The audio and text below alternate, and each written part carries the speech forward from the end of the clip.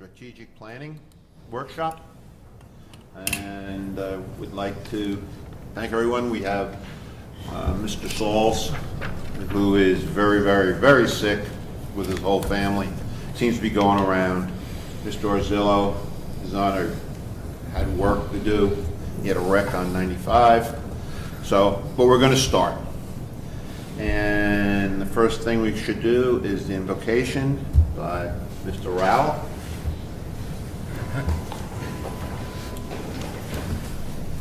Let us pray. Father, thank you for this day. Thank you for our time coming together. Help us with wisdom. Help us with making better decisions for the county as we go into the strategic planning initiatives. Father, just make us to where we can do things for all people of the county. And we ask these things in Jesus' name. Amen. Amen. I pledge allegiance to the flag of the United States of America and to the republic for which it stands, one nation, under God, indivisible, with liberty and justice for all. Thank you. After yesterday, it was a long day. Never again will this happen, really. But we needed to do this because we have such new people. We want to do a lot of work, and we can't do the work without the background. So, from now on, I take it to the administrator. Good morning, Mr. Administrator. Hey, good morning. You ready for me? Yes, I am. Mr. Chairman, members of council, thank you. We have your schedule today. I believe you have the audit presentation as the first item coming up, and they'll be here about 9:30, and then around 10:30, you're going to have MDCon show up, and we're going to go through all the capital projects with you and try to gauge where you are as far as priorities with those capital projects. As you know, we have many of them floating around. So what I was going to suggest is that while we have the gap, if you'd let me just go through some of my information I was going to do sort of later in the day, perhaps we can get you out of here faster this afternoon. Just one thing, when the presenter comes up, make sure they talk into the mic. Yes, sir. Yes, sir. Give them the instructions. I'll give them the private discussion for you. Thank you very much. Okay. If you would please just take, you have a little packet that we distributed today. What we call here at the staff, we always have what we call a work plan. I'm old school, and it's a work plan, and it's always changing. But basically, it is basic lists by division and department heads of projects that we're working on, challenges that we're having, things we know we need to do, can't get to, all those kinds of things. And so annually, we go through it as a staff, and we did that a month ago or so. And so we're here to just talk those things through with you. You'll have the opportunity to hear from each of the 4 division directors. By the way, when Tisha gets here, I'll have her work on that. But I have the position descriptions for each of the 4 division directors. And I think if you take those with you and read them, you'll have a little better sense of what areas they cover. And then there are also some separate department heads that report to me as well. And those are the detention center, information technology, and human resources. And of course, my executive administrative assistant is Ms. Tisha Williams, who I know you know. So I'll give you all of those job descriptions. Will help you put it into context. And basically, what we're going to do is go through all the information with you today. You had a chance to figure out who we're working with and some of the things we're doing. As far as relations with consultants yesterday.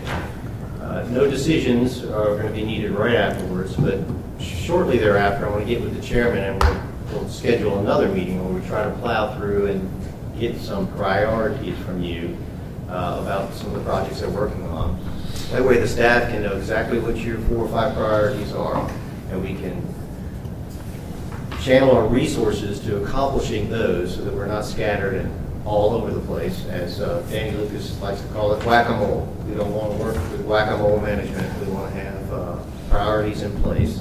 So you're very much an important part of that to make sure that we're operating efficiently. On page 11 of the first handout that I provided to you in that package are just my notes on some things that I think I wanted to run by you, just to let you know these are things that are currently being staffed out. And some people will say, what does that mean when I say something's being staffed out? It means we know there's an issue, we're working on it, we're trying to figure out what can be done, what can't be done. and give you some options. And when it's fully staffed out, then we bring it to you for your policy direction, okay? Sometimes you will hear about things and not know that we're working on from staff level. And when I say, hey, that's currently being staffed out, you'll know what that means. We're working on it, it's gonna come to you soon.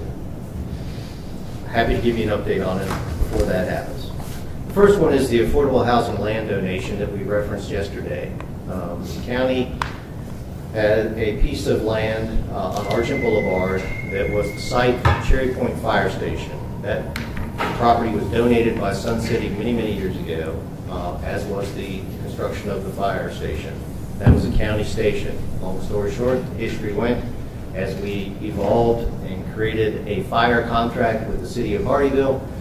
We ended up transferring that property to the city of Hardyville for their use.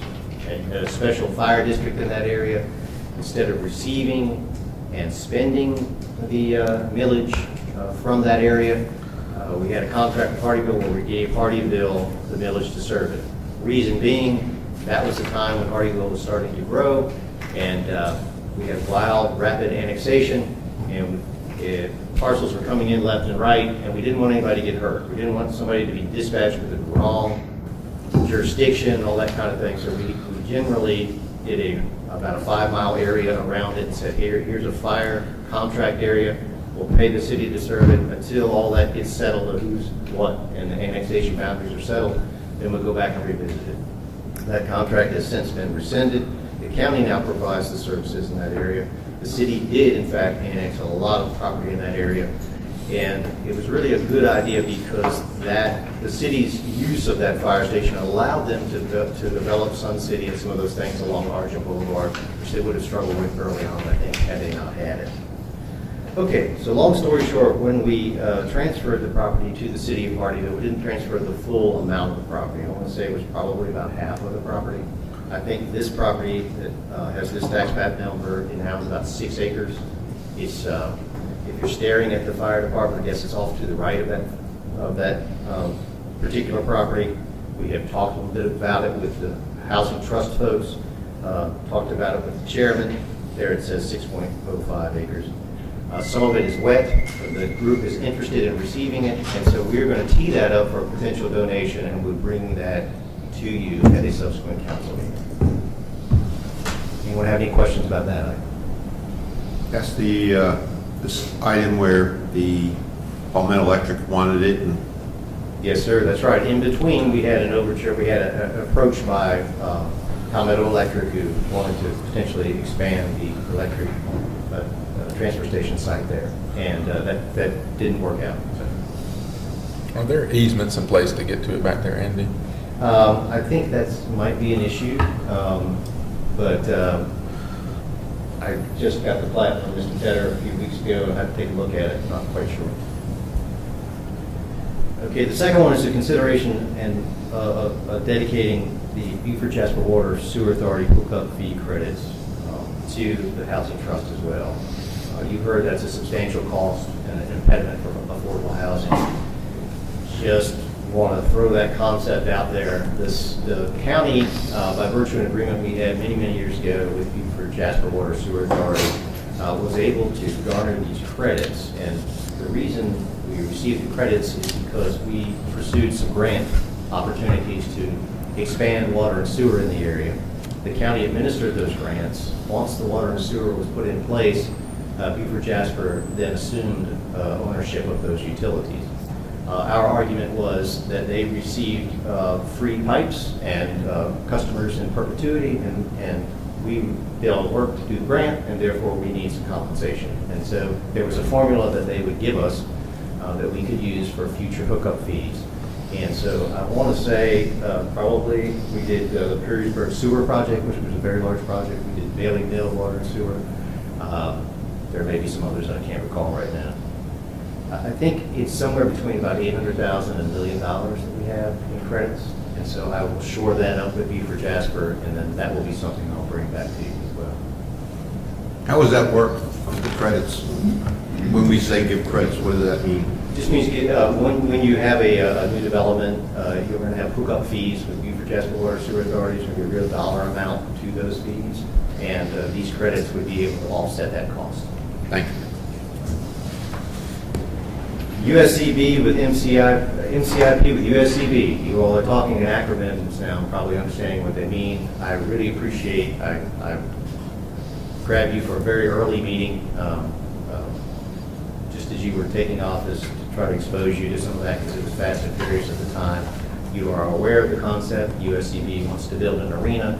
They have ideas for hotels in the area, and to really surcharge the development in the New River area. I'm a big supporter of that. I'm a big supporter of MCIPs, as you know. You have an existing MCIP that is just finishing up some litigation with the city of Hardyville. Once that is cleared up, then we can have this larger discussion about the MCIP, both a brand new one with Beaufort County and an existing one that we currently have with Beaufort County as well. Any questions about that item? No. All right, the next one is MCIPs with Beaufort County, revenue sharing issue and resolution. I'm not sure all of you know about this, but we actually, as a component of ending the fire contract with the city of Hardyville and the Cherry Point Fire District, we did an audit of that whole area. That audit, where the money's going to the correct entities and all that kind of thing. It involved both the Cherry Point fire millage, but also involved the multi-county industrial park revenues. And we found that there were errors, and that's where the issue set in with the city of Hardyville about annexation and whether or not they fell under the MCIP and so forth. So that has been in litigation for several years. It's now resolved. And so that's what we're trying to clean up. But along those lines, during that process, we looked at, are we being a good neighbor, and are we sending the 1% from the multi-county industrial parks to Hampton County? Are we sending the right amounts to Beaufort County? Those are our partners. And the answer I believe we had was yes, but we did find that Beaufort County was not sending us the revenues from MCIPs in which projects are developed, or had been developed in Beaufort County. Many, many years ago, I want to say 2005, 2006, we convinced the county, Beaufort County, to join us in doing multi-county park agreements for Buckwalter, for the Naval Hospital, for future renovation of that, for some areas downtown Beaufort and so forth. Long story short, they have never paid us the 1% since those were created. And the oldest ones are almost 20 years old. So we've had Azad Khan, who you met yesterday, right? Look at the numbers of those, and the balance of it is about $85,000, $86,000. And so I'm working that through with the staff of Beaufort County so that we can get paid and get up to speed, and make sure that we're all, our treasurers are paying each other as should be happening. The county has a memorandum of understanding with Hardyville, the city of Hardyville, over the operation of the Hardyville Library. The libraries are a little different. You have two libraries. You are part of a regional library system. So the county makes a donation, an annual appropriation to the regional system. The regional system then operates the libraries. They pay the staff. They do all of the operation, okay? They do that in conjunction with some state funds, from lottery funds and so forth. You're one of the few counties that are in a regional system, and so we can talk about that further as we go, but it is the most economical way for us to proceed currently. The structure is they do the operations in both library facilities. The Pratt Memorial Library, the county owns, as you know, and that is the subject of a renovation project currently. In the city of Hardyville, the city of Hardyville owns the city of Hardyville Library. They did that through a USDA Rural Development Loan and a Community Development Block Grant. We worked with the city many years ago to put that together and have an agreement, an operating agreement about how that would work. So we pay the regional library system to provide the operational people, functions, holdings, all that in the building. And then with this side agreement, this MOU with the city, we also make a donation that goes towards the operation of that building. okay? If it were your building, you would pay for cleaning services and power bill and all those things. And so we negotiated an amount of money that we pay annually to the city of Hardyville to help them keep that going. That expires in July of '26. We have to just revamp it and look at it and make sure that the numbers are working for everybody. To include part of the contribution we make is to a sinking fund, and the sinking fund is used to make any capital repairs, HVAC or whatever, on that building, which is a good idea and something we could really benefit from doing here with all of our facilities as well. So you'll see that coming forward. I'll be getting together with the Hardyville staff, I'll be getting together with the library staff, and working on a proposed renewal, and then bringing that back for your comments, suggestions, and hopefully ultimate approval. Andy, the sinking fund, is that a mutual or is that a council? Yes, sir. I believe we both pay only $5,000 a year. So it's mutual? Yes. Okay. The Jasper County Radio Control Chapter Number 5096 Academy of Model Aeronautics. I bet you didn't know you had that. Yeah, that's in the back of the Cypress Ridge Industrial Park. Mr. Van Giesen will quickly become familiar with this group. Model planes, they're flown back there. I don't know if you've ever seen it or not. I haven't. It's a fabulous operation. A lot of guys are excited about it. They do it and they have a lot of fun with it. And it was a negotiation with the Cypress Ridge Business Industrial Design Review Committee to allow them to do that. As we develop out there, we kind of have to shift where they can fly and where they can't. But you do have an agreement. You granted them a special licensing agreement to be able to operate out there. Not sure of the expiration date there, but it says 2026. Seems like that's a magic year for a lot of things. So we're going to have to work on that. The current agreement we have, the chairperson is now deceased, so I've got to figure out who's in charge of the club, and we've got to revive that operation, bringing back another agreement. Okay. And then the operation agreement for the farmer's market. We have several leases around here. We have a lease with the Charm facility. We have a lease with the Chamber of Commerce for the use of the Perry building, which the county owns, where the chamber is. What am I missing? What other leases do we have? Anybody?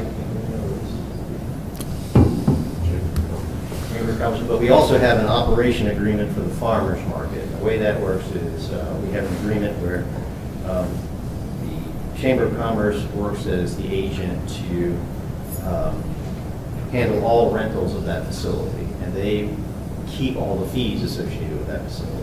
And we did renew that a few years ago, but I believe it was only for a year term, so I know we're out of contract on that. We'll have to bring that back to you.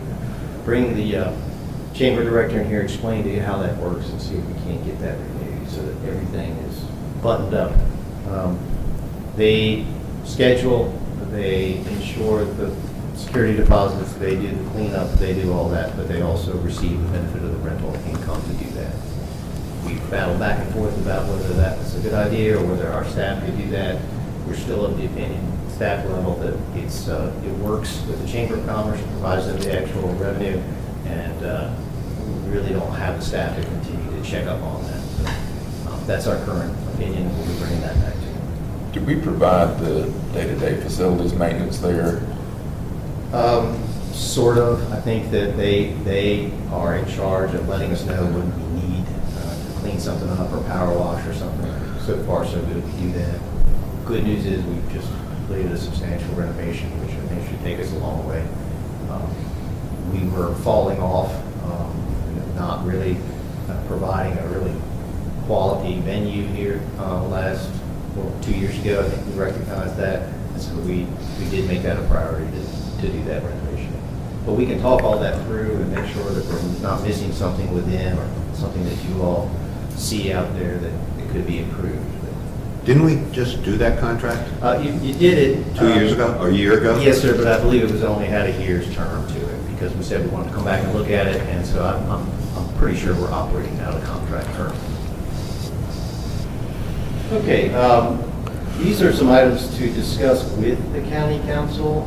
You heard about the opioid settlement fund plan yesterday. This is getting to be quite a bit of money, and that's the reason that I've developed a relationship with Ms. Rath in coordinating that for us. There's a state agency now that sort of channels all this stuff. You have to have an approved plan for how you're going to spend the money.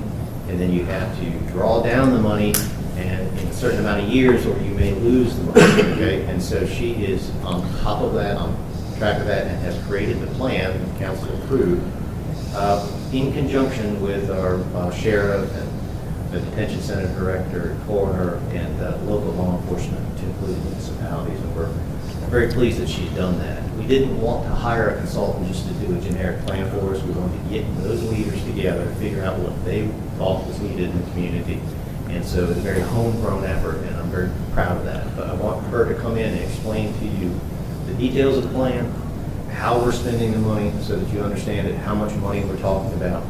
And we're trying to save as much money as possible on that program and make sure that that money doesn't get gobbled up into too many programs, but gets to where it needs to go in order to make some real difference in some people's lives. The very first project is the OD map, which is working locally with law enforcement to make sure that we have a real accurate map of where these deaths are occurring, so that we can try to spot patterns. And then, as she alluded to yesterday, we have an RFP on the street, which is really a marketing plan to get the word out about what we're doing. And those proposers are being evaluated, and that will be coming to you soon. So you'll see the group that we will recommend that we think can best put the word out publicly about what you're doing. Transportation sales tax status, we've heard a lot about that. We've had the first advisory committee meeting for the 2024 transportation sales tax. A lot of work to do on that. Very glad we have Jim Iwaniki on board to help us with that. He's going to provide a quick update for you at your first meeting in February, so I'll leave that for him. I will tell you the 2016 program, he doesn't know a whole lot about. I'm going to have to shuffle off some files to him on that, but I may want to do that at the same meeting, maybe provide you a quick overview of the 2016 projects, how we started there, what they morphed into, and how we propose to finish that spending up for the 2016 transportation sales tax. All right, back to the Cherry Point Fire District. That's another potential workshop that I think we need to have. We've had a lot of discussions internally about things we need to do.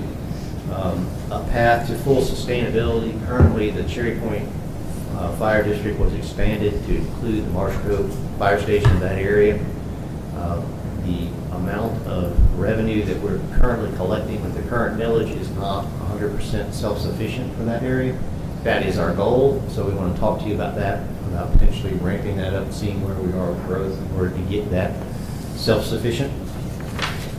Municipal annexation into the fire district, that is an issue that we resolved with prior administrations, but I'm not sure everybody really understands how we're doing that. And so I think that would be helpful for you and also officials from the city of Hardyville in particular.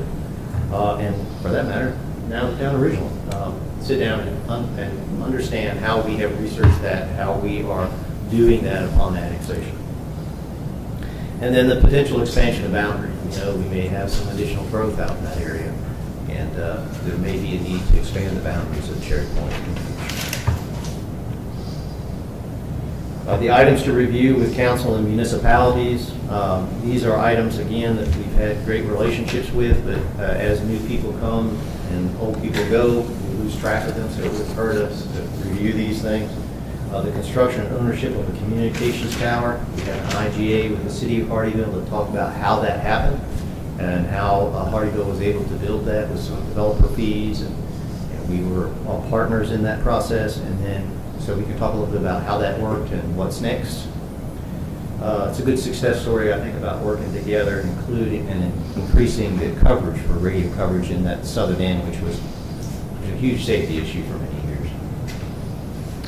Funding of the City of Hardyville's Workforce Training Center. We have an IGA with them where the council has pledged to fund them, to help them with their efforts. It wouldn't hurt to review that with them, have them show you what they're doing for Jasper County residents in the way of workforce training. I think they'll be impressed with that, so that you all understand that you are contributing to that. Just as you contributed to TCL, you're contributing to this.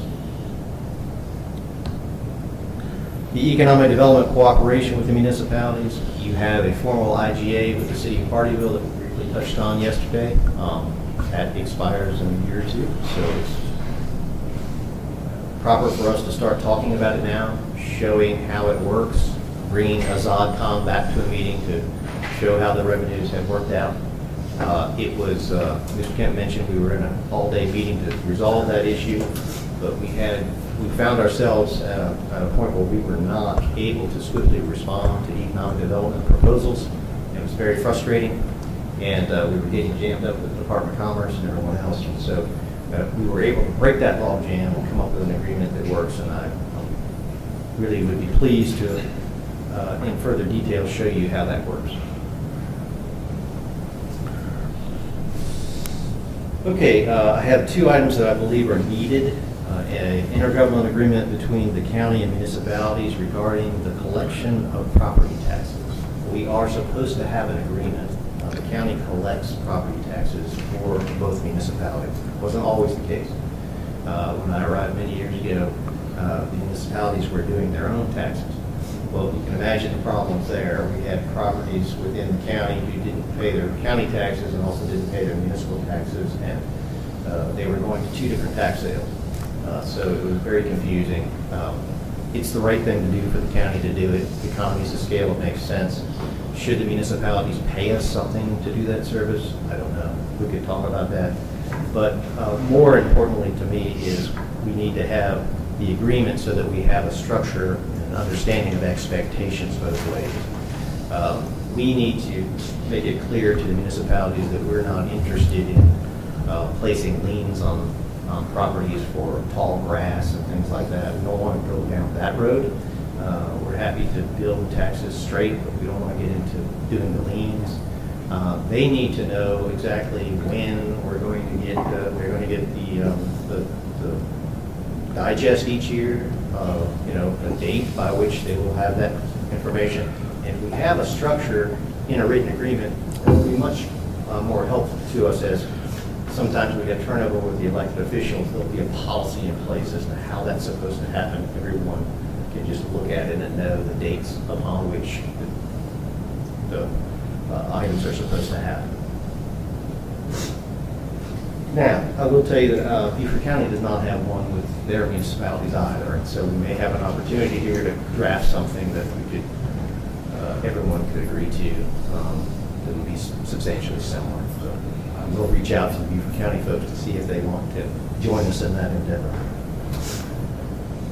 And then this is a real quick one needed. We need to have some discussion about municipal annexation notification. Currently, I think the state law requires that a municipality, when they annex something, they have to notify us in writing. It's pretty cumbersome. Currently, they're sending ordinances after they've done them in batches in writing to Mr. Tedder. I believe they're sending them to his Beaufort office. So by the time he gets them, it's old news. And so in today's world, we want to satisfy the statutory requirements, but we also need to do something via GIS very quickly and make sure that our dispatch knows that something's been officially annexed very quickly, make sure our assessor knows, and so forth. So again, just a little policy stuff inside that we need to work on. I have had that discussion with Mr. Gruber in the city of Hardyville, so we just haven't gotten to those items yet. And then as I see on the bottom here, the fun stuff, the big fun stuff, and we'll get through this with your prioritization, but airport compliance plan for the FAA is something we're going to talk to you about tomorrow. But we do have some pressure from the FAA to respond to them about some items, and we'll be discussing those with you. Capital projects prioritization, you're going to start that process today, in hearing about all of them and try to gather your thoughts about what you think your priorities might be. The use of a donated civic site that just happened with Centerpoint PDD, 5.5 acres, 4.4 upland along Highway 17. We have some maps of that about what will that become. Will that be a new fire station? Do you want to explore that as a county satellite office, those kinds of things? We don't often receive property donations. That's more of a municipal thing they get with development agreements. this particular development agreement you've asked for, then you will receive it. So we have to have some policy discussion about that, on what you'd like that to become. And then you'll hear this throughout presentations today, and also, I think you heard a little bit about it yesterday, boat landing issues. We've got a lot of boat landings that need a lot of work.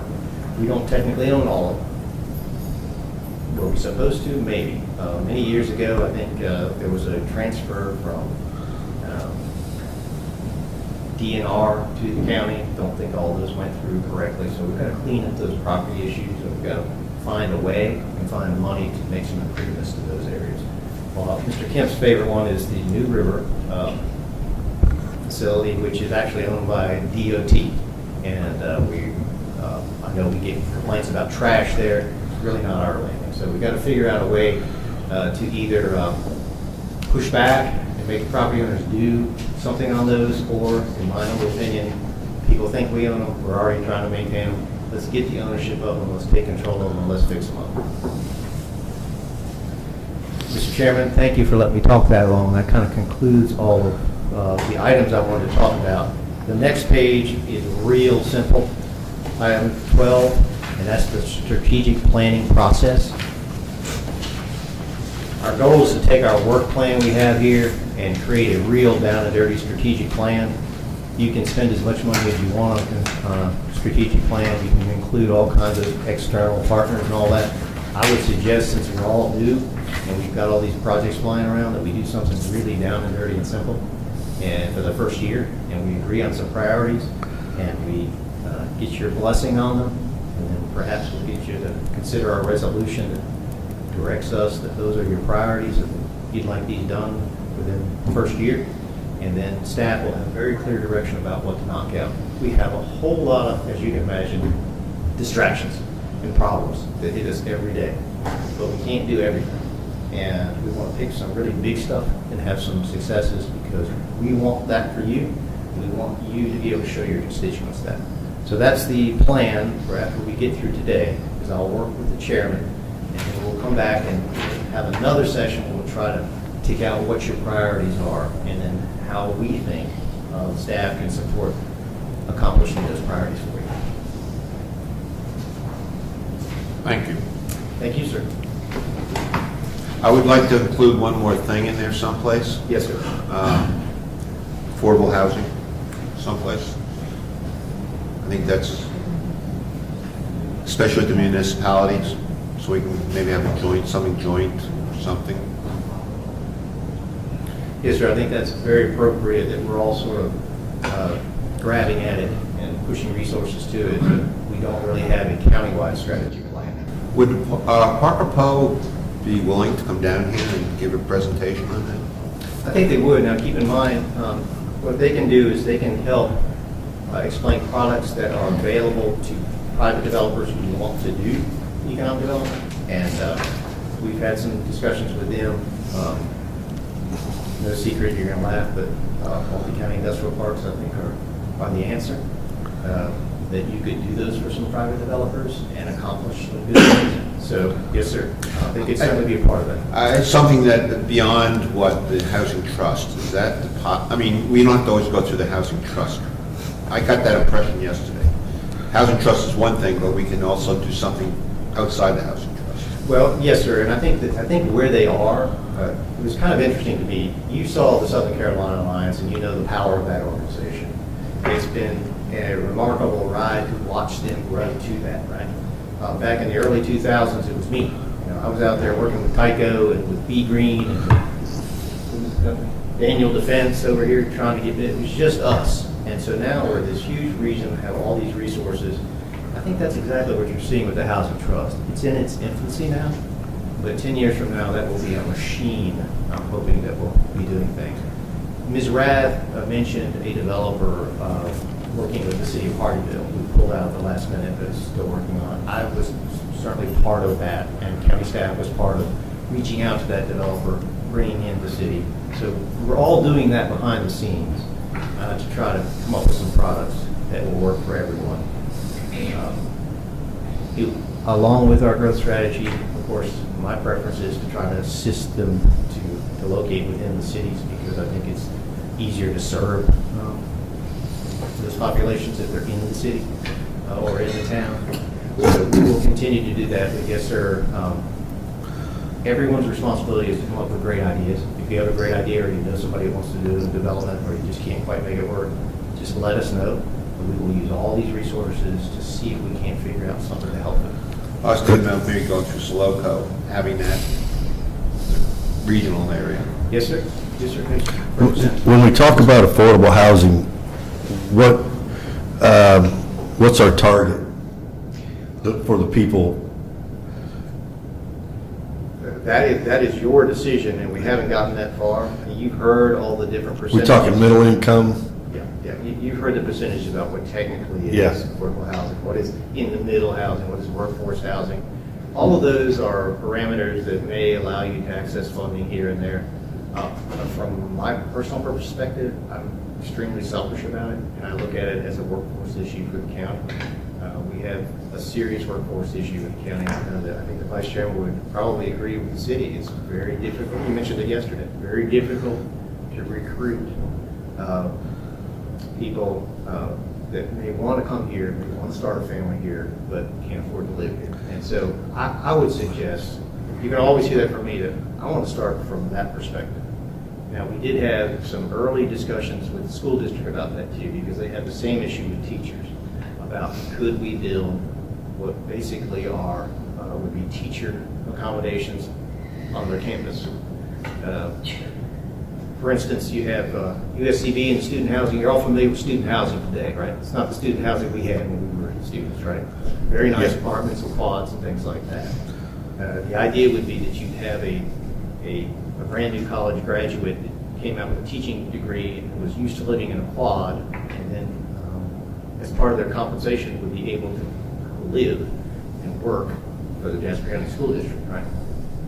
You wouldn't have to pay rent. You could save up your money, pay your student debt, get ahead of things. So that's kind of where I'm headed from. Are there ways that we can provide compensation as part of a compensation package, some relief to our workers who don't make a whole lot of money to find them adequate housing? Well, I'm going to meet with the developer tomorrow at lunch, and I did have a lengthy conversation with Ms. Rath last night, and so I think we're going to see what we can do. You're headed in the right direction then, sir. Yeah, so we'll see what comes of that. Very good. And he's interested. He really wants to do something in Jasper County, so. Okay. What we like to do is, as with economic development deals, any deal with the private sector, we want to get very quickly to what's the gap, right? Right. What makes it work? And then... What I don't want to do is bring something here that ends up being the projects, you know? Yes, sir. No, That I get it's a that. nice affordable housing that's middle income, you know, bringing good jobs. Well, in that regard, you have a lot of opportunity, actually, because we don't really have a program established. Right. And you have a lot of opportunity to perhaps negotiate that. Mr. Kemp, if I might, the County Attorneys Association has had Ray and other people give us presentations annually on the state of affordable housing and some of the programs that have been put together in Greenville, Spartanburg, Charleston, some of the things that the legislature has done, and the most important part of those presentations is what hasn't worked, what problems that each of these municipalities or counties has had trying to implement a program. They're well suited to be able to give a presentation and say, here's what we've seen in the last 4 years, 5 years, going on with different types of programs, whether it's the not-for-profits coming in or the government subsidy, if you will, with MCIP type credit programs, and how different counties right next to each other, Spartanburg and Greenville, took different approaches on how to try and get workforce housing and affordable housing going, and some of the struggles they've had. If somebody's already had a chance to try it and can show you what the rough edges were that they discovered, that's something they're well suited to do. The last one I think we did was this past summer. I think we looked at some of the legislative changes that are coming up that might help with the low-income housing tax program to make it not just a Greenville, Spartanburg, Charleston program. Mm-hmm. Well, my thing is, Parker Poe yesterday, talks about it. They are doing our job. When I asked them if they knew the housing trust, they didn't know it. And they're the ones that are, if I'm not mistaken, directly working with these people, Right. developers. Which tells me they haven't really had any private interest directly for this area, but we can certainly talk to them about that. Ask and you shall receive. Yes, That's what I'm saying. It's more informational, more local, getting people involved. I've been to those when we were doing the housing trust. There was a lot of that. They were saying what worked, what didn't work, and all this. Well, we never got into the on our own. We always moved it to the housing trust. That's all I'm trying to do. Right, and what you, Mr. Van Giesen, I think, has hit the nail on the head. What you need is a few private developers who are willing to sit down with you and say, I might be interested in this, and start the exploration. Everything else is just theoretical. And what David said, it makes a lot of sense, because there were also some counties who, in the absence of the state, were just stepping up and doing too much, went out ahead and spent a lot of money and came up with these elaborate programs, and only to have the state come back and pass some state legislation that really screwed up those programs. And so you're in a real good spot, because everybody's sort of taking a pause, saying, "Well, wait a minute now, we didn't want to hurt you." So you didn't jump out there in the beginning and get scolded. And it's a hot button topic. Everyone's talking about it. A lot of resources. We just need to get a few private folks that are interested enough in it where we can see if these tools will work, or we can really accomplish something. Well, I think it works for Jasper County really well. The only problem is putting it in an area where there's 1,000, jobs, which that's the big hurdle, I think, to get over. But I think the rest of them have been pretty well knocked down, and that's kind of the last one so it can be put where it doesn't have to be in that area. I think we could sell that. Has there ever been a meeting with all the different entities and have their portions and different perspectives on attainable, affordable workforce, and bring everybody in the same room and Many years ago, Mr. Rowell, many years ago, that's a great point too. I want to tell you, you also have a local nonprofit, which is Jasper County Neighbors United. The county currently provides them an appropriation, I believe it's $30,000 a year for their operations. And you did pledge some of the ARPA money to them to do some projects. Habitat for Humanity, they just completed a project in the city of Hardyville that they have only completed, to my knowledge, one other project in Jasper County, and that's right down the end of this road.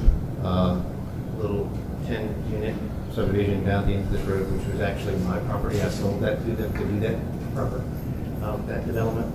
And they have some property right outside of Richland that they're working on that lacks water and sewer to do a project. So we've met with them individually, encouraged them to bring forward their projects, but no, not holistically. We have. I think they have a 321 project. Yes, sir, that's it. Yeah. I believe they received. They're waiting for the sewage to come in. Right. I believe they received some funding from the state, didn't they, on that project? Yes. And they're waiting for the water and sewer to get that going. The one I'd like to see is up the jail, that development in there where we always have to clean it up. It's the town of Ridgeland. Part of the Moultrie, I think it is. Right. In the past, we've had conversations with Habitat and Humanity about doing some infill development in downtown Richland, those kind of things. And if you want to get creative, it's a way you can really try to make it work. But I'm happy to, pleased, Mr. Van Giesen, that you're making some contact. I'm happy, and I know David is, to sit down with anybody, has some ideas, to see if we can help you make something work. All right. It's always in the forefront. Mr. Chairman, I've been standing here a long time, and you do have your auditor behind me, so. Okay, I'm sorry. I think I'm going to sit down.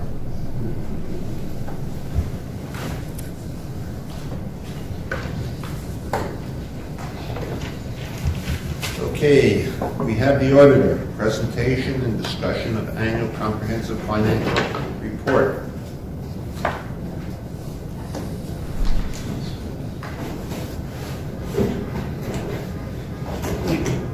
Mr. Thompson, is that you? Doing well, how are y'all? Okay. Just want to introduce yourself. Alan Thompson. Yes, sir. Alan Thompson, I'm with Thompson, Price, Scott & Adams, the audit firm. Ms. Fergus is passing out both an audit and a presentation summary. Thank you. If you don't mind, I'm going to go from the presentation summary and go dig as deep in the audit report as you like. This hopefully will give us a good feel for where we're at.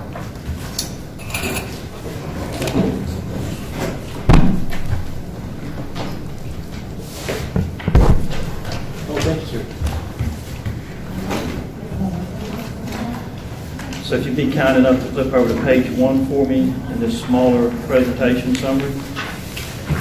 What page? Page 1. So the main thing you hire us as an independent audit firm to do is issue an opinion on the financial statements as a whole. We issued an unmodified report, which is a quote, the highest report you can get, a good report. On page 1 of the presentation summary, under significant audit findings, qualitative aspects of accounting practices,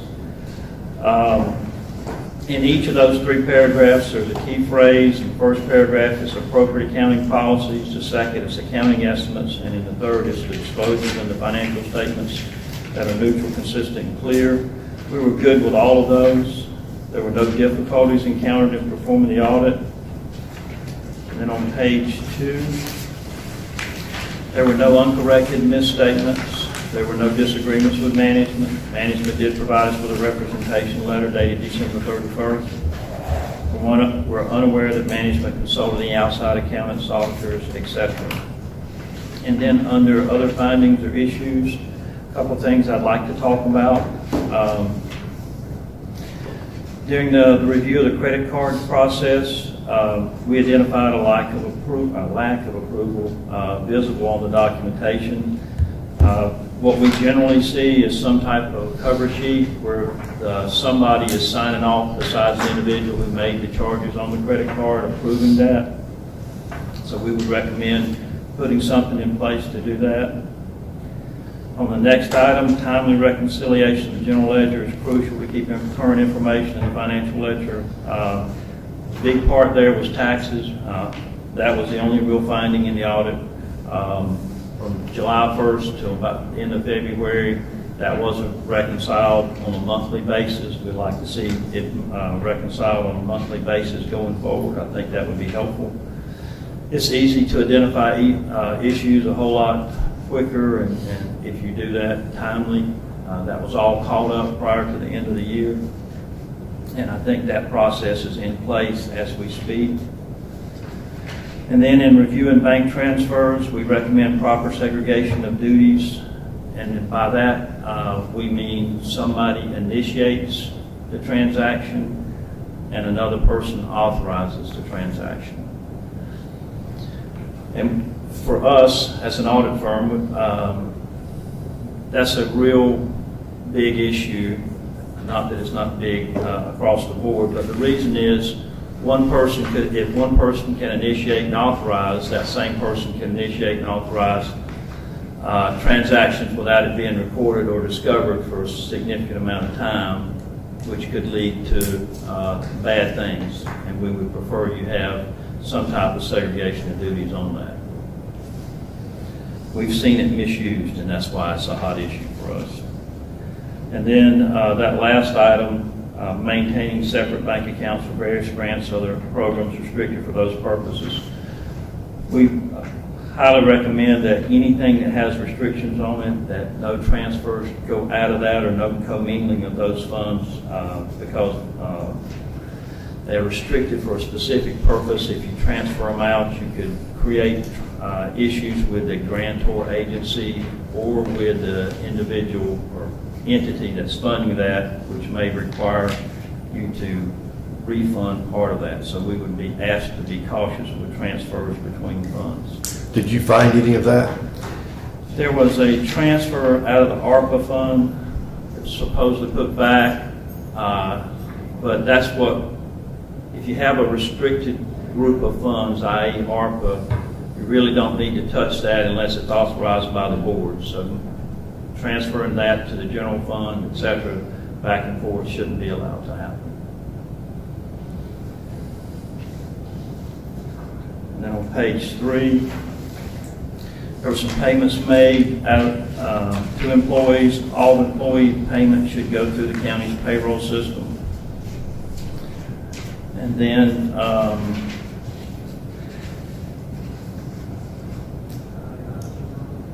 there were, it discusses specifically travel here, but what we're asking for again is documentation. We're not saying it might not have been authorized, but in our world, if it's not documented, it didn't get done. So we're asking for more documentation as it relates to the approval process given. So if we say John Doe authorized it, well, there should be a form where John Doe signed saying he authorized it.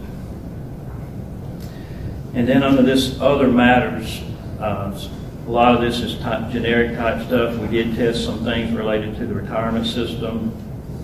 We're only engaged to report on certain things, which is typical across the state.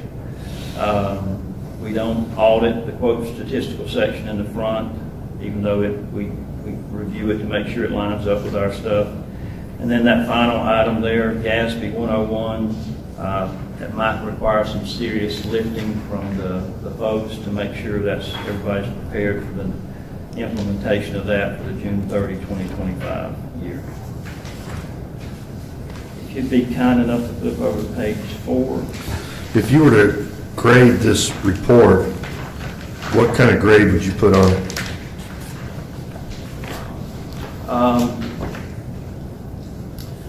I'd probably say for the first half of the year, you're getting a C. As you get closer to the end of the year, when things are getting reconciled more on a timely basis, it bumps up into maybe a B. Okay, thank you.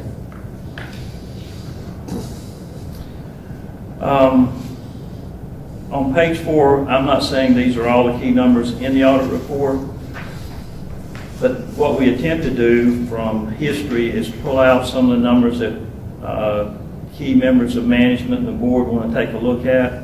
We put them in this first column, and then we put the 4 prior year audit numbers beside it.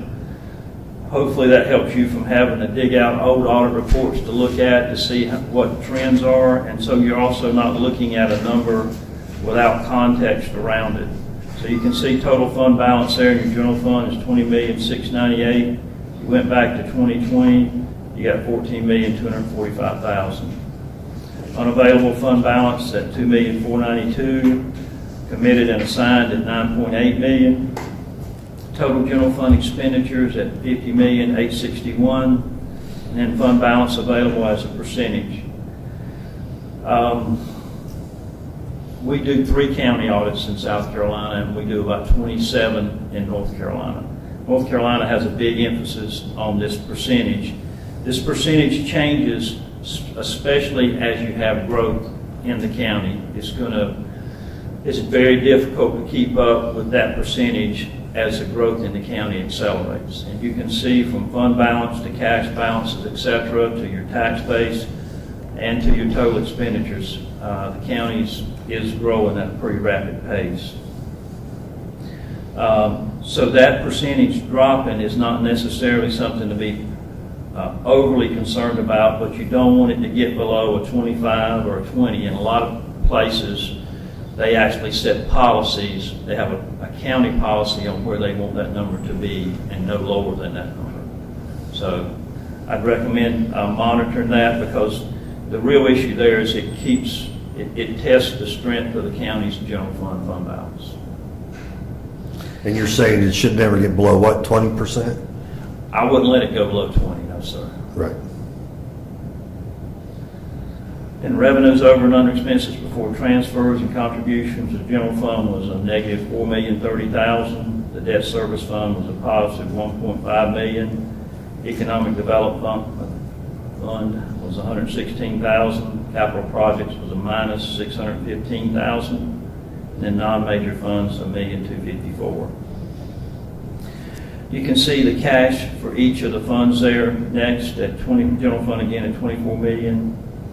Debt service at 6.9, economic development 1.7, capital projects at 29.1, non-majors at 3.5, and then fund balance and general fund again. Sorry, that was cash. General fund balance $20,698,000. I'm not going to read the rest of them, but the one thing I did want to get you a feel for, and I'm rounding here, so forgive me for that. Your total cash from 2020 went from about 27 million to approximately 66 million, which is a big jump. Your fund balances went from approximately 37 million to approximately 64 million. And I may be off adding that quickly. The point is the growth the county's experiencing and how rapid that is, and why that percentage I was mentioning earlier matters, monitoring that on a regular basis. Next, you see the county rate for taxes, the collection percentage by year, and then the total assessed value for each of those years, and the levy amount for each of those years. And again, you can see the significant increase in both the assessed and the levy amount for the 5 years shown. The next section shows total debt, which stayed relatively constant across the 5 years. And then on the next page, you can see a breakdown of the general fund revenues. Total revenues being 46.8 million. And again, if you went back to 2020, that number is 30.4 million.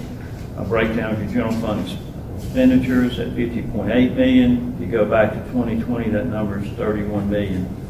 So a big rise over that period of time. So that's why monitoring where your fund balance ends up is such a big deal. And you'll notice I put several items in there regarding taxes, and the reason for that is they play, we'll look at some graphs and charts here, such a big role in your overall general fund revenue. And so that's why we want to monitor those pretty close. On the page 6 in the top chart, you see total fund balance and unavailable fund balance.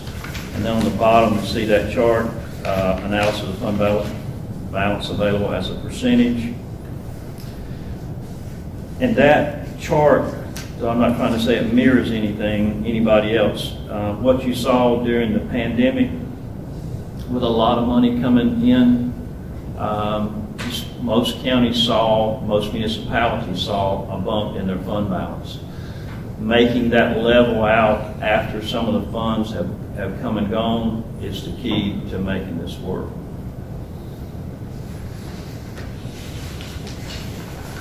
On page 7, you see your cash balances there.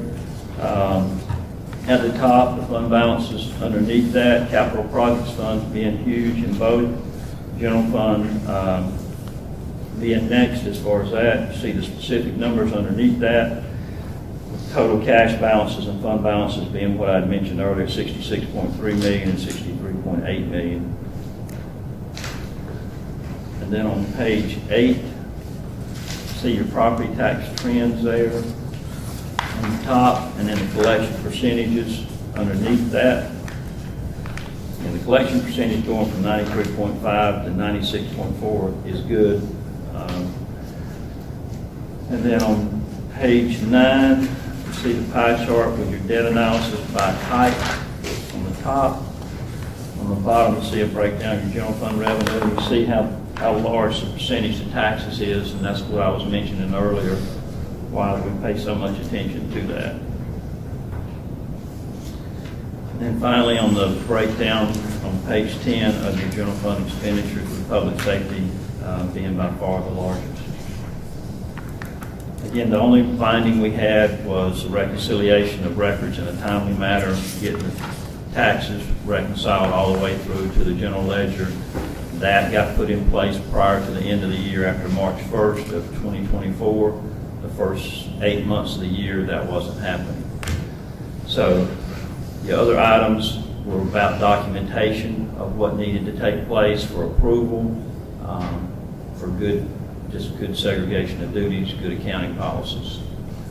I'm happy to answer any questions you've got of me, not just now, but anytime any of you want to talk or have a question, feel free to give me a call. If I'm not in my office, get my cell number from the receptionist and call me, and I'll get you an answer to your question. Are there any questions? Yes. How many other counties do you guys do in South Carolina? 2 other counties. We do 3 counties in South Carolina. We do Berkeley and Georgetown. How do we stack up to them? Berkeley is growing like crazy, and so I'd have to, That's a tough question. if it is off the top of my head, I can get you an answer to that, and I can, it's public record, so I can send you their presentation summaries for both of those counties, and do any analysis you want on it. Okay. Thank you. With this audit that's been completed, you found some things that could be better and done more efficiently. Do you make recommendations or create any type of templates that are available to staff that they can utilize to make things work better? Not as an end-all be-all, but something as a guide for that? Technically, we can't do that. We can find something another county does and pass on to you. We can't create what we audit, so that's a challenge we have, but we can say XYZ county does this, and Okay. That's it. I have a few questions. yes, sir. Our last auditor, we asked about certain things, and they said, we didn't put it on the audit because it goes to the council. Do you do anything like that? Have you, council, there's things on this audit that you've left off the audit? No, sir. If I saw it, I wrote it down to give to y'all. I work with all the staff, but I work for you. So there's no reason for me not to include anything, which is why I'm saying you can call them off and get my cell number. I work for the board. I don't work for management. I work with management. I'm just clearing. Yes, sir. Aside of, Understand. we asked that question. In the last audit, we had an interim audit. And the big thing was that there wasn't any written procedures. Now, the previous auditor said, well, we go in and we look at what you're supposed to do, and then we see if you're doing it. Is that essentially what you do? Yes, sir. When we do our testing, and that's why I was saying, even though it got approved, if you will, without documentation, there's no evidence. And I think one of our comments here, focusing on evidence of those approvals, is a key part of that process, if you will. And that's what we would continue to recommend, having the evidence to say that the supervisor or somebody else, a second person, as far as segregation of duties, is signing off on that process. So if we have a expense account, there should be a double signature. Would that suffice? So let's say I get put in a expense report for travel. I sign it, and somebody else can sign it, or do you have to have a separate piece of paper? It would be ideal if there was a separate piece of paper that's a general form that everybody, whether it's the commissioners or the staff, has to sign off on so that there's consistency in how it's classified. In the general fund, you put down that the general fund had gone down, and it was page 15. The general fund had gone down by $4,600,000. And you related that to the transportation tax from 2018. Why is that under the general fund, since it's, maybe I'm getting a mistake. General fund is for you can take from the general fund any money for anything that we put in the budget. But when it comes from for a specific project, it has to be segregated. Am I correct in that? Make sure I'm getting your question correct. Well, I'm in a complete agreement that anything that's in the general fund can be transferred as long as it's authorized by the board. 100% in agreement. If it's money that comes in that's from another source and they've put restrictions on it, that's what I'm saying, and it requires a separate fund, those funds, unless it's authorized by you as a board, shouldn't be commingled. And even then, if, like an ARPA fund, unless the board authorizes it for a certain type, if it was a grant or other fund, shouldn't be moved if the grant document itself says they have to be spent, because that would override even what the board says. Okay, because what I'm talking about is the transportation tax. We had 1% transportation tax in 2018. And that was, by ordinance, was for specific items. Yes, sir. But we have it in the general fund. Should that not be in the general fund? In my opinion, it probably should be segregated because it's for a specific Because you, purpose. on page 15, you said the general fund went down by $4 million because of the transportation tax. I'm just, It's not in the general. what? It's not in the general. Well, The transportation. I'm just going by page, go to page 15. If I may clarify that a little bit, Councilman, the lost money we get from that sales tax goes into its own separate account as a lost account. But I use that to There's supplement the general fund when we get a batch payment that's paid. So it kind of acts as the general fund. So there's two different funds, okay? There's the local option sales tax, which is what Mr. Skinner's talking about, which is the state refunds us for because we have the school district stuff. You're talking about the local option transportation sales tax, which is in a different bank account, which is in a different fund, which is only used for those projects that are listed in the ordinance. I understand that. All I'm trying to say is the audit didn't say that. The audit said it was in the general fund went down by $4.6 million, and the reason for it was the transportation tax from 2018. You said on page 15 of the financial? On the this report, I have page 15 on my report. Let's take a look.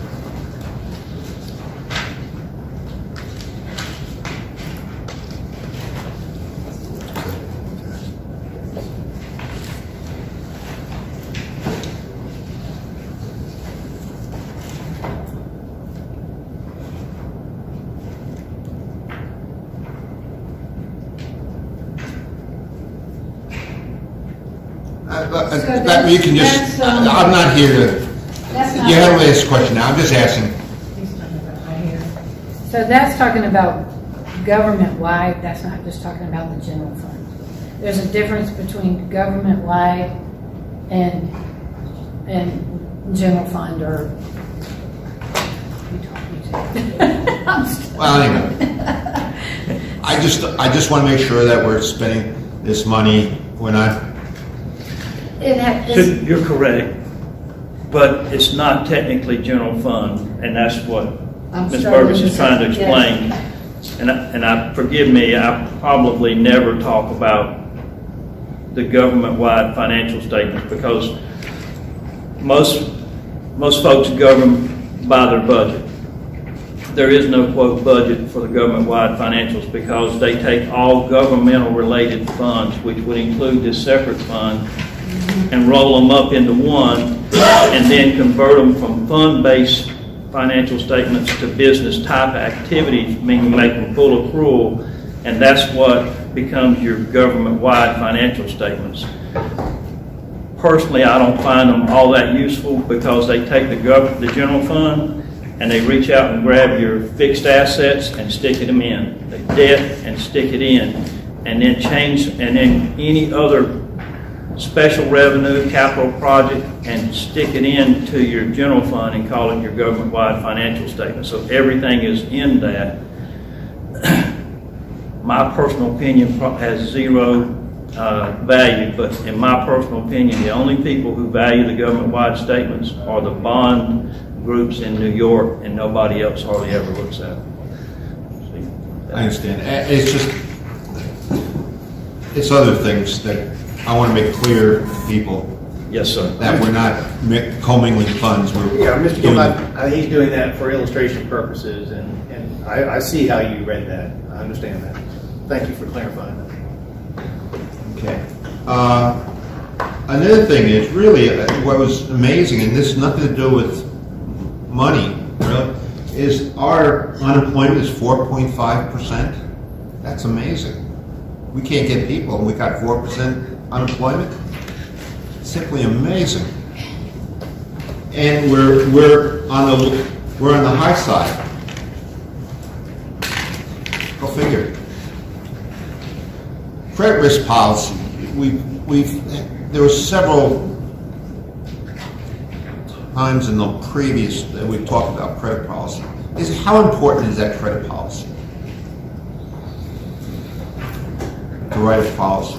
I'm sorry, sir. I'm not understanding what you're saying. What policy? Okay, it says on page 37. I can go to page 37. It says 37? Credit policy by state guidelines, in that we write somewhere, do we have to write a investment or credit policy? Investment policy.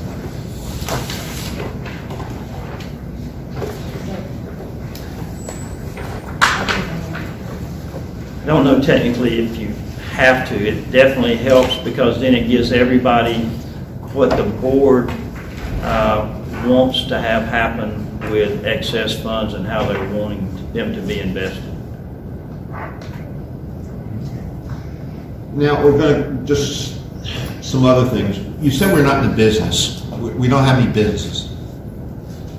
But we have the industrial center, that's a business. We sell property. We have Blue Sky, which is a business, has a separate bank account. It's doing business as. Why didn't you include that as a business?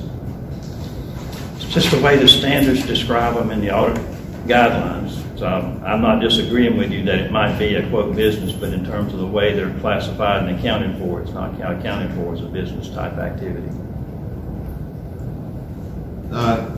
Next time, could you make that a little clearer? What? Yes, sir. So it's just, people will look at that and say, we're in business, but we're not.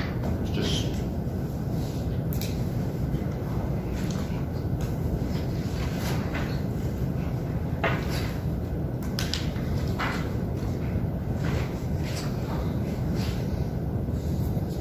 And I guess on page 13, governmental funds. I just have an explanation here for governmental funds explained.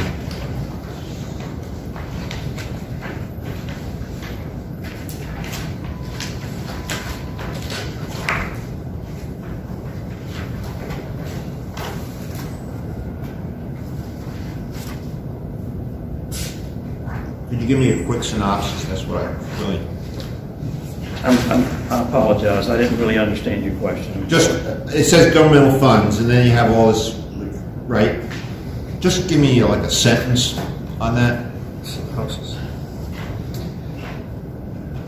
By and large, governmental funds are funds that you budget on an annual basis or on a project basis, that the purpose is solely for to provide a service that you're not expected to make a profit on for the county.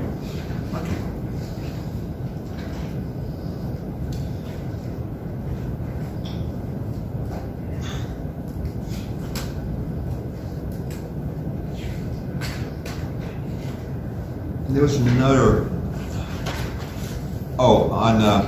we had a thing about credit. There was no credit policy. Should we have a credit policy? I'd recommend one. We should have a credit policy. Yes, sir. Thank you very much. Appreciate it. Yes, sir. You're certainly welcome.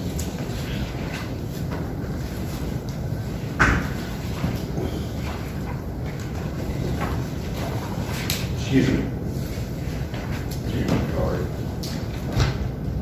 I'll put that to you, sir. Okay, our next presentation is by Margaret Rush, MB Con. She's not here. She'll be here around 11. we're a little bit early. I'm with him, John. There's one. I'll just make sure that they get it. Yeah, you do it. Mr. Chairman, you want to take a quick break? Yeah, take a quick break, a minute. Great. This Jonathan's not here. Oh.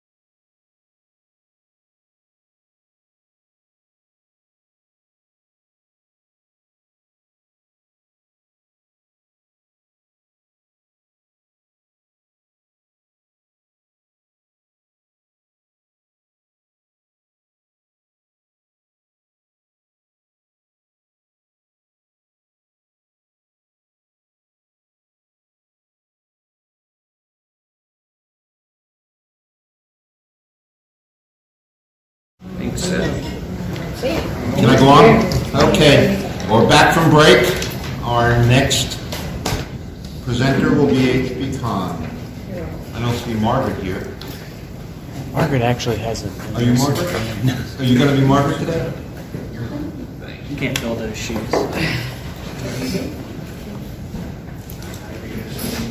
Thank you very much.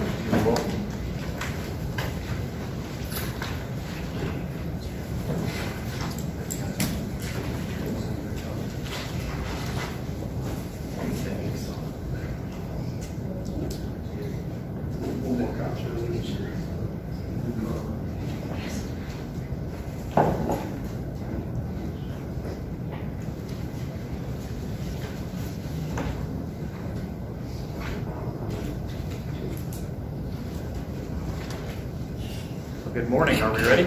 Good morning. Good morning. Yeah. We'll see if it'll work now. Maybe not. Hello, hello. That's okay. I'll forget. Okay.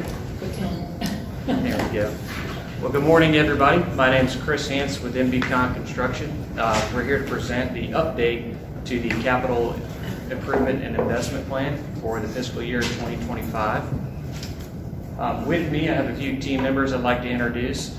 Craig Floyd, sitting in the middle, is our Executive Vice President and Division Manager for MBCon. Margaret Rush, as I mentioned, she's not able to be here today. She had a family emergency, so she's unable to attend. I've also got Shane Stevens, our Director of Pre-Construction, and Patrick Faulkner, another part of our pre-construction team.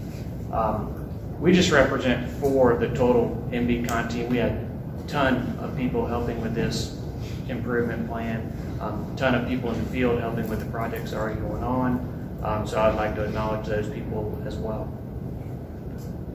So in the plan I handed out, it's a bound report of our final findings. This original plan was done in 2022. Since then, we have gone through multiple work authorizations, got some projects underway, and the agenda shown here today is a direct reflection of the table of contents in the report. So today I'd kind of like to do an overview of how the plan works, what's included in the plan, but it's intended to be a living document, something that you're able to continually update, review, communicate over, adjust, and edit. So again, living document. But the purpose of this capital improvement plan is to outline the infrastructure improvement needs and assist in the planning and budgeting process for the county. The projects included are not maintenance items, not your routine changing of light bulbs, painting a wall here or there. These are really long-term investments into these facilities that'll better serve the departments that are in there.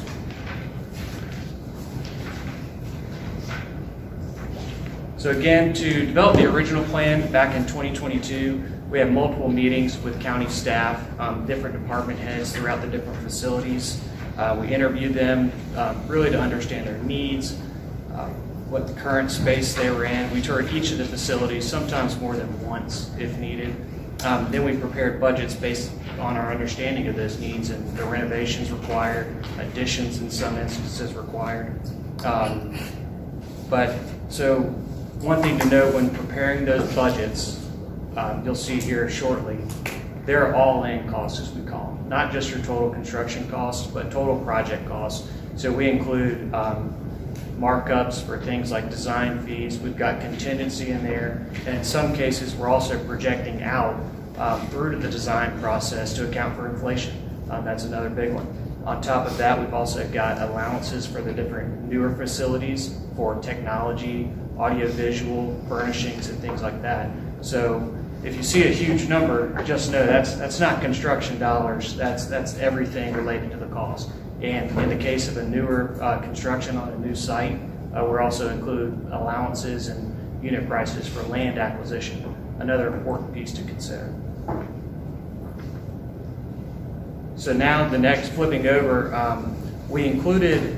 previously we included one project summary encapsulating everything. But this go around for the update, we actually broke that down into 3 different summaries. So the first summary you'll see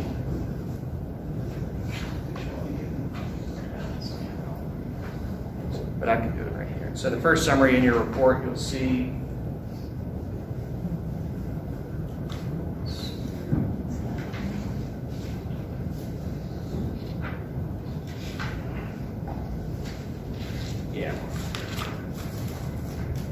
So this summary is a list of all the approved and completed projects that we've undertaken since 2022.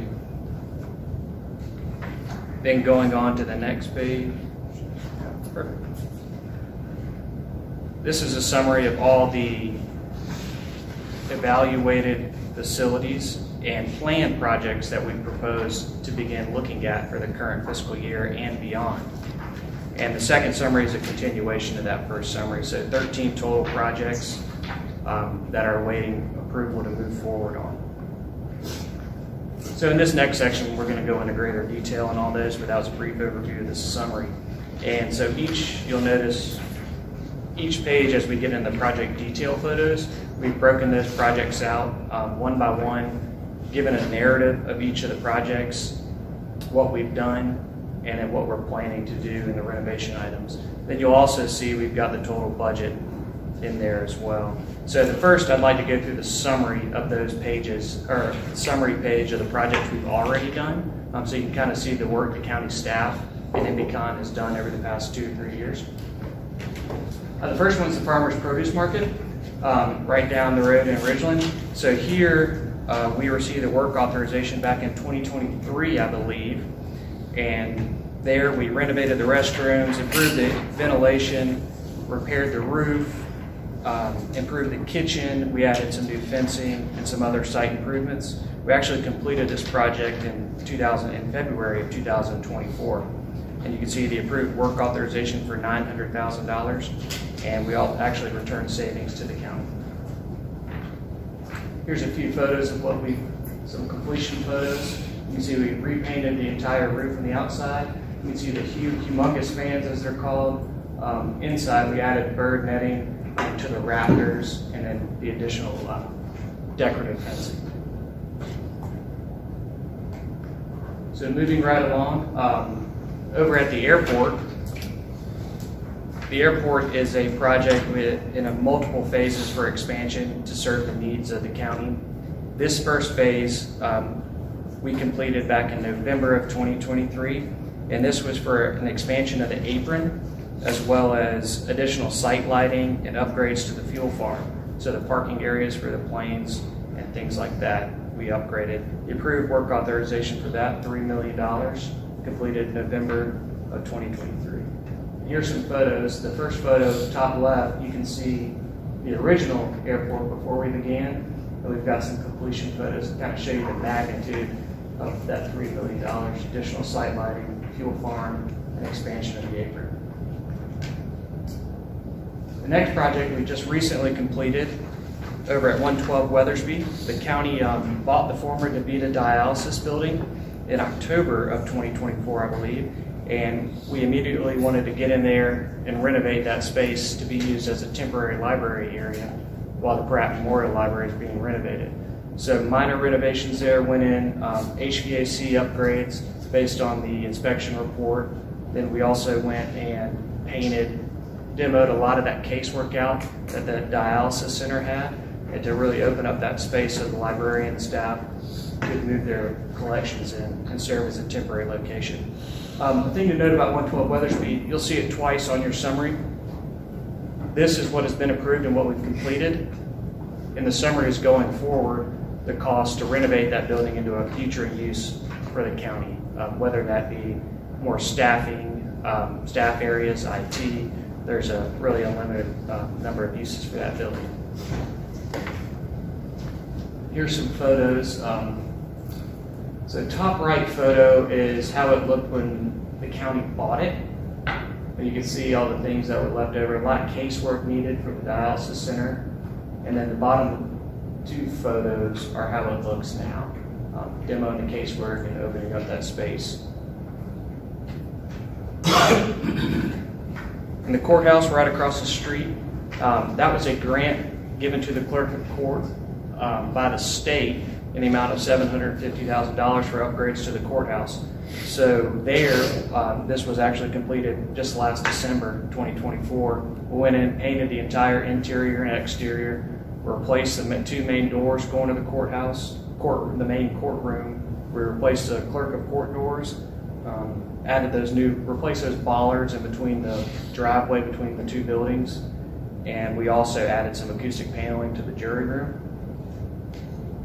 So here's a few photos of that. You can see the new bollards. Bottom left is the actual acoustics there, and then bottom right is the new painting. Actually painted all the wood finishes you see there that weren't stained. It was actually a deep, not a stain, but a deep paint. So we touched those up and repainted them as well.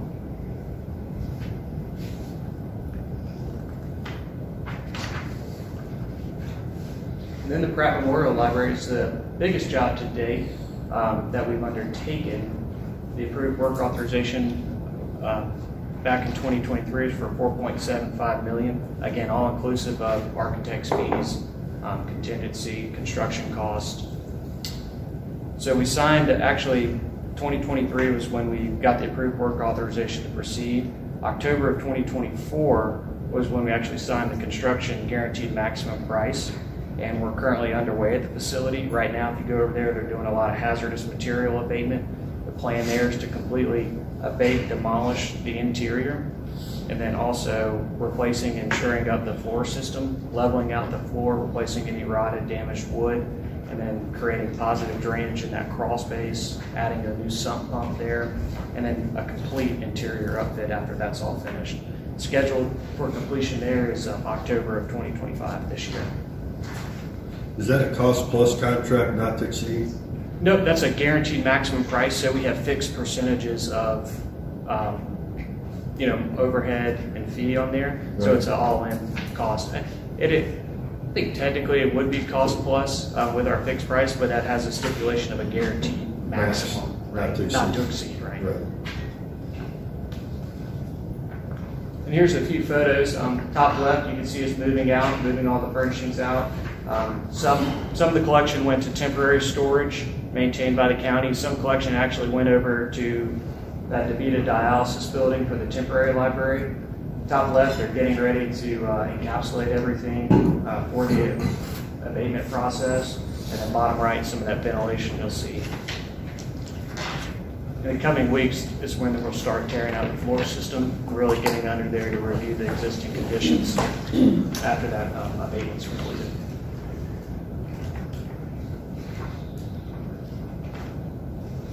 The next biggest one, Chief's favorite, Coosahatchee Fire Station, Fire Rescue Station 31. So we received the approved work authorization in October of 2023 in the amount of $7.83 million to move forward with the new Fire Station 31 at a new site.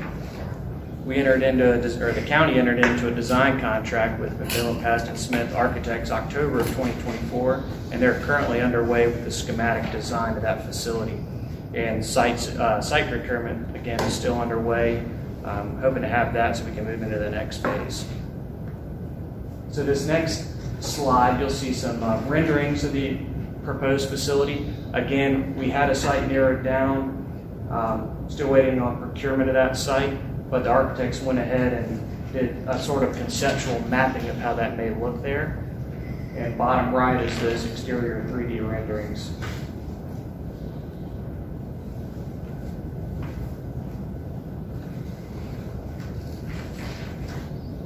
Now we're moving into the proposed projects.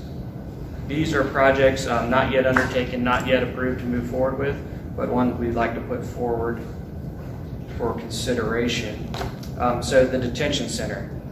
Back in 2019, Mosley Architects, their detention center specialists, performed a study of your current facility and recommended significant renovations to that facility. So this number we include replacing the roof, upgrading the electrical system, security systems, upgrading the HVAC, and interior finish upgrades. Again, budget range for that is $7 to $8 million.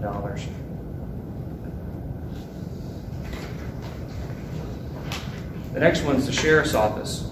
So right here, we budgeted a brand new 24,500 square foot sheriff's department with site procurement, new land on a new space. This was also included in that 2019 study by Mosley Architects, and they recommended removing the current law enforcement function from the detention center into an off-site facility. Right now, as I understand, the sheriff operates out of the detention center, also has auxiliary buildings throughout the county. So this would be consolidating them into one facility.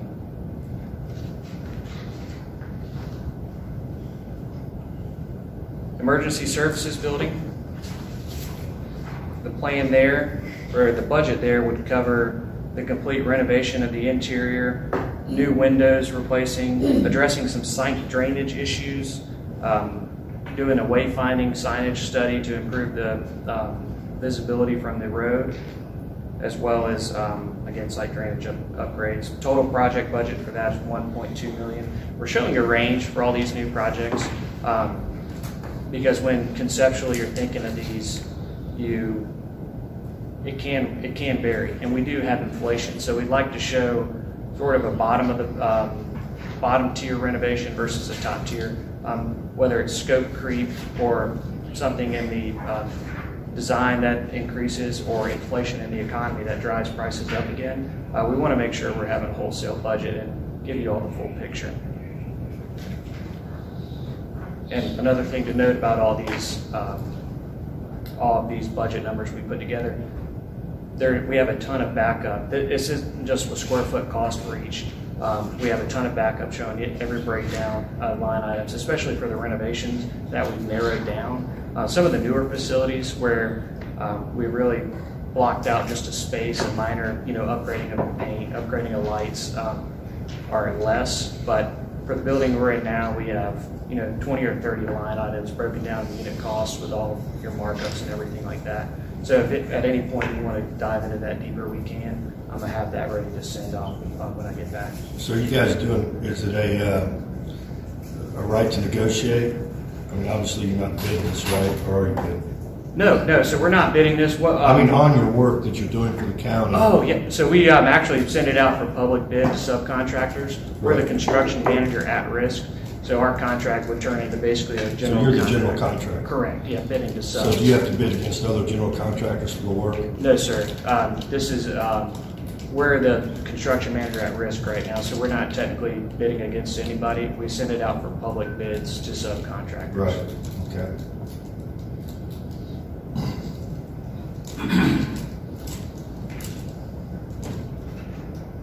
Next project's the building we're in now, 19,200 square foot building. This is one we really went through with staff multiple years ago and came up with a comprehensive list.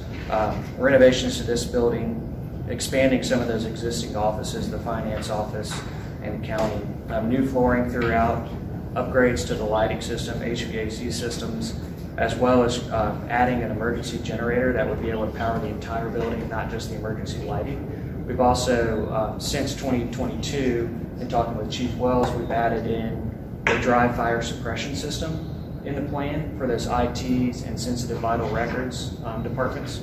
So that's also included in this budget.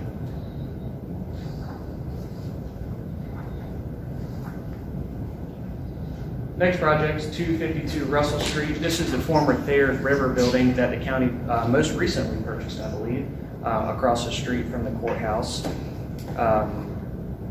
This is one of those renovations that we really haven't identified. We have an inspection report from a property inspector of things that need to be fixed, a new HVAC unit, some electrical issues, and some water intrusion issues.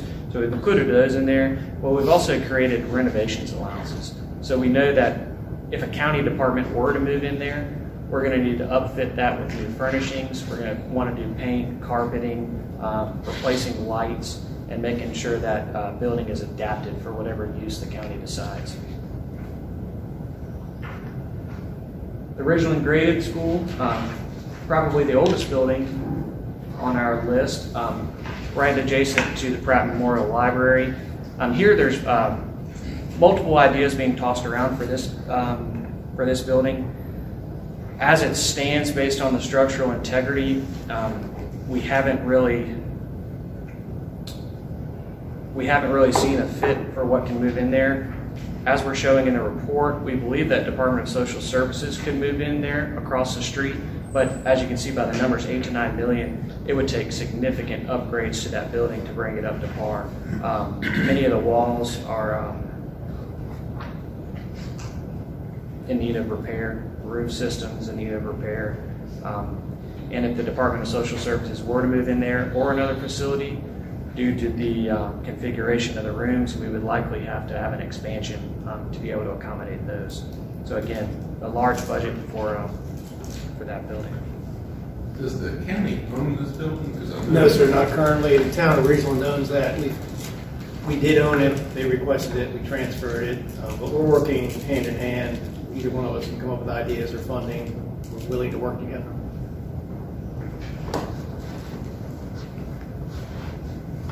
Next, right next door is the Department of Social Services building. Here, we talked to the department in there, come up with what they would need to stay there, while also looking at the overall space if they were to move out, renovating that into a new facility or into a future use. So budget's there, $2.4 to $3.5 million. And that would cover, upgrades to the electrical, upgrades to HVAC, and your finishes upgrades. The Board of Election Supervisors in a similar situation. It's a little bit smaller of a building, but we did assess the facility and recommended upgrades again to the HVAC, finishes, to really make that a long-term space for the county. It would require significant investment, just like the Department of Social Services. The one thing also to mention about this facility in the report, we identified that according to the staff and according to feedback we've received, it's really not an adequate space to provide the level of public observation of the voting process required. And it's not central for public access to registration of voting, and really didn't provide secure and separate storage for the voting machines and equipment. So that's one thing driving that cost, is to create that level of security there.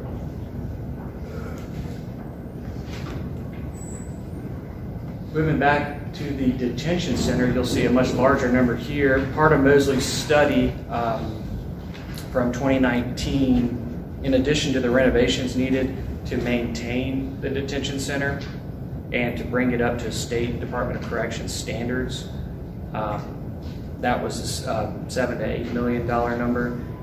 They've also required some additions there, not required, but recommended additions to that facility to bring it into the 21st century and for future growth of the county. So you'll see there we priced an approximate 37,300 square foot addition in the intake area, expansions to the magistrate court, new housing spaces, and this is not in addition to those renovations. This includes those $7 to $8 million worth of renovations as well.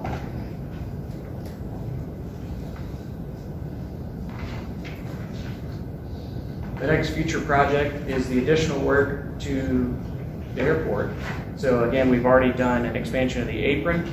We've upgraded the site lighting there in preparation.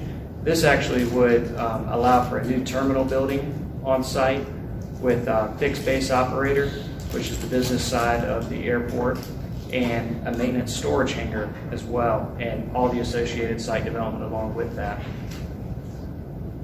This would again be a multi-phase. This is part of a bigger multi-phase project to expand the airport for future use. Budget would range there $7.5 to $9 million.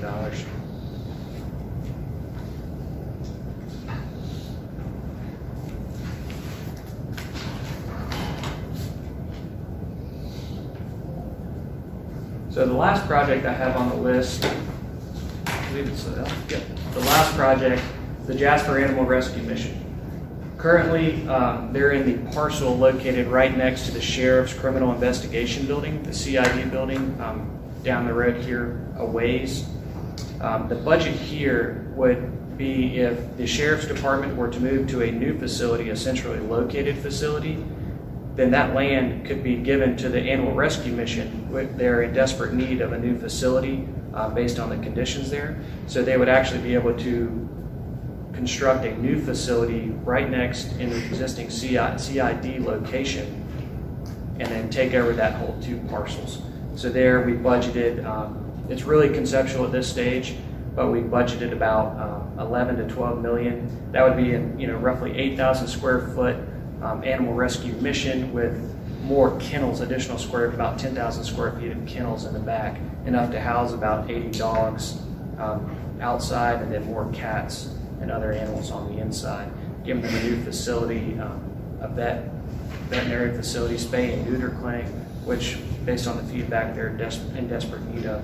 So I did include a graphic here. This shows the current layout of the 2 parcels. The purple dashed line is actually the property line that separates the 2. Off to the right, you'll see the existing Jasper Animal Rescue Mission, and to the left, that red hatched location is the CID. If the county didn't have the need, if the Sheriff's Department moved into a new space, then that space could be demolished and a new Jasper Animal Rescue Mission constructed.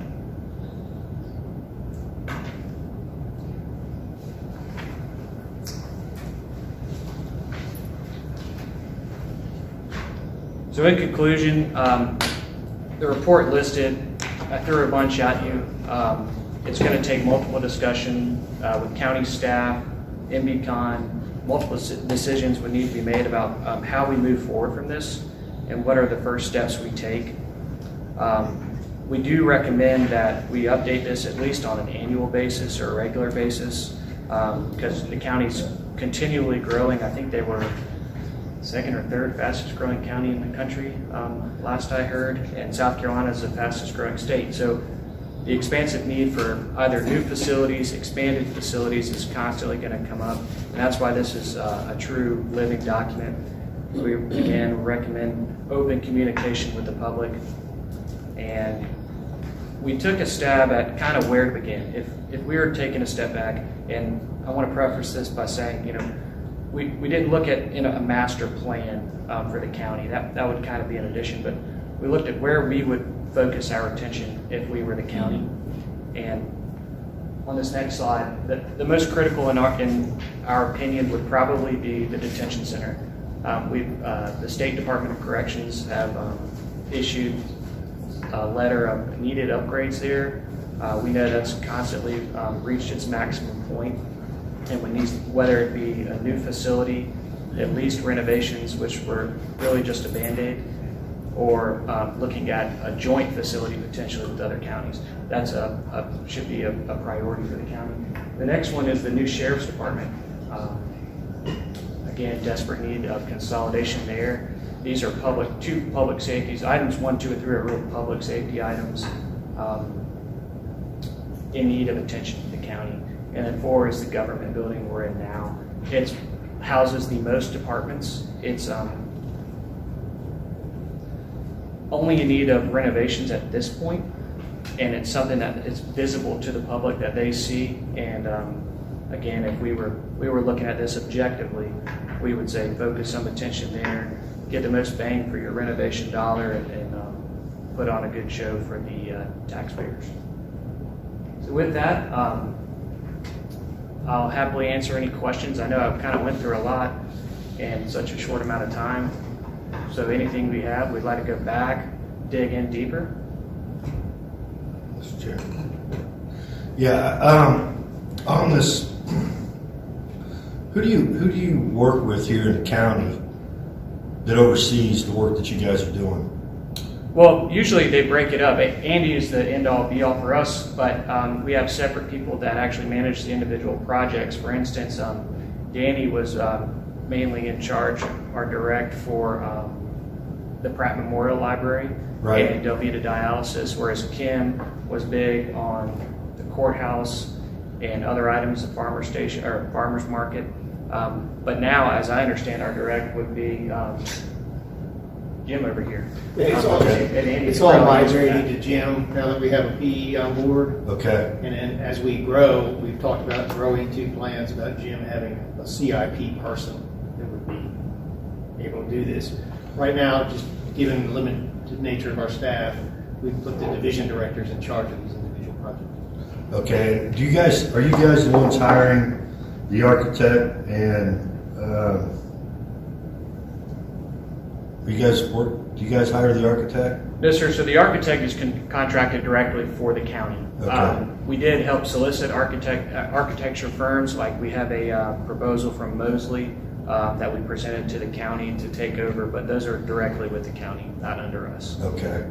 And then, I guess, is all the work you're doing like a cost plus fixed fee, not to exceed, that you're doing for the county? Yes, sir. So are we getting at every billing a detailed synopsis of each line item? Yes, sir. It's schedule values broken out into 30 line items, maybe, I believe.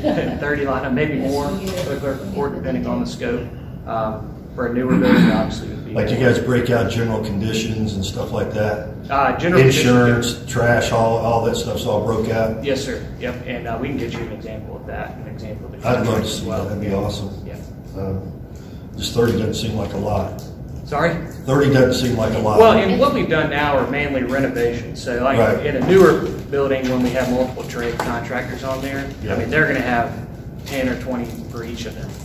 Okay. And we break those down. You can take a look at one that we already have. Yeah. Courthouse or the. Pratt That's Library, right. we have that I'd love to set see up. one. Yeah. Yeah, and the contract, I didn't bring a copy with me. It's the I'll give you my AIA card and I'll give you my number. Yeah. And I'm just, I apologize, it's more towards Andy. The Tillman Fire Station, have we not putting a budget together for that, or what we're doing with that? We are, and that's probably a good place to rewind, is Right. that NBCon is only working on projects of a substantial value. Right. The ones that are renovations are smaller, that we can handle via other means, we're going Right. to handle internally. And so the chief will report on that a little bit later. Okay, great, thank you. But again, to go back to the fire station need, that's also another place to look. I know Chief has his report of what's the funds needed there. Right. And following up on the Coosahatchee station, there are other needs for, again, Tillman or Tarboro is another need also. Right. So we're looking into that, but they weren't part of the 25 report. Again, living document will add those as a new facility. The need for that arises. Okay, I appreciate it, thank you. Mr. Chairman, if I could, just one other thing. You talked about architects, Mosley Architect, very well known in the public safety arena.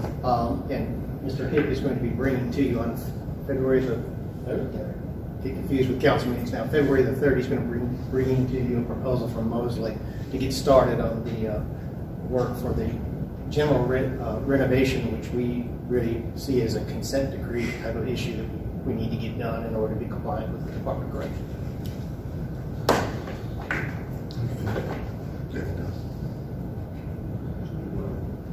I'd like to echo some of the things Councilman Van Giesen was saying, but like the Parks and Rec buildings, are these not included, as well as some of the community centers? Are they in the, and he's already brought up like the Tillman Station and some of the others that need to be addressed as well? Yes, sir. I think that's all part of your Parks and Recreation Master Plan. And so once we have that out in the open and review that, then we'll decide the values of those and whether they go through an NBCon or whether they're handled in a different venue in-house.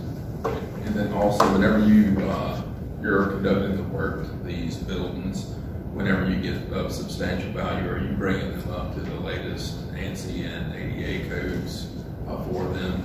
Yes, sir, 100%. The architect is mainly responsible for following the codes, and we ensure they do. But when you get over a certain value of renovation for a building, then you're required to bring those up.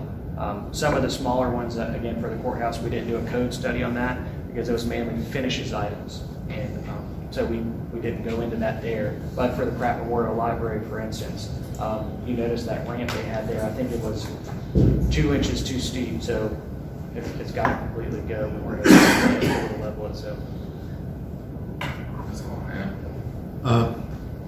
Now it's me. 2 years ago, I asked David Kahn to look at, we are piecemealing. In the long run, we should have one facility. We have in the future a courthouse that's stretched out to a maximum right now. We need to look for more courthouse space, which would be this building. But we need to move people to a central location. Did you ever think about a campus, government campus? It seems to be every other place, but we're all over the place. Definitely, and Andy could probably speak more to that, but that kind of gets into more of the master planning idea. And right now, we focus more on the infrastructure needs going into the future of what you currently have, but we have talked about a future campus and potentially how that would look. Because if you look through the plan, it's like $25 million just to do the renovations for different locations. And you're asking to move the election board. You know, could be into a campus. The sheriff could be in a campus. Stuff like that. So, Mr. Kemp, that's, I think, all part of the evolution, the crawl, walk, run of what do we have. We had multiple department heads asking us for renovations, and so this is the first step of that. I agree with you. I think some of these can be handled individually. But in order to get into the larger planning that you're talking about, you really have to do a space use analysis. We have, and Econ has worked with the architect firm.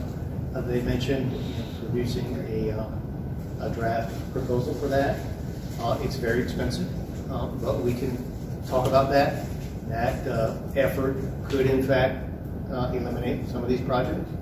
That if you were to consolidate and do some other large projects, we've had the discussion. This campus initially, as it was conceived, was to construct another building of substantially similar size along 2nd Avenue, where those 3 buildings currently exist, which could be more courtroom facilities and other services and so forth. So if that's a direction you'd like us to dust that off, maybe bring the architect back in, have a discussion with you about that, we're happy to do that. I only brought it up because I'm just talking historical.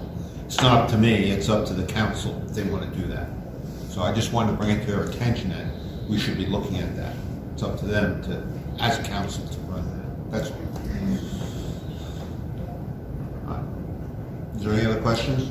I have one more question, and the whole scheme of this, I think we've touched on all the departments kind of throughout the county, but now that we have a new public works director, do we have any upgrades in the future for public works facilities, buildings, and/or needs throughout the county? Because I've never really heard of any of those.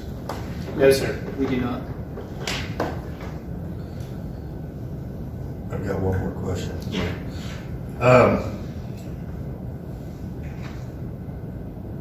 Do you know what you were paid to put this together?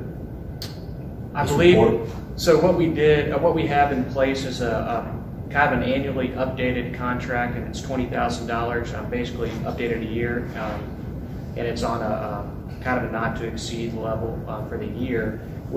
In our original contract, we had an option of $5,000 to update this report. Okay. I think right now we're at 65. I think between the 4 years we've done, 3 years we've done this, plus the option to update it for this year. Okay. I just have another question. Yep. On the jail, you have like $30 million? $30 million. Does that include drainage? Yes, sir. Yes. Does include- Part of that addition would be reworking that entire parking lot and drainage around there to improve that. Have you looked at a grant or something like that? Have we looked at a grant for that? No, sir. In fact, we haven't pursued that because we've had the discussion about the regional facility, which, in my opinion, would be kind of throwing good money after bad. Where you find yourselves now is, I think, up against that $7 to $8 million renovation in order to get you compliant. I wouldn't recommend you go further after that until we flesh out the regional facility idea. Thank you. Thank you. Any other questions? I'm good. Thank you very much for coming. Thank you, sir. Appreciate it.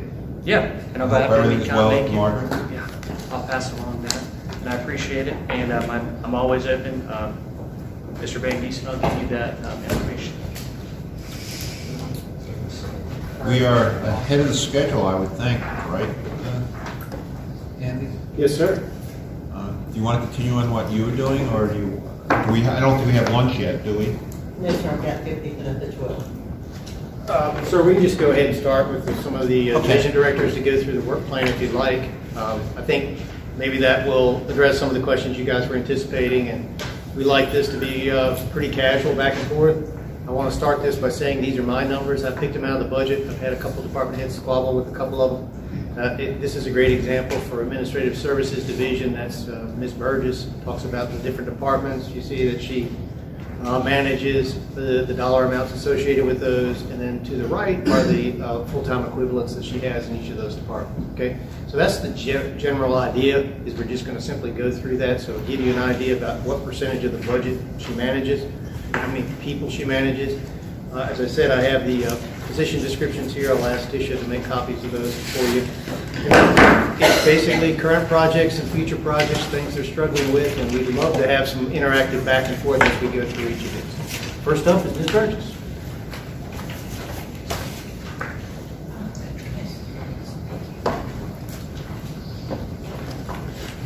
Before you leave, could I have two more of these presentations? Do you have two more of these? Yes, sir. We need one for Mr. Sauls and Mr. Orzillo. Madam Clerk, did you get a copy? Yes, sir, I did. Okay. Thank you. Sorry. No problem. Thank you, Mr. Kim, and member of so as Mr. Fulton was explaining, these are the various departments that I have supervised, or have some authority over. The assessor goes out, assesses the value of the property. They also go out after a storm to assess any damage. They are currently planning a reassessment in December of 2025, which will be implemented in 2026. Business license is one person. She has done a phenomenal job since she took over in that department. And she is out I wanted to get her what the difference in her revenue was, but I haven't from one year to the next, but I can tell you that it's significantly increased, and she is out searching for businesses that do not, she along with the code enforcement officer are out there looking for businesses that do not currently have business licenses and making sure that they are brought in and up to date with their business licenses. Finance is the three of us. There's accounts payable, there's a budget analyst, and myself. And we primarily the finance with the accounts payable. She enters approximately 200 invoices a week, and we prepare about 100 checks a week. We're also responsible for procurement, making sure that we have the bids are proper and issued for bids, RFQs, which are requests for qualifications, requests for proposals. We handle the making sure paying the credit cards, making sure that the expense reimbursement forms are completed properly, and reimburse the employees for those. The register of deeds, and we've also this year taken on the responsibility of recording the revenue, which has for the which was previously done by the treasurer's office, and that has been a challenging undertaking. We have worked diligently to have a process, to get a process in place with that. Mr. Thompson mentioned that the revenue had not been recorded for 8 months, and I believe, as you may recall, we had some back and forth with the treasurer about recording that, and in November of 2024, he stated that he was not going to record the revenue, and that is when we ended up hiring Crowley and Wechsler to come in and basically catch up recording the revenue for the 8 months. And we're basically, at this point, just recording the general fund revenue. We are attempting to record like the tax receipts in general that come in, but we don't have all of the appropriate documentation in place for that. We don't really have a very accurate, I guess, or efficient process for that. So we are trying to determine how, particularly with 3. We have 2 open positions. One is a procurement position, one is a revenue collection person, which we need to get those 2 positions filled, although we don't really have the space for them at this point. We have space for maybe 1. We have 3 desks in our finance office, so we could put 1 other person in there, but we don't have space for a 4th person in there. Those are currently budgeted? They are budgeted, yes, sir. So that has been a challenge for the finance department. Register of deeds, there's 3 people in there, and they have done quite a bit of work because of the growth in the county. This is their expenditures, but their revenue is approximately $1 million. So they're going like gangbusters and have been for the last couple of years with all of the increase in construction and growth in the county. The tax collector is the collector for delinquent taxes. She handles the tax sale. This is her expenditures, but she also has about $1 million in fees that she collects. So this is only that one side. You don't see the revenue side. Some of these, obviously assessor, you don't have the business license, which I will provide that at some point. I know it's more than it has been in prior years. As far as current projects, at the meeting tomorrow, we'll have a resolution for defeasance of some of the 2021 GO bonds. Bond counsel mentioned that yesterday, and Mr. Blinkus and Mr. Howell mentioned that. I would say, and they also mentioned that the savings on that somewhere between 18 and 20%. So currently, the money is in what's called a bond debt account at the bank, at South State Bank, and it's earning about 4.31%. So those savings of, on average, 19% are significant.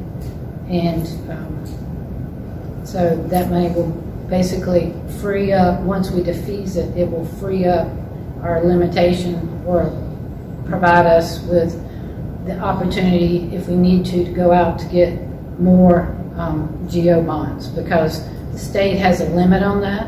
It's 8% of your total assessed value. So that would free that up, and it would take it off our balance sheet. So because it's basically going to sit in an escrow account, and our escrow agent is going to pay that on our behalf. So it's gone as far as we're concerned. I'm working with the tax collector, Rhonda Mitchell, to see what our tax sale overages are after 5 years. The taxpayer whose property was sold did not come back to collect any taxes, and that money by law is supposed to escheat to the county. So we're working to make sure that we have the correct amount in order to do that, and what that amount is. So that would go back, it's 5 years from the last tax sale, so that would go back to anything from 2019 and earlier. The recording of the revenue expansion, I sort of touched on that when I was talking about the department. Looking at recording, although the tax receipts that come in are not revenue to the county until we get our portion, basically. The tax money comes in, it's a portion to the two municipalities, it's a portion to the school operations, the school debt, and to the county and the county debt. So when that gets a portion to us, that's our revenue, whatever part that is. But we also are responsible, we have like a fiduciary, if you look in the ACFR, there's fiduciary accounts. Those are the accounts that we have, or the county has, the treasurer has control of those, that are for the school operations, school debt, bond debt, and they send the money to Ridgeland and Hardyville, they send their money directly to them. Ms. Burgess, just a quick question. Do you have, like written any finance procedures or policy procedures for the people in your office to follow? Yes.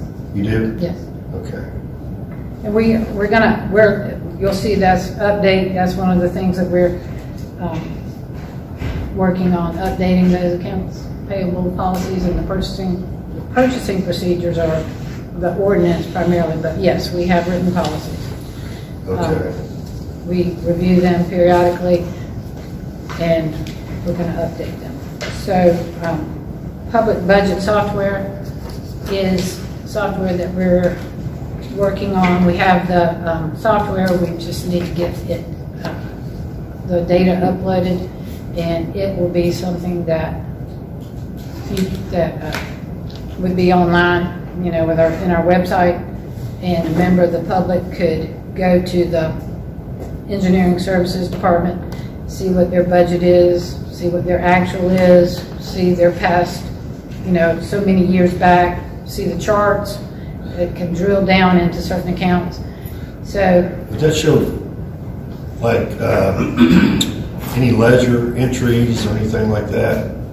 I don't think it'll go that far. It's more of the what the actual amounts are, just like what your ACFR shows. Right. It wouldn't drill down to see, what check number or whatever is. So, but we are, as you know, we put that out on the website with our transparency. We don't necessarily show the checks, but, well, no, we do show the check numbers. So you see all the checks, you see the payees, and you see for what those checks were written. That's something that it's a work in process, and so when we initially put those out there, there was a lot of speculation as to why was this being paid to this vendor. So now we've given more information so that hopefully there's no speculation and it's more clear to the general public. Thank you. You're welcome. So Logos is our accounting software. There's also modules for community services, for business license, for building permits, for code enforcement, and we are working to get those back up and running, and hopefully it's a bit of a process, but hopefully by this time next year we'll have those up and running, and everything will be feed into a single accounting process, single accounting software, so that it will also potentially allow us to do the central cashier. I have reached out to Charleston County on that, and I have not yet. I talked to had some email exchange with the treasurer, and they don't do the central cashier in the treasurer's office. It's handled by the director of finance or the director of revenue. I can't remember what a position's called. There's a director of revenue collection. So somewhere in there, I'm still working on getting that information, but the treasurer Charleston doesn't do that. So she's directed me as of today to these other people. Credit card policy, right now that policy is included in the purchasing ordinance. I have a draft that I wrote that I'm prepared to bring to council at some point. I'd like to have that as a separate policy with a little more detail included in it and put some limitations, etc. In that. So that will be coming hopefully in the very near future to you. The purchasing ordinance, that is something that I feel like needs to be revised, particularly as it goes to some of the limitations to bring us in line with other processes and procedures that we already have, and maybe update that in some regards. And also, like the local vendor discount, the way the ordinance reads, the local vendor has to ask for that discount, and it's only like $2,500 max. So that might be something to take a look at, and then have that as almost an automatic application if they're within a certain limit, town limit, or within Jasper County, I guess. So that's something that I haven't really, I've made some notes, but I haven't begun the process of putting those together for the purchasing ordinance to make any revisions to that. I already talked about the update to the accounts payable. Of course, we're beginning the process for the fiscal year 26 budget. We'll be opening the logos here in a few days. For the directors, the way that process works is the directors and the department heads enter their requests into the budget, into the software, and then we take a look at that, make some revisions, because we only have a certain amount of revenue, and every department wants as much as they can get, and you have to divvy that up reasonably among all of the departments. So we take a look at that and make an administrative recommendation as well. So when the budget comes to you, you would see what the department requested, and then what the administration has suggested for those line items. We already did one fiscal year 25 budget amendment. We will bring to you at least one more, potentially two more, and we'll be doing one soon for some of the decisions the council has already made, and then probably at year end or close to year end there'll be another one potentially after year end when we get the lapsing funds and the carryovers sorted out. So that would also impact the fiscal year 26. It would impact fiscal year 25 and fiscal year 26 budget. As a part of the budget, we're also looking at reallocating some of the millage rates, particularly as listed there for the operating, for the debt, the special tax districts, and potentially creating a reserve millage rate. And so again, that'll be part of the budget process when we bring that to you. I mentioned the central cash register.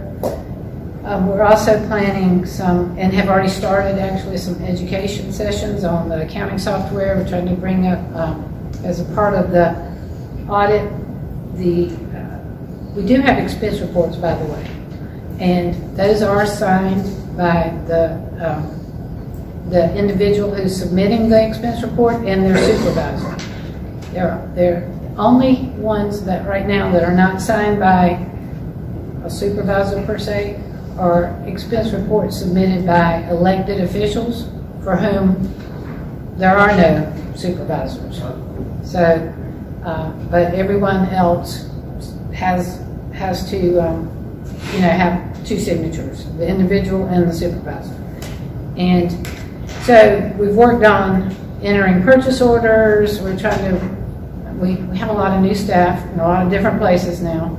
So we're working on other educational sessions to use logos more efficiently, more effectively, and to get some of the internal control issues included in more automated, so that when we get a purchase order, we know that it's been reviewed by whoever enters it. So they might have an administrative assistant who enters it. Well, the person who's in charge of that budget needs to review it too. And then it comes to our office and we approve it. So we already do part of that, but we want to make sure that that review process actually is indicated in the in the software as we go forward.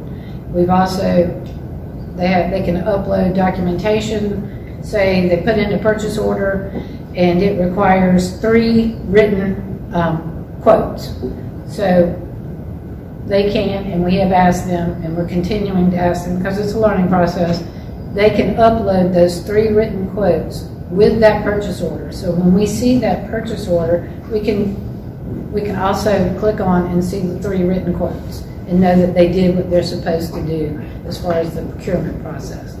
So we're always working to refine that, and we're trying to have more education sessions on that. We're also looking at the ACH payments. As I mentioned, we currently do about 100 checks a week. There's a lot of, sometimes checks don't get delivered. We are looking at, there is the potential within our software to use the ACH payments. So we're looking at that as well. We have a lot of paper, and we don't have a lot of room for all the paper that we have. If you've been in my office, you'll know that I'm telling the truth. So we're looking at a scanning program for that and a process for that. And then as a part of the budget, just in general, community education, we'd like to do some more education for the community as far as the budget and the finance. And that also will go hand in hand with our public budget when we get that up and running. So that's something that we would like to do and move forward with that. We need office space for the finance department. We need office and storage space for the assessor and the tax collector. We had some few years ago had talked about maybe even breaking into part of the break room down there to expand the tax collector's office. I don't know if you've ever been in there, but they're in very tight quarters as well. So we need to expand that and move forward with that process.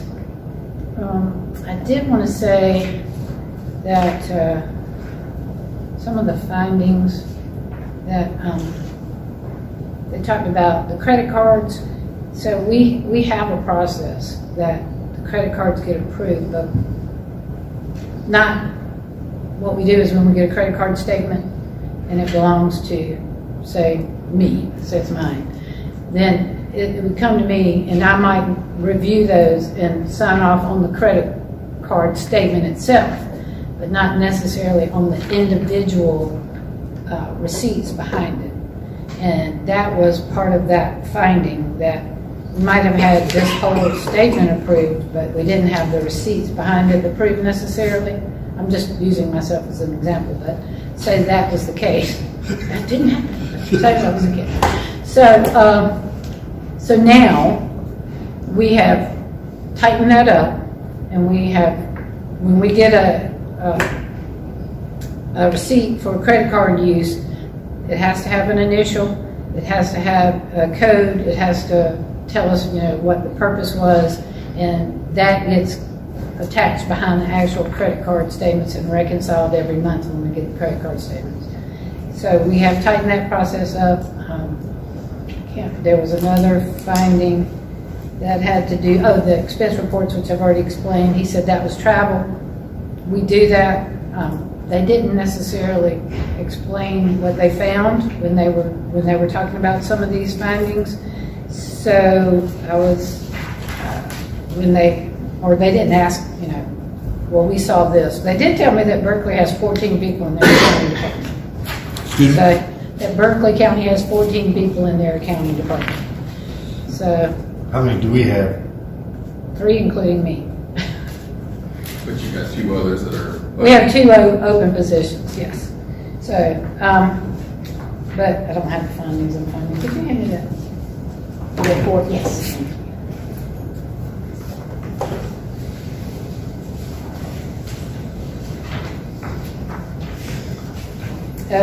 So the credit card, we talked about that. What page you on? It's on page 2 of his presentation. So the credit cards, we've tightened that up. I will tell you that. We do have 2 generic cards, and that's going to be part of the potentially changes in the, when I bring forth the new credit card policy. don't think we'll have those generic cards anymore. But right now, say the election office needs to buy breakfast because they're doing a training session, or they need something like that, right? So they'll come get the credit card to buy breakfast for their training session. Maybe a bad example, but so when they bring their credit card back, they have to give us a receipt again, what it was for, signed off by Janine, and so we have that when we get our generic statement.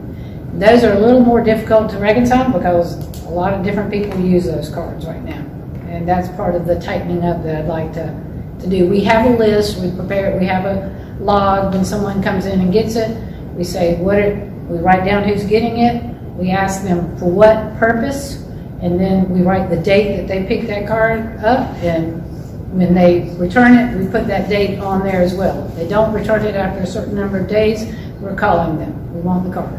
Please bring the card and your receipts back as soon as possible. What about the timely reconciliation of the general ledger? So that was primarily the tax accounts. And that was, again, he mentioned that as the revenue, which didn't happen. It wasn't recorded until starting in February, from July to February. And why was that again? Well, there was some, Is there a discrepancy between the treasurer and the accountant? So the prior treasurer for 24 years had recorded all the revenue that came through her department. She had recorded everything. Mr. Skinner decided in November that he wasn't going to do that. So when he made that announcement at the council meeting in November that that was not his job and he wasn't going to do that, then we had to, one, catch up because it hadn't been done, and then two, start the process, try to find a process of how to do that. Right. So that we sort of scrambled in February, March, April, well, and in some cases, we're still trying to work on that process. And that's getting worked out though, right? Mostly getting worked out, yes. Because I'm not pointing fingers at you or him. Yeah, you know what I'm saying? So part of the, it's, like I said, we've never done it before, right? So we didn't have a process. We didn't have, and I have to go, what I do is I go to the bank account daily and I print out all the transactions, all the receipts that happened that day. And then then they submit their documentation, and then this is only for the general fund bank account right now. They provide us with the documentation as to what those deposits are, why they're in there, and then we go back in and we have what we call payment codes that have been established for years and years and years. So we try to determine, okay, what is this for? And then we try to find the right code, and we have so we have 3 people, right? So our budget analyst takes those reports, writes on there what the codes are, and on Fridays, when the accounts payable person has the time after the checks have been issued, she records the revenue.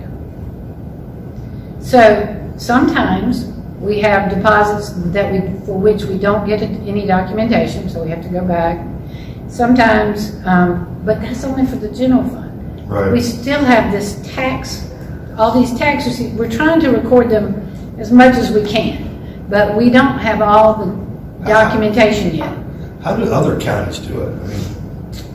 I mean, is there something to follow? When all this first started, when back in July, August, September of 2023, I reached out to Beaufort County, and the director of finance at the time told me that the treasurer records or takes care of the treasurer's accounts, right, and finance takes care of finance accounts. Mm-hmm. And then other counties Just so everybody does it differently? Kind of different, yeah, Yeah. kind of differently. It sounds to me, I haven't delved enough into Charleston yet, but it sounds to me that they're very separate. The way when the treasurer responded to me, it sounds like she kind of takes care of her accounts, and director of finance and revenue collection take care of their accounts. I'm going to get more detail on that. Yeah. So to find out how they do it, but so that's been why there was no general ledger But it reconciliation. seems like we've got a pathway now to, We're working our way towards it, yes. Yeah. And with another person, a revenue collection person who can take some of this off of, because, Courtney's a budget analyst. So I'm trying to teach her about how to do the budget, how that works, all those things, which is what she was hired to do, and have somebody else do this revenue collection portion, which is, if we do all of it, if we start to record the taxes as they're supposed to be done, not just the general fund, it's going to be a full-time job. So right now, we've been able to make it work because we're not doing all of it. We're only doing our general fund portion. But it would still be good to have that memorandum of agreement. right, Or so that we can get the documentation flow back and forth and get that going. The bank transfers, that is primarily, I don't have any way to transfer. That's a treasurer right. function. We write checks, or I will ask the treasurer to transfer money, from this account to the other based on this documentation, like the local option transportation sales tax. Partyville will submit an invoice to be reimbursed for a project that's on the list, and we'll pay it, and then I'll send a request along with the documentation to the treasurer and say, please reimburse the general fund for this amount of money. We've paid Hardyville for this, transportation sales tax project. Okay. The separate bank accounts, I believe Mr. Thompson mentioned, like the ARPA fund account, which is the Federal Recovery Act money, that's federal money. It was given to us as part of the COVID. There are some very specific projects that the council has approved for that. Mm-hmm. There have been some, as he mentioned, I think transfers out of that account, and I still need to work with the treasurer to get that money back Okay. into that account. All right. So, kind of getting back to in your future projects, we talked about the central cash register. We talked about that in our workshop. How long does that take to put in play and to clean up accounts and get people off accounts that are either deceased or don't work here anymore? And what's the time frame on that to take place? well, one doesn't have anything, like cleaning up bank accounts and getting the people who no longer work here is not related to the central cash register necessarily. No, I'm just talking about what we did at the workshop. They're kind of, yes. I'm they're kind two of getting different- off track, but, They're two different things. right. The central cash register, like I said, I just reached out recently over the snow days here, or ice days, whatever, and talked to, because I got some names, and reached out to them, and like I said, it was the treasurer, but the treasurer said, no, we don't really do that. So I have just reached back out to her to get the actual names. I thought she was going to provide them. It's sort of a step process. We need to get the software updated so that we're all working in the same software. So we need to get them in, permitting, business license needs to be working within that software. And the rest of it, I'm not sure yet. I mean, as far as, that's the first step. So that could be 6, 8 months, a year, depending on, we have to get the data in. And we have to decide where, what's the cutoff and how we're going to do that. So I'm working with our software vendor on that.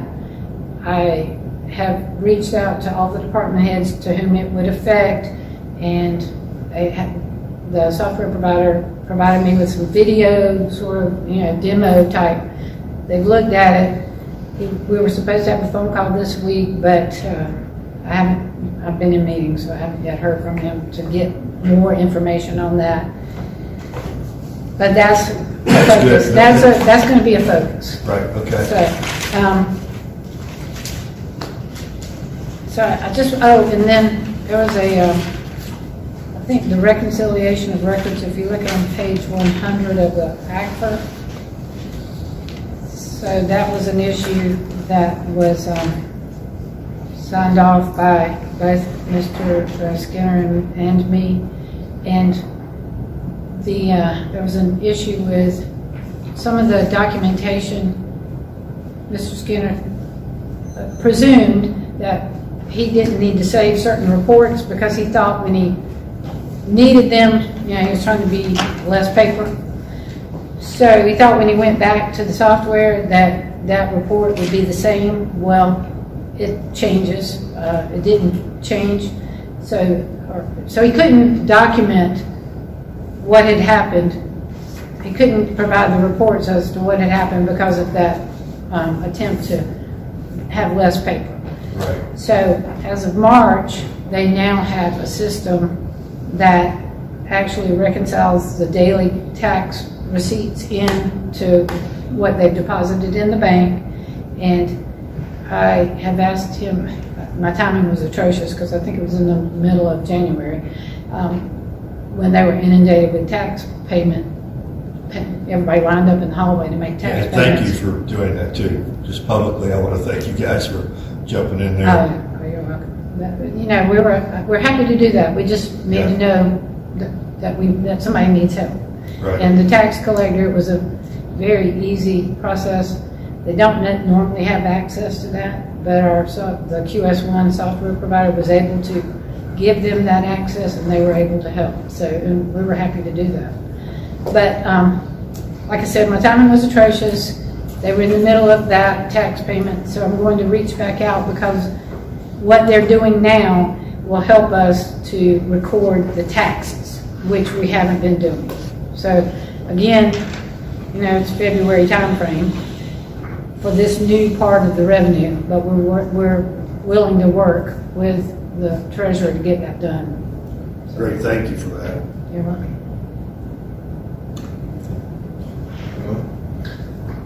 You got a couple of questions.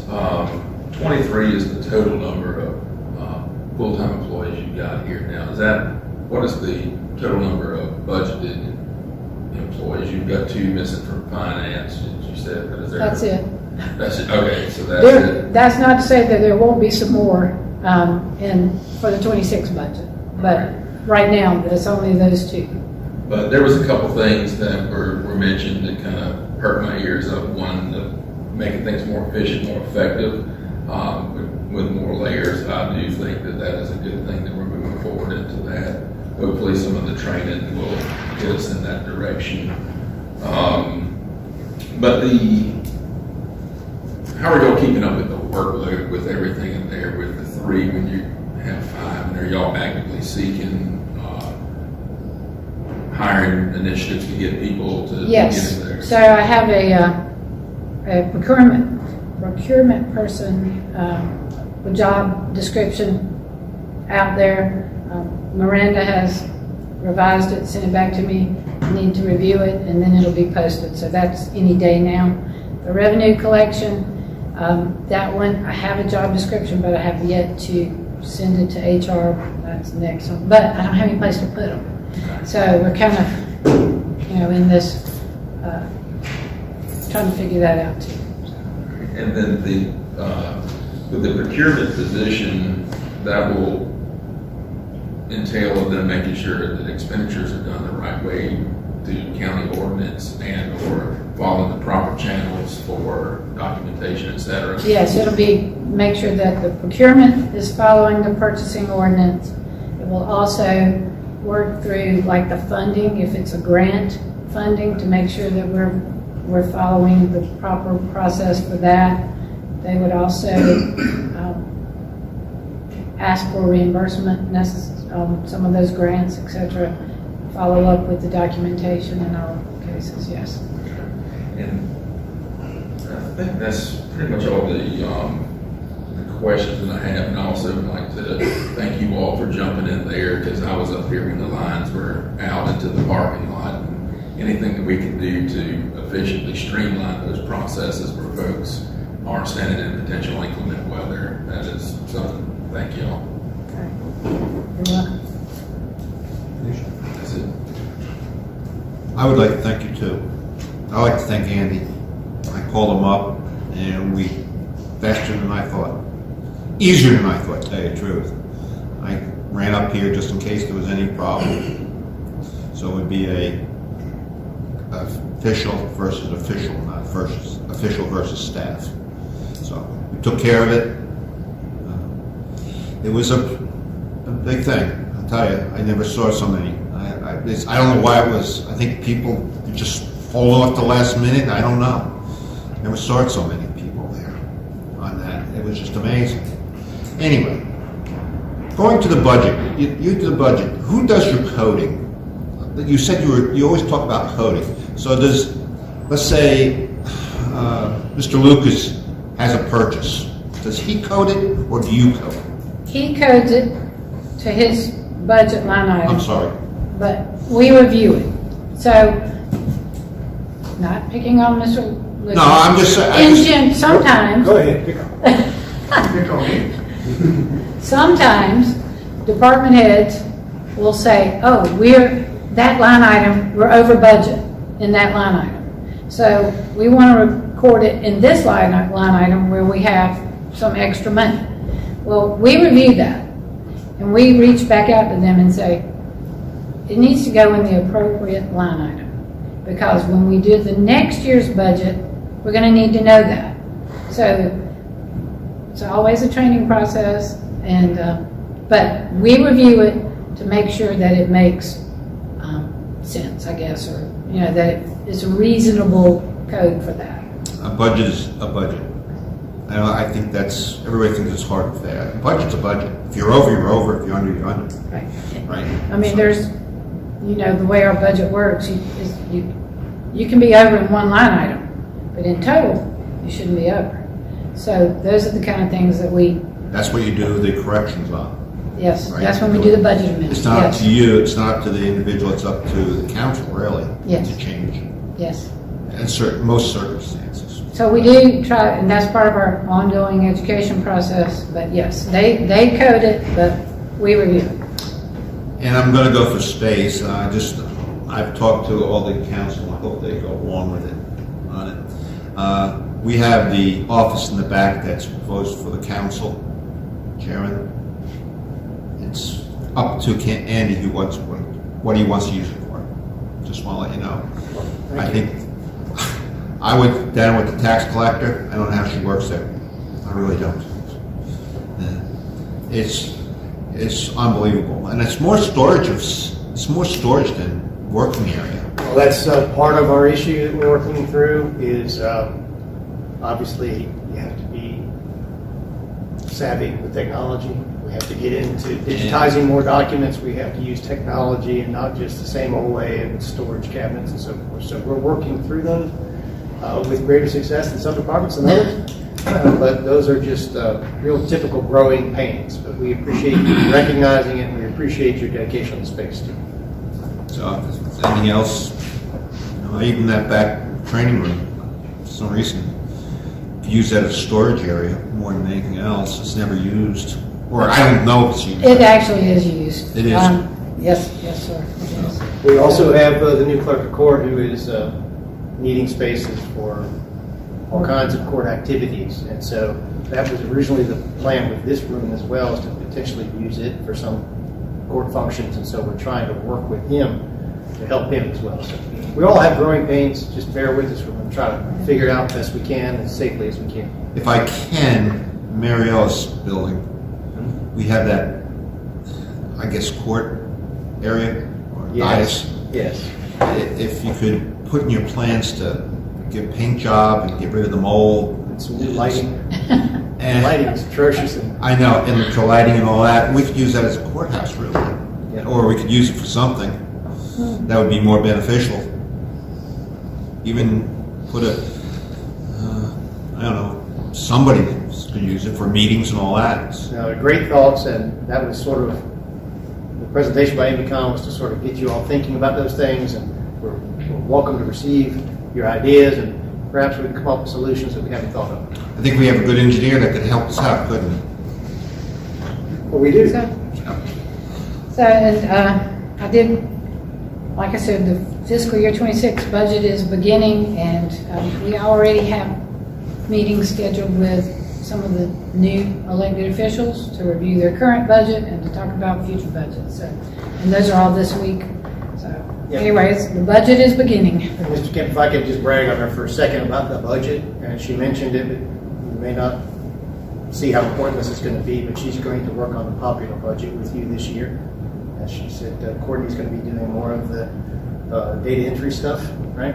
So, long story short, what you should get after you work through your first budget together is you should have at the end of that a popular budget that is filled with graphs and charts and so forth that you can explain to people much better than the line item budget that we're typically putting before you. So I think that's going to be a huge step forward. Thank you. Thank you. Any other questions? Any other questions? Answer anything? None at this time. Okay. Thank you. Thank you. Can we do, I guess, nope, can't do lunch yet. Not here. She went downstairs to retrieve it. I think that's where she was. What would you like to do? Assignment to help. If lunch is anywhere near, I would say break and do lunch Okay. before we get into someone else. Okay, I'd like to break for lunch. We'll come back.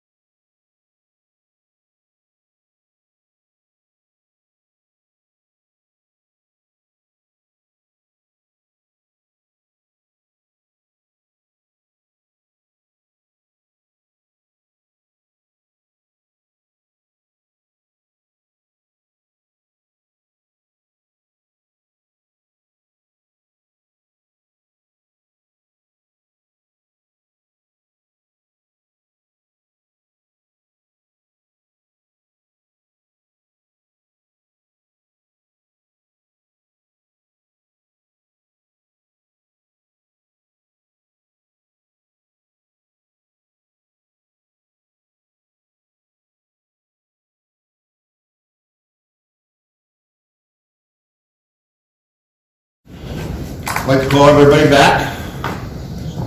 We're on the home stretch.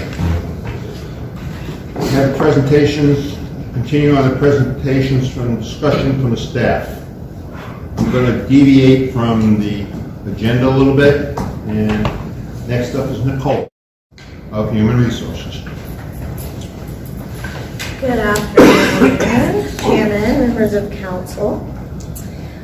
This here says that I have 6 staff members in my department. Actually, there's 5, including myself. Who made that error, Nicole? Could you get next to the microphone? Sure. Okay. Thank you. Can you hear me now? Okay.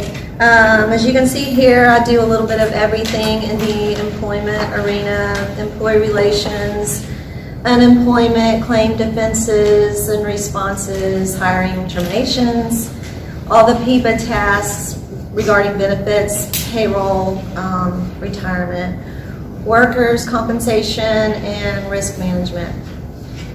Currently, we're working on rolling out the new employee handbook, which we hope to put in front of you all very soon for approval of that.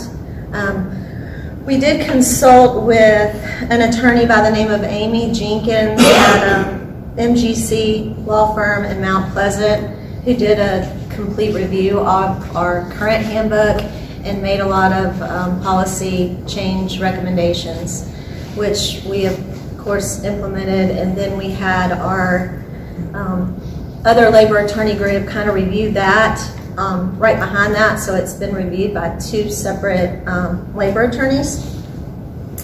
So just to give you that backstory. EEO committee, as you know, we have a new EEO policy that was finalized this past year by Low Country Council of Governments, and so now we need to move forward with finding and pulling together an EEO committee.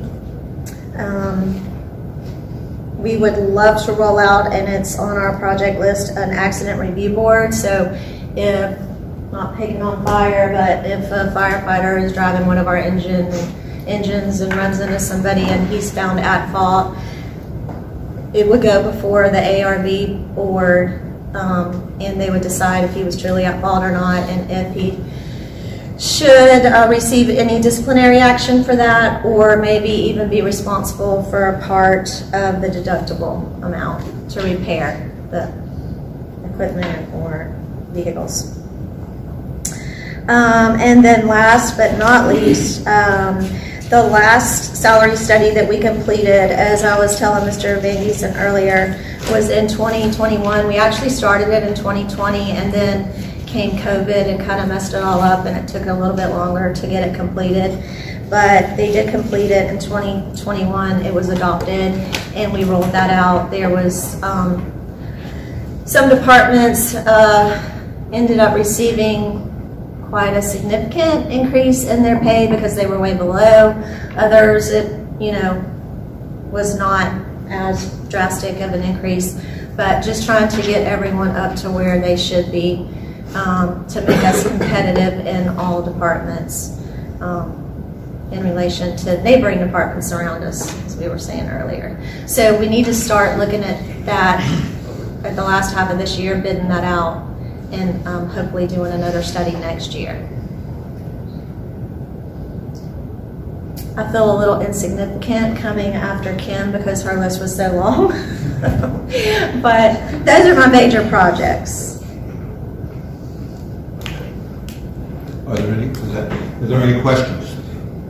We talked earlier about, pay, how to be more competitive, but you just went over that.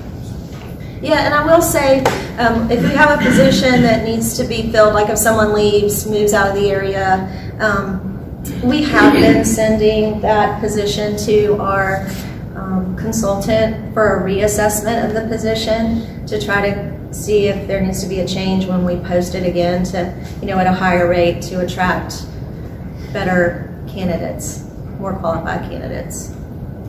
Mr. Rizzo?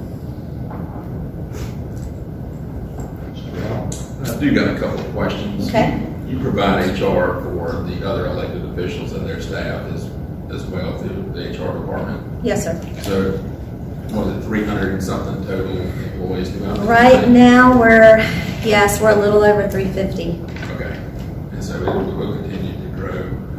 Do y'all have adequate staffing to be able to, or could you use more staffing to be able to provide those services? Because I know I do a lot of this day-to-day in my full-time job, and I can tell you it's a day-to-day thing that happens often. Actually, I'm going to propose in my budget this year, I'm going to ask for at least a part-time person so that I can cross-train them with my 2 generalists, especially doing the benefits, hiring, all the new hire processing, and payroll, just to have safe backup also for in case either one of them got hurt or sick or were out any length of time, because I can do it, but then that's going to take me away from my main duties. So, yeah, I'm going to propose a part-time person this year. And the only other thing I have more of a comment kind of goes to with some of the salary things. We often have a lot of part-time positions, kind of like a revolving door around here, especially kind of at the recycling centers. If there's a way to get those wages up competitive to where we can keep some folks in that would be something good. Yes, actually, Mr. Fulgham has been talking about that the last 6 to 8 months, really, in trying to get our lowest paid position up to around the $20 an hour mark, because we're just finding that, we can't find any good, reliable candidates with us paying what we're paying for some of those positions like that. And that's all I have. Essentially, how many positions do you have open in the county? Do you know? Total? Yeah, I'd have to Give look me a at round that. figure. Probably, well, just in detention alone, we have, 31, I think? 32. Probably 40, 50 or more with sheriff, detention, fire, they're pretty full staff. The administrative offices, we do pretty well. It's just as I was saying again earlier to Mr. Van Giesen, with us being in the PIBA system and the PIBA retirement, a lot of these employees can go to other departments and they don't lose their retirement or their benefits. So they can jump around and get the increases without having a break in service time. So it makes us all have to be really competitive with our pay. I guess Mr. Rao can attest to that, because they can go to Hilton Head and make more and they're still in the retirement system and they don't lose their benefits.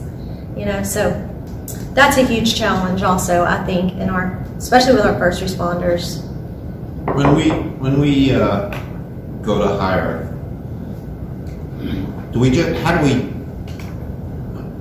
how do we promote that, or how do we advertise that? So we put it on our website, of course. We now have our PR person that puts it out there on our Facebook page, and we now have a LinkedIn page, and we're about to have an Instagram page.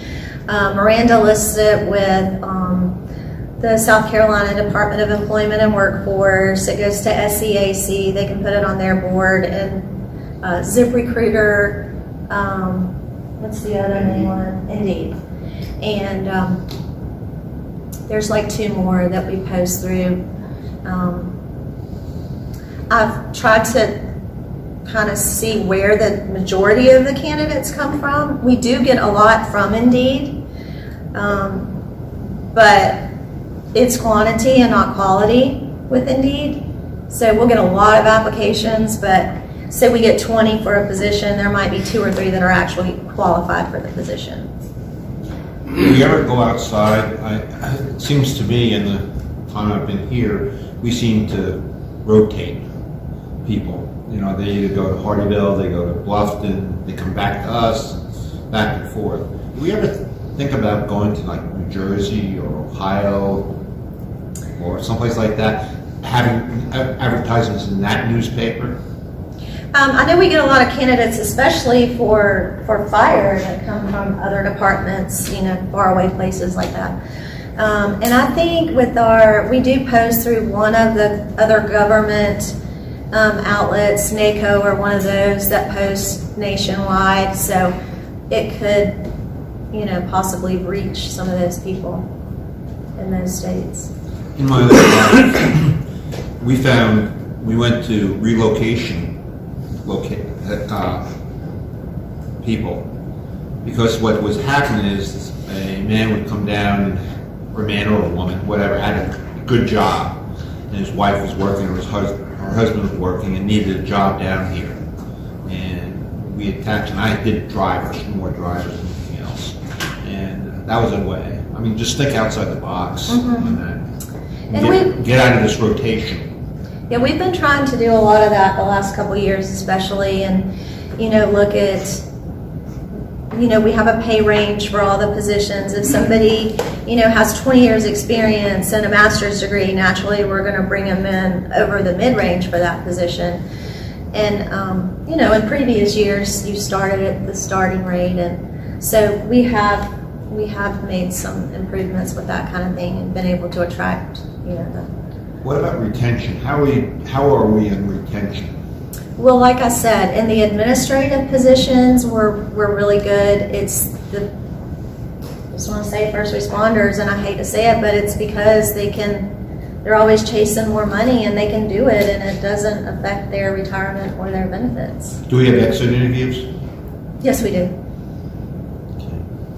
And I guess that's about it. Thank you very much. Oh, by the way, thank you for doing that Employee of the Month. That is great. You see another side of the people. Yeah, they love it too. I can't take credit for that. That was Miranda's idea, but I thought it was a great one. Got the approval It's a very for good it. idea. So. I mean, Yeah. I'm learning about people now that I never would associate with. Meaning Yep. it's not in my sphere. So it's very good. Thank you. Thank you. Thank you. Thank you all. Thank you very much. Next up, our detention center director, Mr. Donald.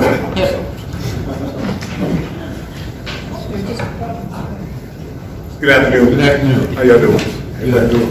I guess after lunch, ain't nobody sleepy yet. Oh. It's an honor to be here.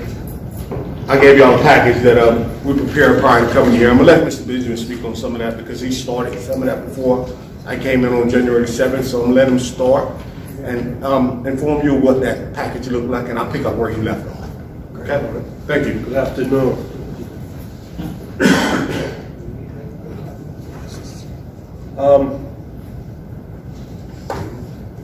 Right now, some of the tasks that we've been doing while I was in office, apparently we was rebuilding the booking due to the fact that we had a small fire there.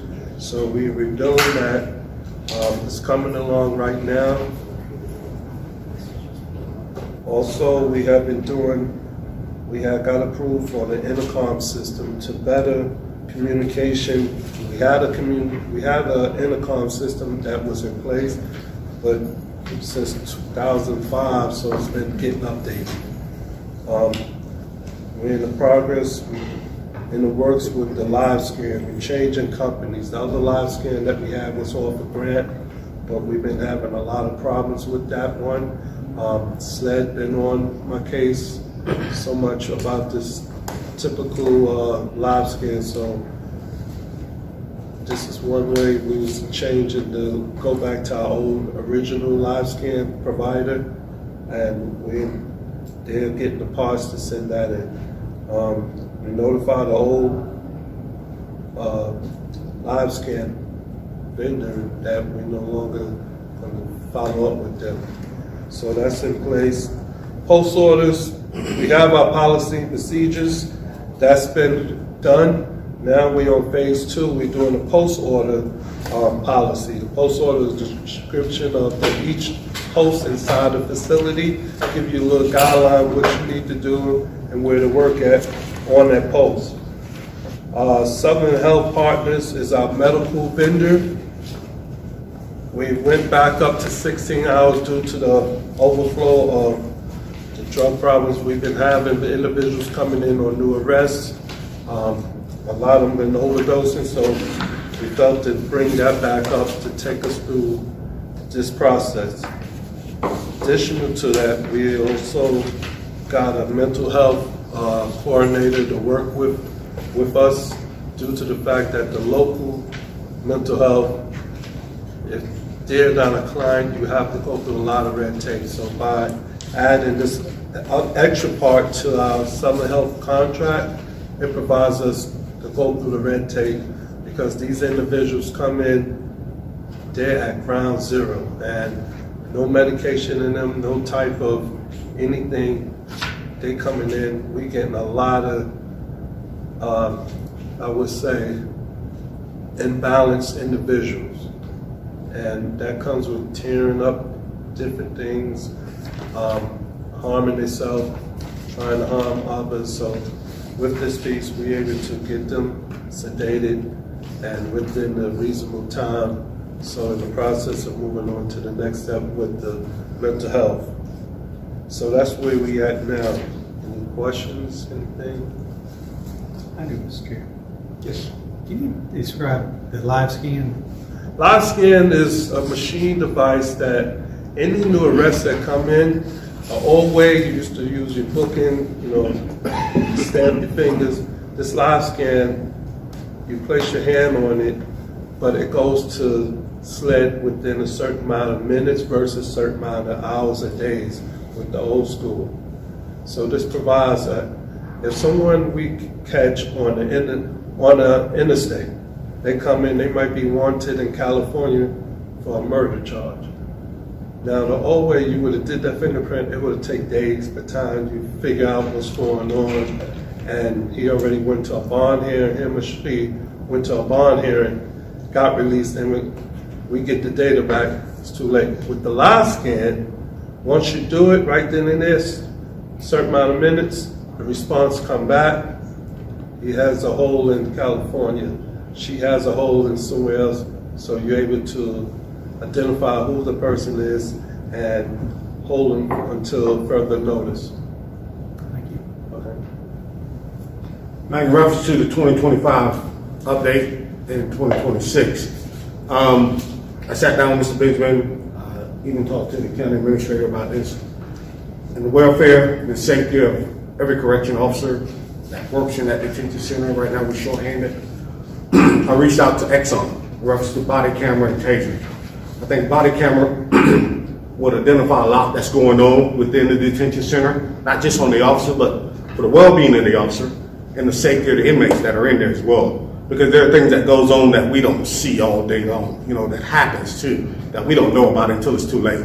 So therefore, I reach out to Exxon. Sad thing about it, they don't offer grants for detention officers, but they offer them for law enforcement side of the field. So therefore, we may have to come out of pocket.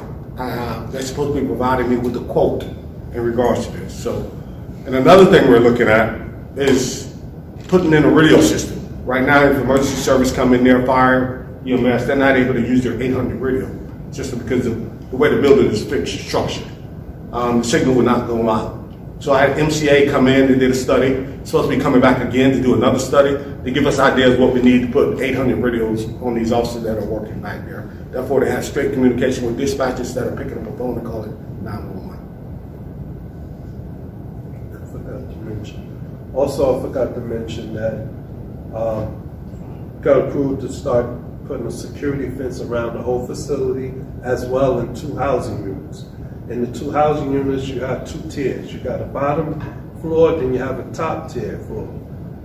I want to be proactive, fence up the top tier so in case these individuals coming in now, they're more aggressive, more mental health issues, and I hate to see someone trying to come off it. Been times before, but it's been prevented. I want to be proactive, and so we started we're going through the works right now. We have to get approval from SCDC, South Carolina Department of Correction. And with the fence on the outside, also they have to give us clearance as well. All right. Mr. Chairman, if I could, I know you and Vice Chairman Rao recently took a tour of the facility. We'd like to offer the same to Councilmember Ardilla, Councilmember Van Giesen, if you'd like to go Took over my and take a look. thunder. You took my thunder. Oh, I'm sorry. You know, picture's worth 1,000 words. If you could walk through and see some of the conditions they're working in, some of the things they're trying to fix, I think that'd be very helpful. So you'd be willing to reach out to them and see if we could take them on a tour? Yeah, absolutely. To tell you the truth, I'd like to go back again after the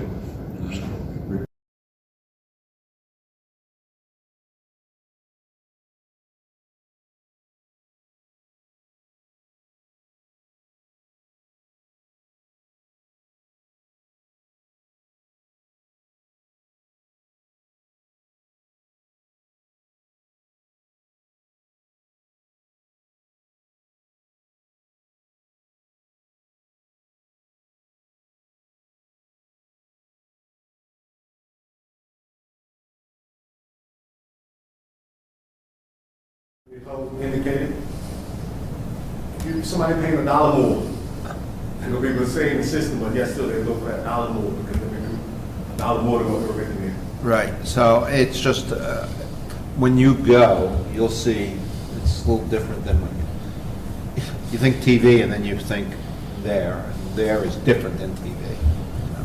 You don't have people saying, open the gate, you know, all the time, right? So, and there's too few people there, I understand that. So, that's all I have. Anybody else? I do got Oh, excuse me. couple questions. Y'all are actively recruiting to try to get staff back up to full staff in there? Yes, we are. Okay. I got someone that goes to job, Southline Job Fair over in Beaufort recruiting people this year also. I know today we had about 2 or 3 interviews. I don't know how they went, because we were here. Okay. And then where are we as far as, since the fire occurred there with repairs and everything and the after action with that, with the detention center, where are we at there? You mean with the sled part? Just in generality. Well, we're still waiting on reports from SLED, so you will follow up and do anything else. Correspond with Mr. Hill, so he has that package, you know, when it comes back, he knows what to do with it. As of the repair part, we're doing that as we speak. Right, the active repairs are ongoing, but there's a distinction between about what is replacement because of the fire and what is renovation items.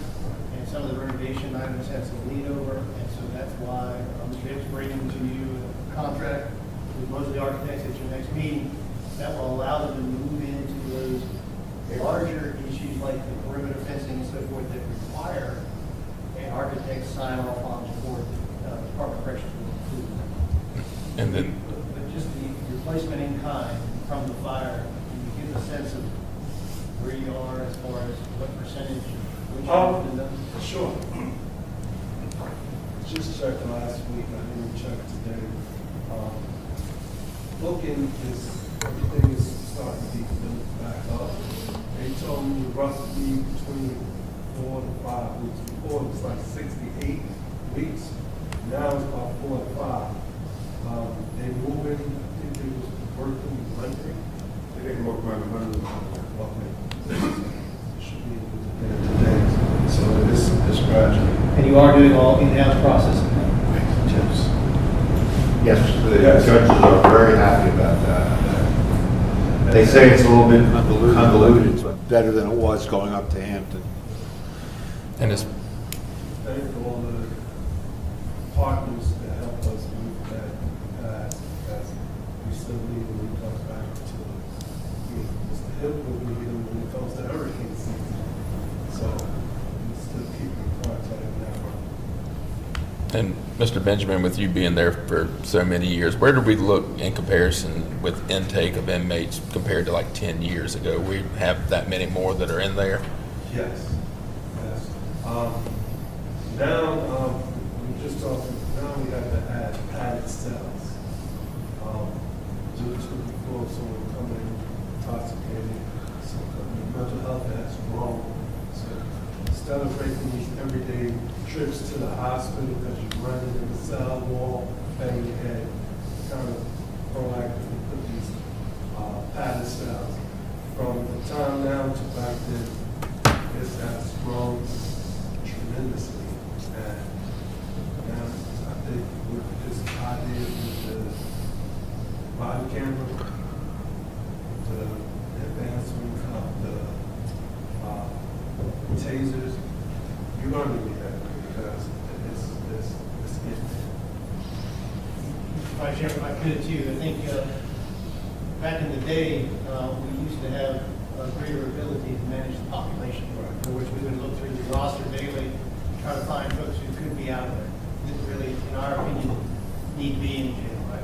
So we would work with the solicitor's office to try to get them out. If you look at the severity of crimes today, there's very little wiggle room. We don't have any leeway there. I mean, lots of bad people in that jail that are pre-trial, like have been charged with horrendous crimes. So there's not much give and take. Do we have the ankle bracelet That's something program? that they do, bail bondsmen do when they bond out of jail. It's not up to the sheriff office or the detention center to put ankle monitors on, depending on who over this jail for you. You've got to wait for a judge to Yeah, say yeah, that's well. okay, or the solicitor's office, but we don't do that internally. Oh, okay. But we do it. We used to do it. Used to do it. Yeah, but times has changed legally and with the increase of violent crimes, changes not. We just don't have the candidates that we see. Okay. But we do have the ability. That's always the ability. Emergency if it's a real severe medical situation. Okay. Now, Go ahead. well, The plumbing issues, is that something in the renovation that's coming, or is that something being rectified now? It's not being rectified now, to my knowledge, because it just don't happen on the jail side, it happens also on the sheriff's office. Just randomly days, sewer may back up, and you got bathrooms that overflow on both sides of the building. Is that on septic system out there? I'm not sure, is it on a separate system or on the same system? You know what I'm saying? It's on the town, Is it? that they have issues with the grease trap, kitchen issues related to that. well, it's probably on the water, should be on the water, because we pay for it, don't we? I remember a bill that we had from, there was a dispute, wasn't there? Not with us, but with the state. The state had a problem. That's the correctional institute. Right. So what do we need to do to facilitate that, get that plumbing thing? We'll work on that with the architect. Yeah, so that will be in the renovation, possibly? We'll have that discussion with them. Yeah, I mean, yeah, 'cause it's saying the sink now, in the kitchen has tough time draining and, That's what, yes, that's what, I understand, you know, so. you know, Now, witness is coming to the bathrooms myself. yeah. Thank you. Mr. Rizzo. Mr. Hill, I'm so pleased that you are jumping in your new job, which is kind of your old job. It's kind of where you started, and everything you've mentioned, I guess you've already done an evaluation this week. Yes, so the county administrator sat down, matter of fact, we was, share some information with him, what I would like to see done over there, just for safety and welfare of people, not just the employees, but the inmates as well. So is that a roundabout of all the major things you know of? It is a roundabout. It's not completed as of yet. Ongoing all the time? Again, I thank you. Thank you, appreciate it. Thank you. Take care. Thank you very much. You're welcome.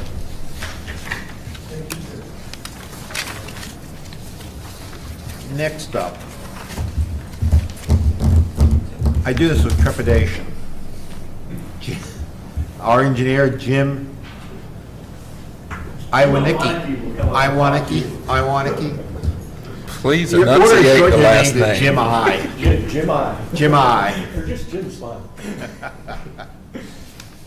So, Thank Engineering Services Director, have 6, I guess, kind of functions: building maintenance, roads and bridges, engineering services administration, central garage, solid waste recycling, and mosquito control is what I'm responsible for. And anything else Andy would like to put on the table? Currently, we have 19 full-time positions and 19 part-time positions. I have 17 of the full-time positions full. There is one road maintenance person that we're down, and we're down one mechanic in the garage right now. On the part-time people, and they take care of the recycle centers, we have 13 part-time positions of the 19 filled. So that's where that is at.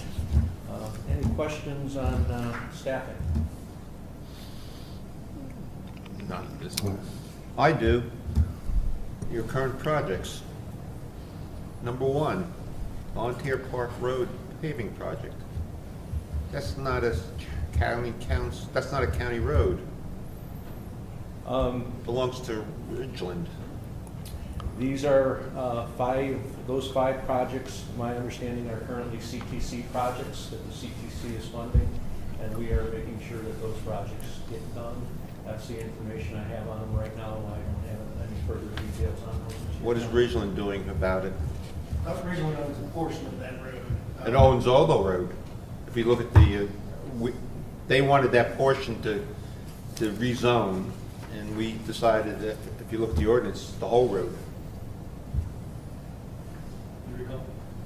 I can only If it recall is- there was this section that comes over, I can't remember the name of the road that goes into Public Works, where that road is. So the little leg that comes down, and then it goes all the way back out to 278. We gave them that portion there, and there's a leg that comes off of it that goes, if I recall right, it goes behind Public Works over toward the ball fields. It's platted, but I don't know. It's all school property. Yeah, so I'm essentially. going that That way. whole thing is school I property. thought they also spent it, but I thought they put a fence up there too. Because I know it's not coming out of our, We transferred the right of way by deed to Richmond 2 years ago. 2 years ago was the whole, they only wanted a portion of it. We said, why not the whole thing? It's kind of ridiculous to have part of it and part of it not. And I know it's not coming out of our, At least along that I know of is whatever, I can't say the road that runs directly into Public Works. all I'm saying is it's not coming out of our money. It's coming out of the That's transportation money, correct. and the it's C public- fund. It's a public road, and we've Right. had a conversation with the town, and everyone's opinion is, regardless of what we owe, we all want to get it done. So we're going to figure out a way. Well, it's Ridgeland's problem. We have enough problems ourselves. They wanted it, so they got it. So, I'm sorry, that didn't mean to be. What are your problems? Let's put it that way. I think he's still, So still going on with healing did staffing. Oh, I thought he went, okay, sorry, I thought he, No, I was just Sorry talking about about that. staff. So the current projects, the five that are listed there, Volunteer Park Road, Coosahatchee, site paving, Gray site paving, Robertville site paving, and the old hospital loop, those are all CTC projects. My understanding is those have been funded, but we are still working on procurement of those five projects. Future projects, that I'm going to be tracking is making sure that the CTC projects, the LATS projects, and the LOCOG projects, and our 1% sales tax are all taken care of and moving forward, and have proper reporting, and we'll talk about the 1% projects, I believe, on our February council meeting that is scheduled, so I will stay out of the weeds there. Some of the stuff on the operational side, we have 54 buildings that our building maintenance people take care of. That's being done with 4 employees, full-time employees. So again, those 4 employees cover a lot of ground and do a lot of things for us, and I think they do things well for the number of employees we got dedicated to that task. What is their purview of facilities maintenance? What are their day-to-day are they supposed to do, or the function of that, or limitations? I'm still learning all of those things right now. They have certain things that we do with our folks that we do not do with contractors. My understanding is in the past, those people in those positions used to clean buildings. We don't clean buildings anymore. We take care of some of the regular maintenance. One of the things we talked about here was the fountain maintenance. We just gave 30 days notice to the contractors that were dealing with the fountain maintenance that we were going to take care of that in-house now because it made more sense for us to do that. So again, with the 4 employees, we need to be careful that we don't make too many promises of what we're going to do. And right now, we're adding things as we think it's a money savings issue, and then it makes sense for us to do it in-house. Again, the reason why we're able to do that is right now I think we got 4 employees on that end that are very capable. Okay, they might not be all plumbers and electricians and have all that experience, but again, they're willing to work. They have a pleasant attitude, and that goes a long ways into making a good section of the department. So again, very happy with the employees in my section. I think it's a good group of male and female employees, and again, they're pleasant and they like coming to work, and that says a lot to the people that we've hired in those positions. On the road side, we have 365 roads, 123.8 miles of road that we take care of. Only 1.3 miles of that is paved. All right, so we're dealing with a gravel road system basically. We have 3 graders that are 3 grader operators that are out there all the time. What does that mean? About once every 4 months or 3 times a year, the road gets graded. All right, so again, that's the rotation. The people that are on the graders, they're doing that most of the time. We're not pulling them to do other jobs. Again, and that's because the staffing right now is pretty close to being full. If we had staffing that was way down, then we would have to make day-to-day decisions. Is it worth sending that person out to do the grading, or do we have them do something else that's another priority? So right now, with the staffing, we're in good shape there. So we're able to, again, grade the roads 3 times a year. If that is an issue where there's lots of complaints out there, then we need to talk about if we need to do it more, then we need to talk about adding an additional grader and an additional operator to do that. Mowing happens twice a year. Mowing and brushing twice a year on our right-of-ways. Again, we basically have 2 mowers slash brushers that are out there doing that most of the time during the week. Again, that's what those 2 operators come in and do most of the time, because again, we're fully staffed, close, and so we're able to send them out. Again, if we were talking about not having the staffing level, then we would be talking about cutting that. If that mowing operation needs to happen more frequent, again, we need to talk about additional resources to do that. And then ditching is done as needed. Yeah, that was going to be my next question. Yeah, so again, that's more of an as needed. Again, the brushing of those areas is done, and that helps keep the water flowing. But again, the actual, if we have to excavate and clean, that's done on an as needed basis. My understanding is we don't have a regular rotation of doing that. In talking to Jeff, he says generally they're being cleaned out every 7 to 10 years is his gut feeling, but I don't have any other information other than that. Yeah, I think that's something that needs to be looked at. There's, especially out where I live off 336, and there's a lot of ditch that needs to be cleaned up. Chairman, if I can, just remind you, we have the new $1 million grant from FEMA. Right. That we're getting ready to launch. Mr. Waneke is going to be part of that. Doesn't know the full list of what we involved with, but working with Mr. Wells on that. And so that RFP, I think, is already out there. So we're having interest from different firms. It's going to be a lot. Yeah, it's a lot. We don't have great mapping, so engineers are going to have to map everything. Right. They have to give us suggestions as to how we ought to tackle cleaning up the drainage systems. And those will be broken out into potential new projects, right? Mhm. What this is sort of a precursor of establishing a stormwater management system. It's the first step to it. So hang in there with us as we get through that process. And then you'll see what our... Well, it happens to be the road I live off of. I'm joking. What our real problems are, and what those actual costs are going to be, which projects go first, and all that kind of thing. But Yeah.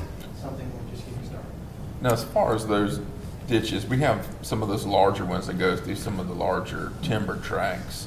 Do we have the availability to gain access to them throughout the year to do some of those preventive measures?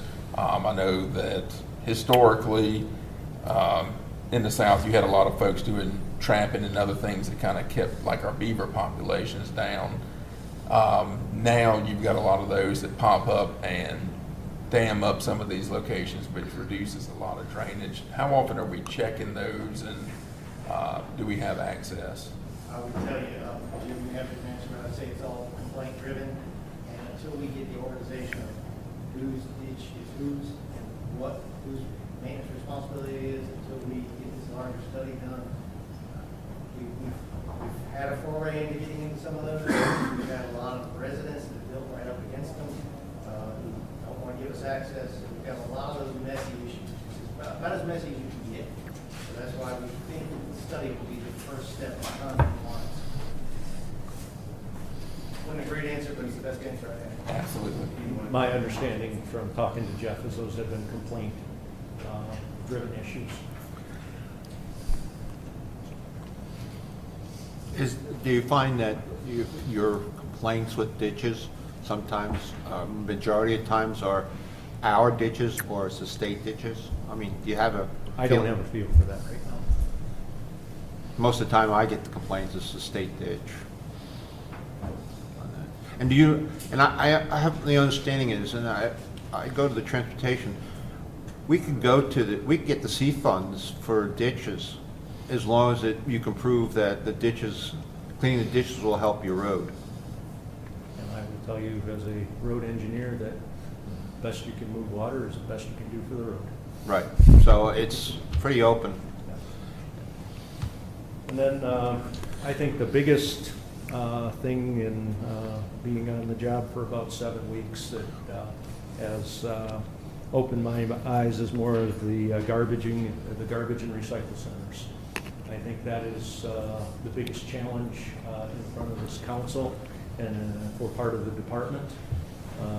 As I said, we have 13 of the 19 part-time positions open or filled, so there's 6 open positions there. And making sure that they are staffed correctly and properly. Again, staffing, I think, is something that might need to be talked about, whether it is truly a part-time position or is it a full-time position. Does that create a better opportunity for us? I think the other thing to consider there is the rules and operation policies. And again, that's something that the council will need to think about. You know, do we continue on the way we do? Do we enforce rules a little bit different? Do we have different rules? And again, all those will be politically driven because, again, that is one of the services that almost everybody here as a citizen uses in the county. So people are very familiar with that, and some of them are would like to keep the way things are, and then there's those that would like to see things changed. And again, that will, I think, will be a challenge for us as a county to make sure that we're moving forward the way we need to, especially with population growth. You know, we have certain 5 sites right now. Do we need to expand those sites? Do we need to create more sites? You know, how are we going to play that so 5 years from now we have the capacity to take care of who's here 5 years from now? And I do not have a feel for that right now, but I think that's going to be the challenge over the next couple of years, is to make sure that we understand that and we are providing for that future need. You know, one of the things that is currently happening right now is Waste Management is hauling about 14 loads a week for us. Usually on Mondays, they haul 14 loads. That costs about $250,000 a year. And again, as we get more volume coming into these sites, as things move on in the future, I can see that need to expand. Do we have 3 roll-off trucks and 3 roll-off truck drivers? Do we need to expand that system, or are we going to go with contractors? I have my personal feeling on that, but again, those are some things that we'll have to look at together, and the council's going to have to make a decision on how to move forward with that. May I ask what your personal feeling is on that? I think we provide service as a public body. We need employees. And if we can find the employees to do that, we can do it at a better cost than with a contractor. If we cannot find those employees, we will be spending more for a contractor to provide that service for us. So again, it turns out to, do we have the employees? The trucks, we can get trucks, right? The trucks aren't the issue. It's, can we find CDL drivers, and can we keep them here to provide that service? We'll still always need the backup of, I think, Waste Management. But if we need to have 4 trucks rolling a day, do we have that 4th CDL driver? If we need 5 trucks rolling a day, can we find that 5th CDL driver? So I think those are the challenges for us. The $250,000, is that including the landfill fees for weight? That is strictly the cost of hauling, kind of their renting their truck. 16 roll-offs a week, you said? 14 loads a week. 20, how many yards? I don't know off the top of my head. One other question, if I may. And I don't know what's in your purview. Someone has a soffit coming down, a plumbing problem. Does that come through your department? Yes. And you have 4 people. There's 4 people that take care of that. Again, we will help take road people if we need road people to help out with that. And again, if we've got bigger issues on the road, we might steal some of the building people. But again, it's making sure that we do what we need to do at that moment in time. So again, there's no walls that say, hey, can't commingle. So again, Olin and Jeff do a great job in working together to make sure that the priority for the day gets done, and nobody's left hanging. Are we competitive pay-wise with truck drivers, with local? My gut feeling and the little bit that I looked at is we're probably a little bit under. Yeah. But again, that's just looking at dollar per hour and not taking a look at other costs of having the employer. How many people does it take for a dump or a recycle center? I do not have that experience to tell you right off the top of my head, but I think that's one of those things that we need to work on. And again, we have 5 centers and we got 19 part-time attendants. So I would tell you that means 4. Right? They're open. They're not open on Wednesday and they're not open on Sunday. How do you evaluate the part-time people and the efficiency there? Do you have someone that manages that program that goes out and checks the sites? The roll-off truck drivers are kind of our intermediates. They are in contact with them and they can see needs. But again, it's one of those things that we have people that are working probably more than what you would consider a part-time employee because of the lack of numbers. And again, the people that we have are dedicated and show up and they're there and they do the job. We could just use more. Yeah, I enjoy talking to our regular guy. This is the recycling center when I go. So we do got a good one at Haphazard. I can't speak of the others because I don't frequent them often. Do you think that we should have a system of licensing go in there, into it? Again, all those things I think are on the table, but if you change the way you operate, you need to change the way you staff. And you need to maybe change the way the recycle centers circulate. again, with the small, I would say we have small recycle center sites. And again, if we start asking for information and checking information, do we have enough storage area for those people, and can we process those people coming in fast enough? And I don't have a sense of that right now, Mr. Kemp. I just don't know, so I'm not going to speculate. But again, those I think are the issues that if we change the way we're doing business, we need to take a look at those other things. And again, if we change the way we're doing business, does that mean we need to add more employees? Does that mean we need to expand the site? Those are questions that we will help answer in the future, but I just don't know. Those are more questions about the opportunities to change. I just to clarify, this is a learning process for us just as much as you. You know, you've been 7 weeks, the three of them on here have less than a year, so it's the same. We're in the same position. We just want to make it better, and we're asking these questions because we're exploring.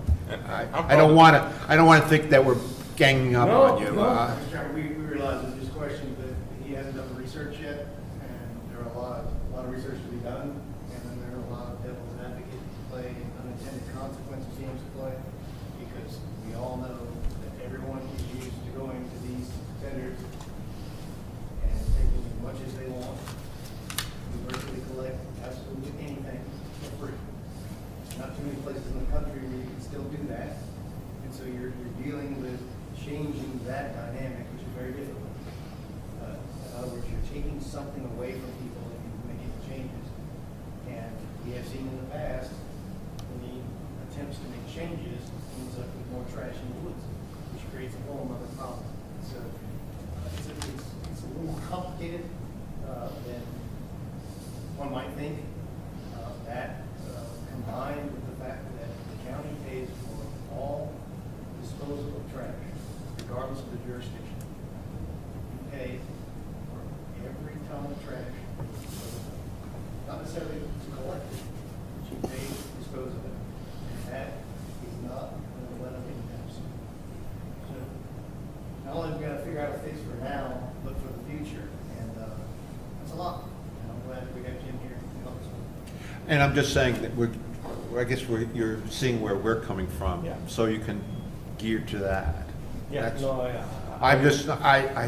You're a very brave person to come up here after 7 weeks and ask these questions. And I just want to make sure that's very clear, you know, on it. It's not meant to be anything, but. No, I think you guys will take more phone calls for anything that's proposed or changed than I will get. And so that has to be well thought out, and we have to make the plan so that there's a reasoning behind what we're doing and have good reason to the public of why we're changing. Not just changing because Jim came up here and said we should. And again, I think it's more of what is the council comfortable with? What can we defend as good policy and good decision-making for the future for the citizens here in Jasper? Just a comical thing that I will tell you, since being elected, the most frequent question that I get phoned in is the dump open? Is definitely one of those questions that you get all the time. And you as council people will get more calls on that than we will get in my department. For every 5 or 6 that you field, I might get one. And I will say that that's not just this issue. In my past life, that's the way it was. The elected officials will get the call first before the operational manager will get the call. Because you are that close to the public and they expect you to be able to tell them what's going on. Are there any other questions? I'm good. No? I just have one question, or just one observation. I think very important in the future as you develop is preventive maintenance. I don't think we have preventive maintenance. And what really came out is I was on the election board and we were up in Graves and the air conditioning went. And when they pulled it, it had 3 bird nests in there. Now, people are sleeping there and there's no air conditioning. If somebody would have gone up, if we would have had a contract to go around and just check these once in a while, clean them up, we would have, instead of buying a new air conditioner, we would have had it. And we wasted time because one of the people had to go up there and install it. So, anyway, that's my observation. Thank God we do have an engineer here now. That's what we needed all along. And you'll give us some insights that we've never had before. And I think Mr. Fulgrim will enjoy that he has Absolutely. A lot of the things you talked about today, it's all about capacity. It's all about having the funds to move forward. The county, I've been here a long time. I've seen us have absolutely no money. And I've seen us start to bring in some money to be able to do these things. So it's a crawl, walk, run situation. And you'll see it in every department. But we know what the next level is. And we're here to talk to you about what that next level is. We know the next steps. So you're going to hear a lot of that. What's the next step in this department? What's the next step? I thank you very much. Thank you. Good luck, by the way. Yeah, good luck to you. Let me ask you one more quick question, just kind of a follow-up. How many roll-off trucks do we have now? We have 3 roll-off trucks, and we have 3 CDL drivers for those trucks. If one of those trucks goes down and is being repaired, and those trucks are on lease, okay? If we can't handle that, if it doesn't come back real quick, Waste Management picks up the slack right now. But total of 14 loads are going to the landfill. On an average, 14, and they usually happen on Mondays. We have Waste Management who come help us, and they usually take care of about 14 loads a week. Okay? Thank you. Thank you. You're welcome. Thank you very much. Up next is Mr. Lucas.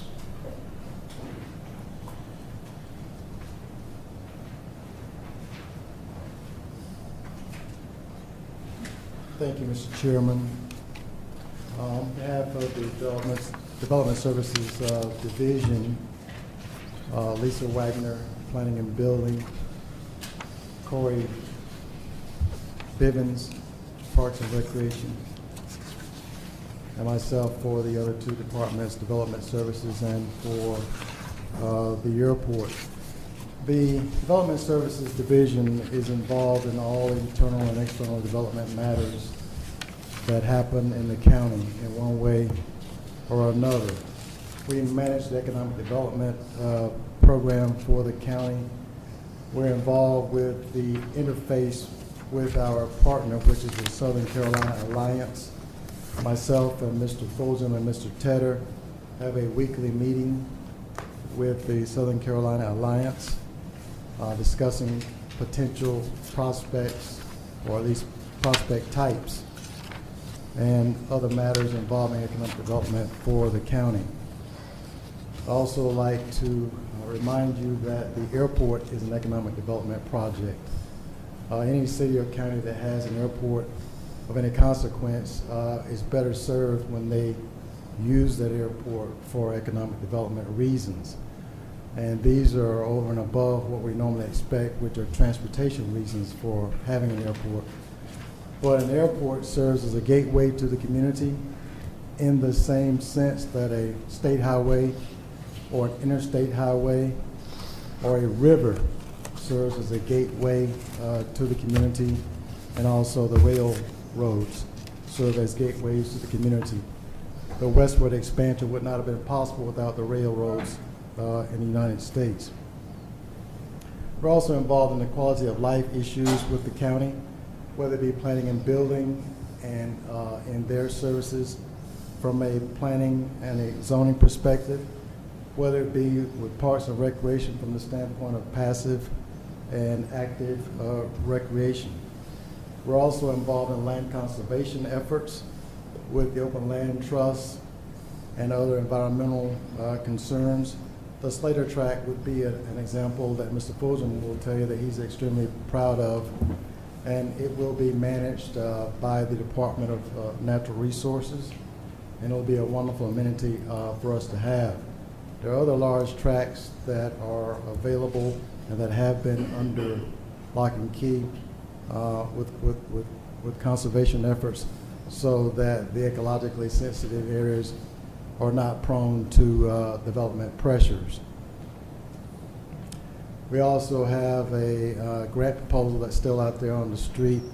We're hoping that it does come to fruition, but we're trying to get a sizable acreage under conservatorship that is down in the Bowling Hall region. As you may know, we have a 99-year lease on the Bowling Hall property that concerns the boat landing on that property. So that will be a wonderful project that will give us an additional 66 acres, I believe, if my memory serves me correct, that will be under conservatorship, that will allow us to do some other things with that boat landing. We're really trying to use these boat landings, which are natural amenities for Jasper County, to use what nature has given us to provide more passive recreation for visitors as well as those who actually live here. One of the other things that I do is I do special projects for Mr. Fulgham for matters in which he doesn't have time to do or is otherwise preoccupied. I've been on 2 trips recently down in the southern end of the county dealing with neighborhood or other kinds of questions about development or lack thereof. One involves a potential park project in which unfortunately the county did some work in this area many, many years ago, and the people that lived there expected the county to come in and renovate the place and do additional work on it. And of course we had to inform them that we don't own the property, so we can't go on the property and do these improvements or replace things that we'd already done in the past on that particular property. I just got done with another issue on another portion of the county where there were some issues of development, some issues of outdoor repairs, some issues involving some other code enforcement matters and so forth. And this particular neighborhood, it flows out of the city of Hardeeville into unincorporated Jasper County. There are now some efforts for some expansion of the existing commercial entities there in that community. And there are those who live there who are a bit concerned about traffic, about the size of the commercial vehicles, the frequency of the commercial vehicles, and this and that and the other. But what I'm getting at here is that with these complaints and with certain people or clusters of people believing that they're being neglected or they have been neglected, one of the things that I wanted to do for a number of years, long before I came to Jasper County, is to do some sort of government one-on-one type class. And I'd rather call it a different name than government one-on-one, but that is more descriptive of what the nature of the situation is. So what happens is that neighborhoods or individuals, they see development happening and they feel like there's encroachment perhaps into what they thought would be quiet enjoyment of their property, and they feel like that they don't get a voice or that they don't know how these things get done. And so in these 3 cases that I'm thinking of right now, I've tried to explain to them in a short version of how it is that government actually works, whether it be local or state or even federal, but in this case, how local government works. So the developer has an advantage because they have professionals who work on their behalf who know how the machinery works. The average everyday citizen or the average everyday resident does not understand typically how government actually works. They get lost in the acronyms, and they just feel like they're being taken advantage of in some respect. And so they just fundamentally do not understand how government actually works. And so when they show up to a council meeting, they're angry. But they're already a day late and $1 short when they show up angry at the council meeting. But if they had noticed prior to the development being approved or if they were on the mailing list, let's say, they would know what actions will be coming forward to the planning commission. They know what actions will be coming forward to the county council. They would know how the machinery works and be ahead of the game and voice their support or their opposition to the project ahead of time, as opposed to coming in at the last moment when it's already too late. I'd like to provide some clarification on something we talked about yesterday. I reported that I believe that we paid the Southern Carolina Alliance a fee of $150,000 per year. That is incorrect. It's more like $80,000 per year to represent our economic development interest. One other thing I'd like to mention from a point of clarification, we talked about the $20 million Environmental Protection Agency grant that we'd applied for, which is a resiliency grant as well as a utility type grant. I went over some of the details because it involved our consultant, Heather Rapp Consulting, but I neglected to mention that we had an entirely teamwork approach to that, and Kim Burgess, our finance director, was part of that team because on the last day of the application period, there she was at 8 o'clock at night trying to file the application and ran into a bunch of problems with it, just filling out her portion, which the finance director is required to do. And so she called me, and then I told her don't worry about it because I had an ace in the hole, and I called Ms. Graham from the Low Country Council of Governments and asked her to notify, or could she solicit Michelle Knight to help us with it. Now, LOCAR was already involved, but it took the expertise of Ms. Knight to help us with that. So we had myself, we had Ms. Burgess, we had Ms. Rapp, and we had another consultant who was also helping us because we don't do a whole lot, and LOCAR doesn't do a whole lot with Environmental Protection Agency grants. So we understand how, and at least I understand how to define the scope and purpose of the grant. But what we need help on is trying to find a way to make the grant most appealing and making sure that it got before the right people for consideration.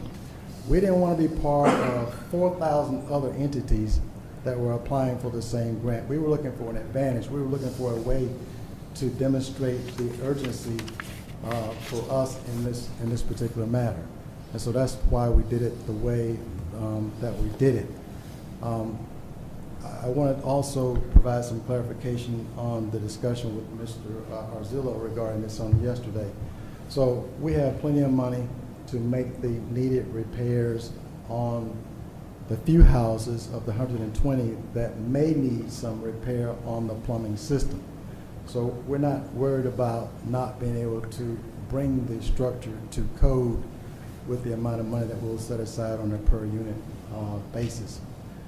So this whole matter of weatherization, this whole matter of paying the tap fee, the whole matter of bringing the plumbing system up to code is part of the incentive package.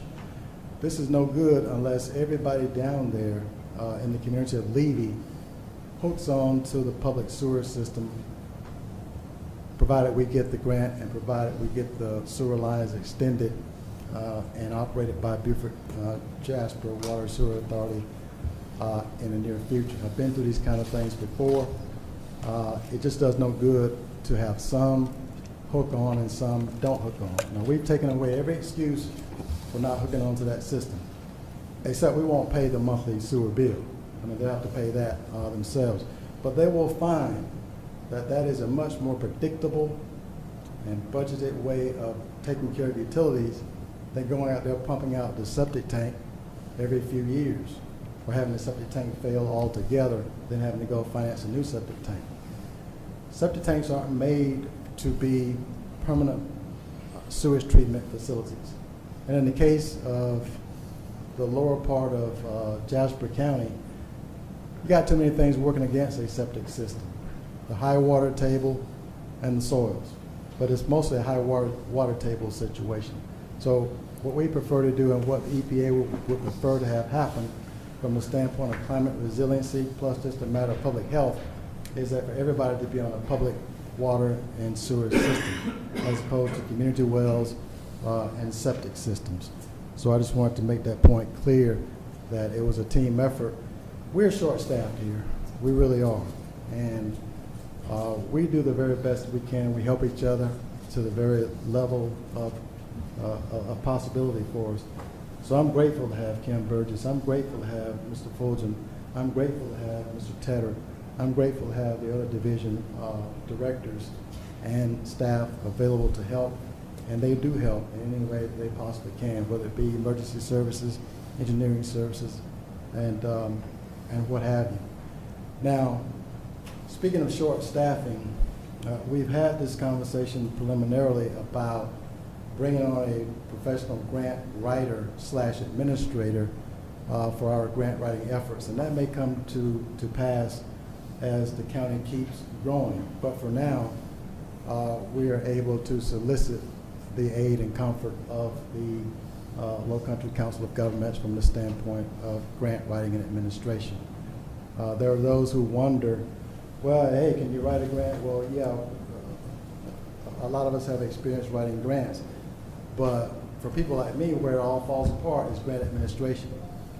I don't have time to do those compliance efforts, and a lot of governments fall short on that sort of thing, except when we have a person or people who that's their focus, is grant administration and grant writing. They can take it from a division director or from department head, the scope of what the grant is supposed to accomplish, and then they go out and find the appropriate grant, or in some cases a foundation grant that helps us pay for the needed capital improvements that the grant will actually support.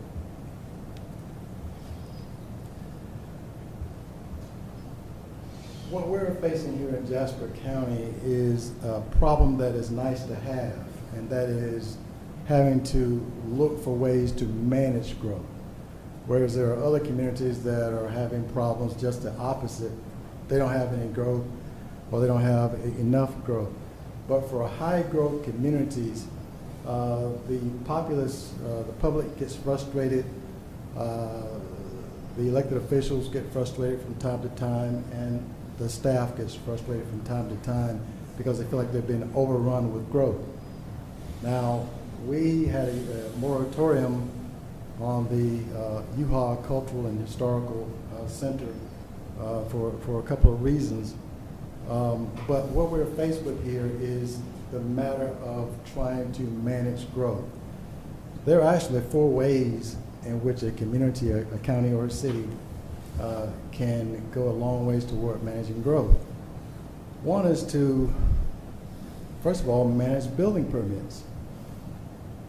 Just giving out building permits just because a developer or an individual asks for a building permit may not be the most effective and efficient way to go about the business of the city or the county. But managing building permits is the first way to manage growth, because if they don't have a building permit, then they can't actually build the structure, whether it be commercial, industrial, or residential. But what we're talking about here is residential growth. Water and sewer extensions is the second way of managing growth. If there's no water and sewer out there, then that makes that lot unbuildable in some communities. Other communities allow and even promote community wells and septic tanks. But for a community that requires the development to be served by the public water and sewer system, if there's no water and sewer out there, then that makes the lot unbuildable. If there's not sufficient road access, that makes the lot unbuildable. If there's not electrical service and so forth, that makes the lot unbuildable. So the third factor in this is the comprehensive land use plan. The comprehensive land use plan is a 10-year document with a 5-year update. And virtually every county and city in the country is required to file a comprehensive or have a comprehensive land use plan, with the exception of places like Houston, Texas. that don't have zoning. But the comprehensive land use plan, in my view, should be a living, breathing document, not what would look like a master's thesis in college or a term paper. And what I mean by that is that it should be crafted to serve the needs of the community at the time in which the update is being entertained. So if you're a high growth community, which direction would you like to grow in? The zoning ordinance is the enforcement tool for the comprehensive land use plan. Now, I mentioned the whole effort about managing growth with water and sewer extensions. So, in my view, the future land use part of the comprehensive land use plan, as well as the current land use document, should identify where or which way the growth should occur in that jurisdiction based upon what the staff recommendations are and based upon what the county council or the city council will approve. Again, if the water and sewer is not available, then it makes the lot pretty much unbuildable. So those four factors, building permits, water and sewer extension or the lack thereof, using the comprehensive land use plan to do what it is really supposed to do, and having the zoning ordinance enforce the comprehensive land use plan. There are those that will tell you that if you're constantly doing rezonings in your community, then what's the use of having a zoning ordinance? Because, and then if the zoning ordinance is constantly being challenged with rezonings and so forth, then how does the zoning ordinance actually support the comprehensive land use plan? So if there is commercial development channel for this direction, and residential channel for that direction, and industrial and agricultural channel for other directions, then why would we typically want to do rezonings of those land uses to do something a bit different? Unless something changes within that area. So the minute a 2-lane highway that goes through town becomes a 5-lane divided highway, then of course that encourages a lot more commercial in those very same houses that used to be used for residential, because the residential use is now moved on to somewhere else.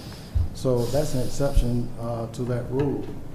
You heard Mr. Fulton mention earlier today that from an urban planning standpoint, he would really like to see residential and commercial development occur within the town limits or the city limits of municipalities.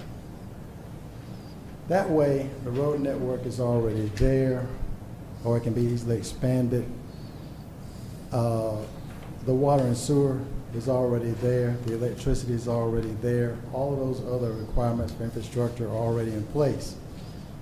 If we hopscotch all over the county and then we don't have the road network in place, don't have the water and sewer in place, then that's how we get into rural sprawl. And so rural sprawl is just as bad as urban sprawl or suburban sprawl. And so you will hear him saying, you will see staff try to encourage commercial and residential growth to occur within the two cities in Jasper County, and then leave the industrial development to occur in unincorporated Jasper County in the actual business parks.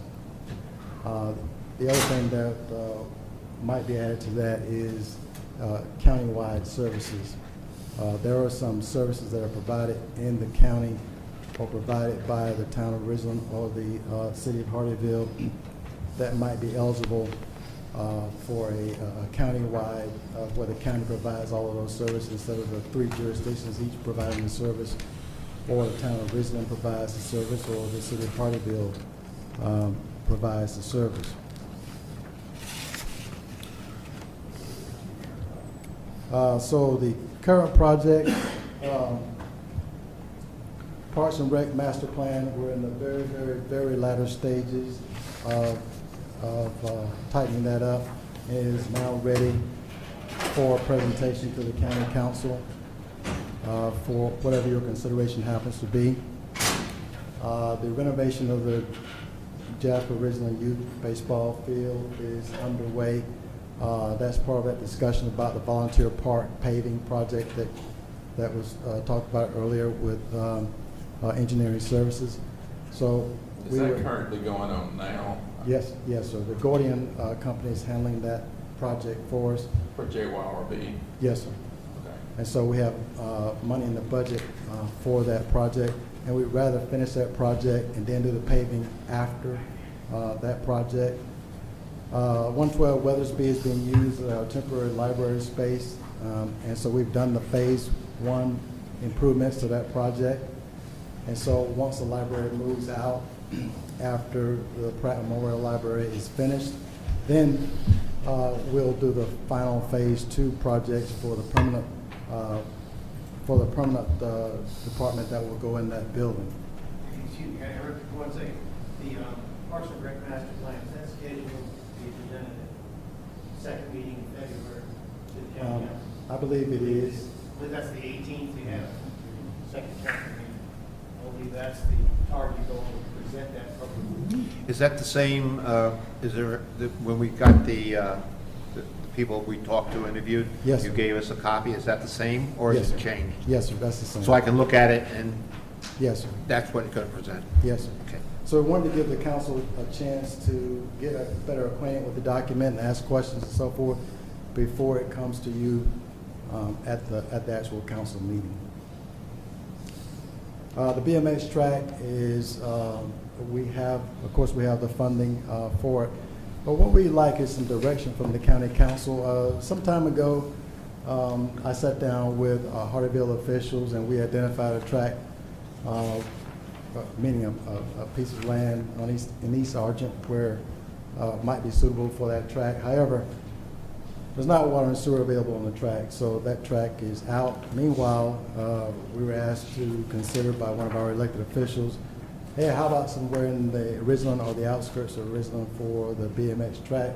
It's difficult finding suitable property in the town of Ridgeland for that because we want to minimize the impact on the existing residential communities that already exist in those areas.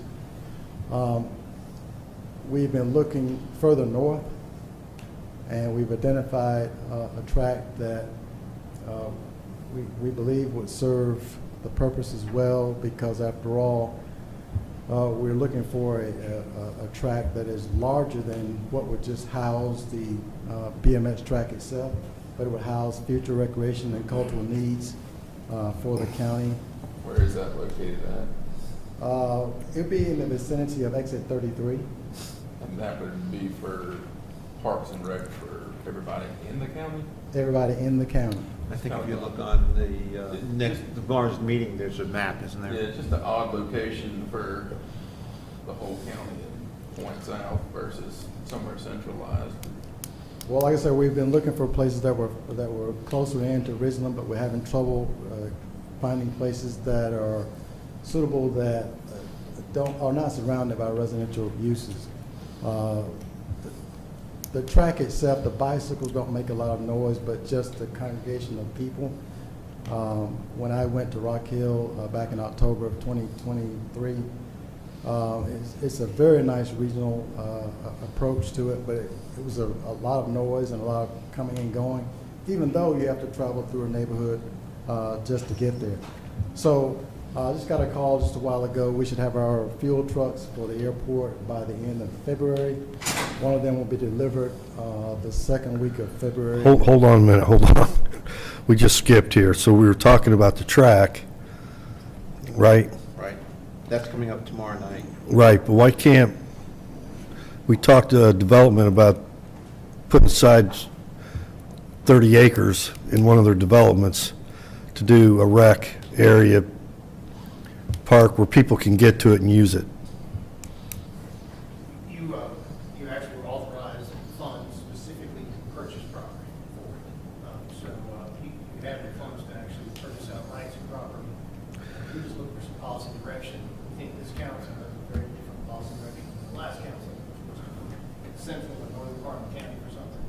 We have other ideas we'd like to hear. I just want it to be used, that's all. Yes, sir. Exit 33, I mean, that's, to me, for local kids, it's not going to get used.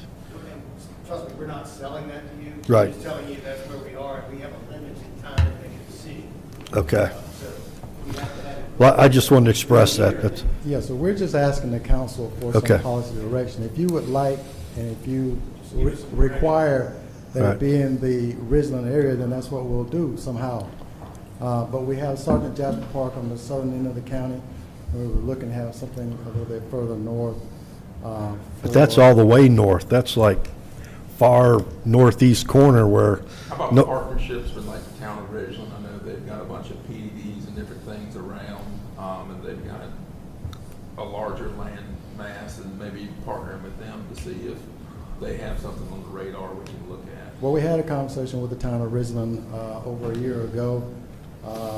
They didn't feel like they had anything that would be useful for that, but they did identify a private company that had an interest in recreation that might have some land that they might be willing to convey through fee simple title or whatever other mechanisms for a BMX track or recreation and cultural uses in its entirety. We're promoting this as a bigger thing than just the BMX track on its own. Right, I think we're envisioning, heard a lot of talking to me about larger sports fields and things like that. JRYB, as you know, is packed, wonderful, try to put some money into it and fix it up. But with the population coming in, we need some sports fields. what do we need, 100 acres? Other counties, No, we need more like 30 acres. 610, Yeah. fields at one time, a place where they can have tournaments, things like that. And so we need to start thinking big like that, about what might work for that. And I think that's where Danny's going. We have this. Well, that's why I said 30 acres, what I said to start, but if you need more, then we should, look for that. Well, we need at least 30 acres for this. We imagine an entire recreation and cultural complex. That's why I said that 100, might but you're talking about the whole involve a lot thing. more than just a BMX track. Mr. Chairman, we can pick this up, you have that on your agenda. Yeah, I just- tomorrow. right. Just something to think about, if everyone please think about it, we can pick it up. So with the time that we have left, I'm skipping about, is there anything that you have a particular interest in on the current projects list versus the future projects list? On the, excuse me, anybody? Go ahead, I'm collecting my thoughts. On the Levy Center, the last two budgets we've had of paving, I think somebody told me the paving is going to be done this year. Yeah, so that's the plan. The Levy Limehouse Community Center has a number of issues. Only about 70% of that building is actually habitable. That building has major problems. There are problems with the roof. It is not ADA compliant. There is water damage from the roof as well as the interior walls. There's some areas that are completely rotted through. The rest of them need full replacement. That's How long also- have we owned the Levy Center? Sir? How long have we owned that center? I don't know. I mean, probably for many years now. It was given to them. It was given to us. At least 20. So, I mean, we've had possession of it for, how does it get to that point without somebody stepping in and trying to do something? Well, it gets to that point because everything, and Mr. Fulton has made the point of this, there's been just a lot of patching and baling wire type stuff in the past. And that's really the approach that the master planning effort takes, is that we want to find out what is it that we really need to do from a recreation and parks perspective, whether it be active recreation or passive recreation. We need to have a better definition of what we're going to do with the actual idea of a community center. The one that we have that is the most useful is actually the Tillman Wagon Branch.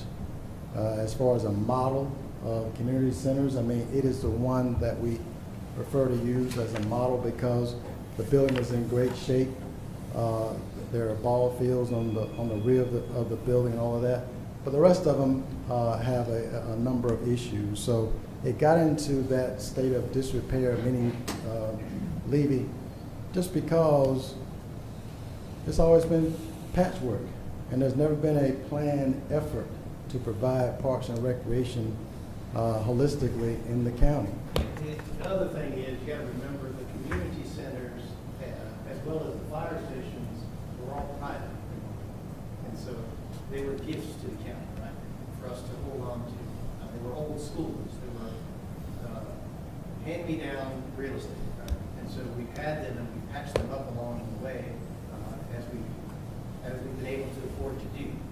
But now is the time where you can try to think, does it make sense to continue to do that? Does it make sense to come up with a prototype community center and start to build new ones? Those kinds of things. That's why we advanced the recreation study. We look at it countywide. You can't replace everything overnight, but you'll see systematically what we've done with the fire departments over the years is to slowly replace them. Most of them are just old buildings done by volunteers, right? And they're getting them up to ADA standards, we're getting them to where they need to be. But we didn't do that. We're just trying to stay with them, use them, and now's the time to decide whether we should consolidate them with new ones, continue this as we go forward. The Robertville and the Coosawhatchee Centers are old schools that were built in the year of 1956 and 1958. And all of these are adaptive reuses without going through the actual effort of making it an adaptive reuse. So the Parks and Recreation Master Plan, once it is actually released and accepted and approved by the county, what we'd ask the county council to do is to consider how you want to go about this. Would the effort be to repair and renovate and replace what we already have as a starting point, and then transition into capital improvement projects for the future, or whether you want to prioritize the capital improvement projects and move ahead with that while you're also doing the repair and renovations of the existing infrastructure that we actually have. Also, just to maybe know about Levy has always had septic issues. Right. And that has always been a problem.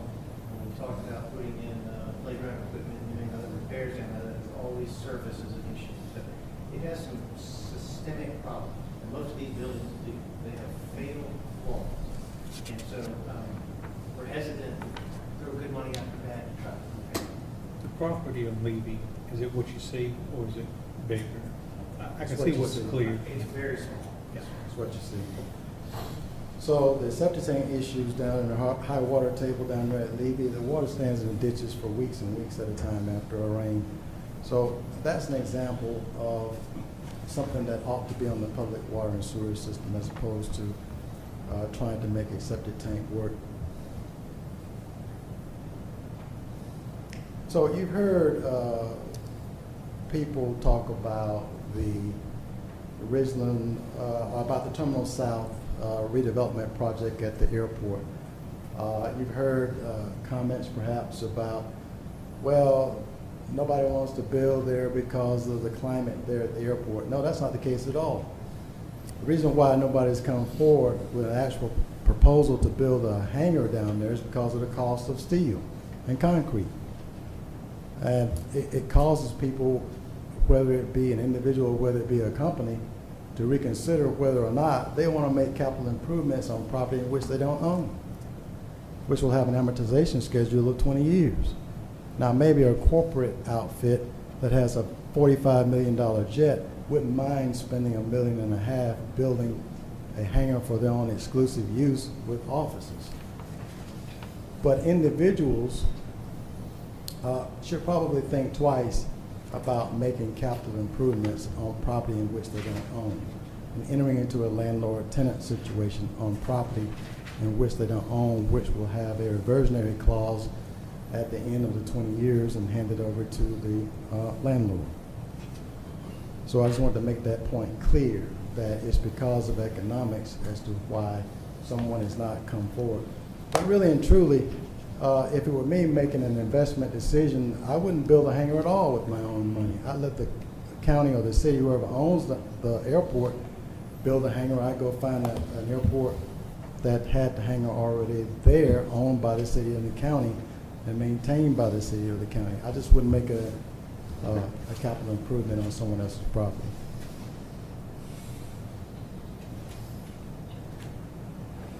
Mr. Chairman, has Mr. Lucas sufficiently warned you out this afternoon? I'd just like to make one comment on the whole thing, this whole thing. We're here to send, but just one thing. When you do these community centers, please put acoustics in there. I mean, it's supposed to be, every one of them, you can't hear when you have a, I'm going to Levy tonight, and it's horrible, you know. It's back to what I said before. If you all had it to do today and didn't have community centers, you would design them totally differently. You'd have a different prototype. Some of the space and some of them as old schools, too large, unnecessary, if it wasn't maintained. You'd come up with a prototype that was sort of a vanilla turnkey business, maybe a catering kitchen that would be workable in all communities, and that's what you built. And so that's what we're starting to transition into. We just know we can't. We have so many capital needs, you can't do them all overnight. But we want you to have plans and a vision for that so that we can start to work on that and start to make improvements. So the Levy Center, as you know, has a dance studio, but getting back again to the acoustics, I mean, you can't make that work because you're typically using music with this, and then the sound is reverberating all over the place, and it's just not working. But that's what we're trying to get at with the master planning effort for Parks and Recreation. How, again, to renovate or build a community center from scratch if you want to remain in the community center business. So I can end it right there and take some questions, Mr. Chairman, or continue on. Any questions? I got a couple questions. We bounced around with different things. One of your comments you made earlier with building permits, we don't have any building staff according to this development services plan? Yes, sir. We do have two building inspectors in the planning and building department. That's my error. I put all 7 of employees Okay. in building and planning into one category. So, no problem. Should be 5 and 2. And we have 7 in Parks and Rec, and I'm hoping that moving forward in the county, we have a lot more programming and things that with Parks and Rec that we can do to give our young people and some of our residents, no matter the age, opportunities for recreation. But what exactly are the 6 employees at the airport? It's definitely a smaller area, but it has got some of the equivalents of some of these other things that are countywide. What are those employees there? Well, first and foremost, the planning and building department has one major vacancy, and that's for the planner position. And Ms. Wagner has tried to recruit a planner for a long time, and she's had a very fair amount of difficulty getting that done. So therefore, she winds up doing the job of the planner plus doing the job of the director, and she'd be much better served doing the indirect labor as a director as opposed to doing a lot of direct labor type stuff. And but getting back to your other question, so we have one major vacancy in the planning and building department. We have 2 vacancies at the airport. We have one line service technician right now who is actually working, and we have 2 vacancies that have never been filled. We've had some temporary people for that position, but we operate 7 days a week at the airport, 8 a.m. until 6 p.m. 7 days per week.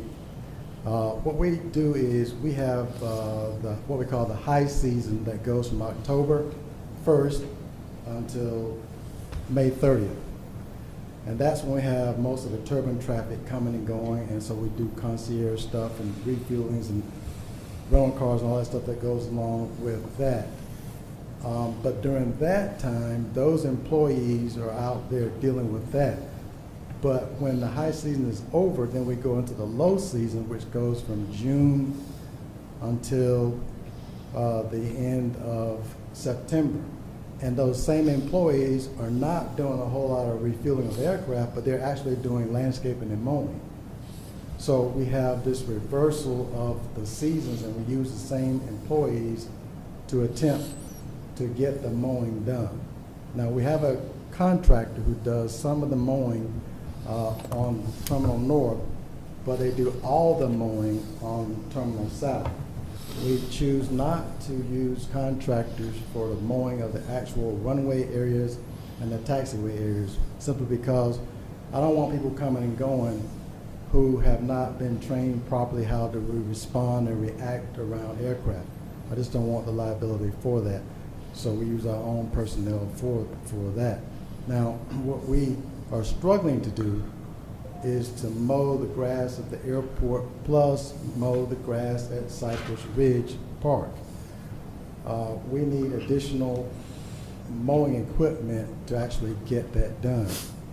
Finishing mower, slope mower, and some other implements to get those. And those things fall done. underneath the airport? Yes. Or Cypress Ridge and the airport? Well, that falls underneath development services. Cypress Ridge falls underneath development services as well as the airport. And so what we're doing is just using the personnel to keep them adequately employed to do both Cypress Ridge and to do the mowing at the airport.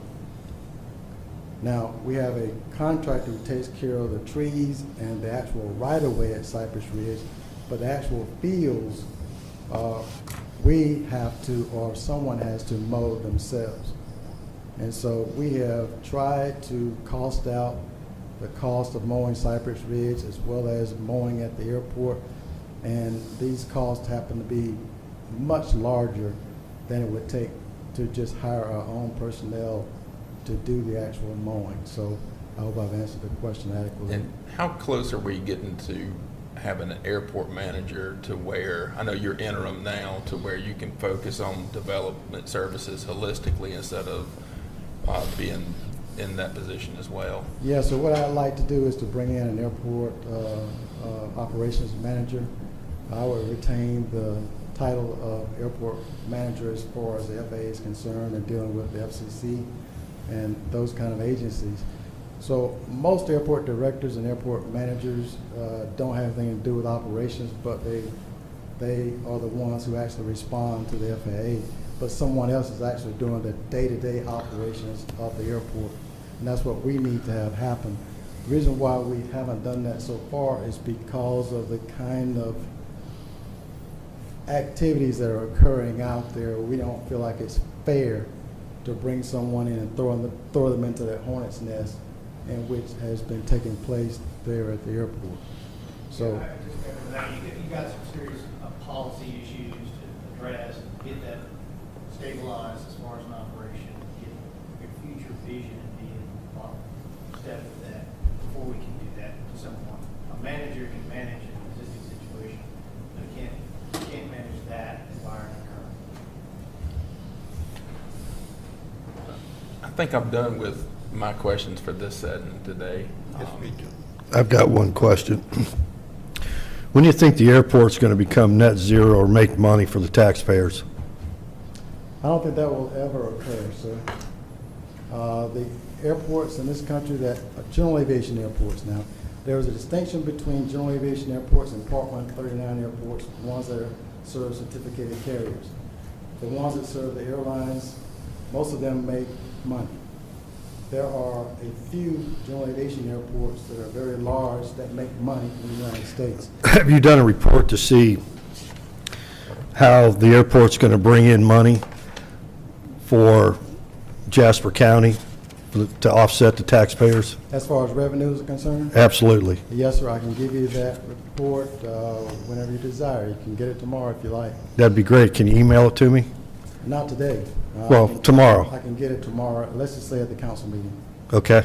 That'd be great. Thank you. Provide it to all of us if you don't mind. Yeah. Yes, so that's the idea, is to provide a revenue report to the county council that will show you the revenues that we take in at the airport. With the exception of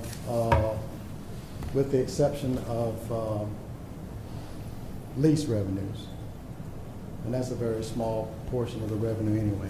Right. I'm just This would saying, be in fuel general, Yeah. in general, as it all, Yeah.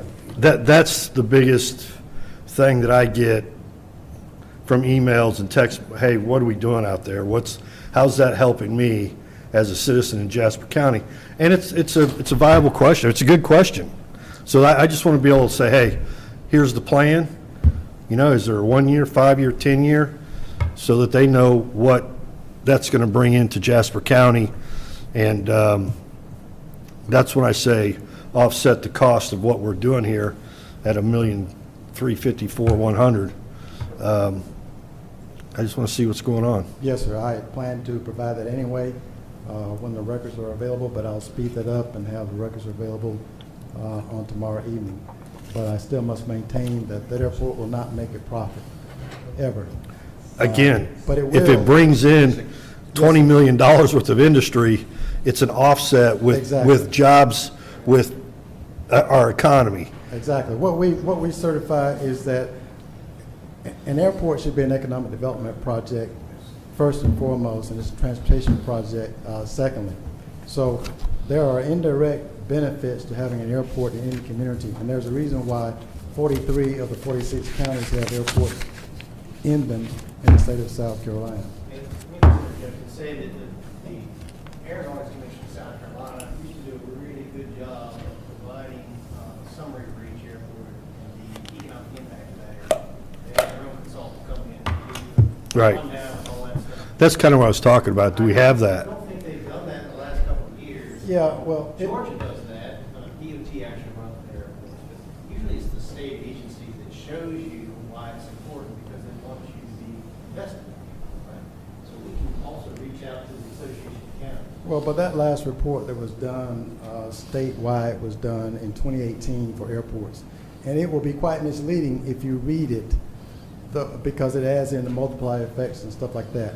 And I would rather not mislead by having. We can't defend it. Somebody else did. Yeah. But that's the kind of data you're looking for. What does it do for local businesses? Right. Lunch crowd, all that stuff. Right. What do I tell my constituents, in other words? We understand exactly what you need, and unfortunately, I don't think that the Aeronautics Commission has done a good job that in the last couple of years. But we can reach out to them and see if they have anything for us. But Thank you. Well, what Mr. Fulgham says about Georgia and the other states are actually quite accurate. But with the exception of the really, really large general aviation airports, it won't tell the story that we're actually looking for. Except if a business says, well, we only came to Jasper because we could get in and out of the airport, or we only came to this place, or we might come if we had a full-service airport. That kind of testimony would be the only testimony that you might be able to get, but it's not readily available. I think the story we need to tell is for the 99% of the people that don't use the airport. And those are the ones that we get beat up as elected officials with. Thank you for telling us that. That's very helpful, and we'll try to address that as best we can. I appreciate it. Thank you. Oh, okay, our last, which always is the worst position to be in when you come up before people. Yes, so that's, and today it's you. You talk about last, but certainly not least, you do see his budget number and his FTE, right? No.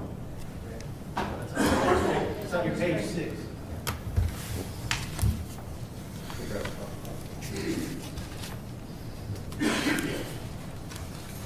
Mr. Wells, Chief Wells, excuse me. I just want to say in public, thank you very much for this snowstorm, all your people that helped out and everything that went on. Well, thank you for that. Now, And, I hear it's going to be good practice. It was undoubtedly a team effort of a unified front by all public safety agencies, and they did a remarkable job.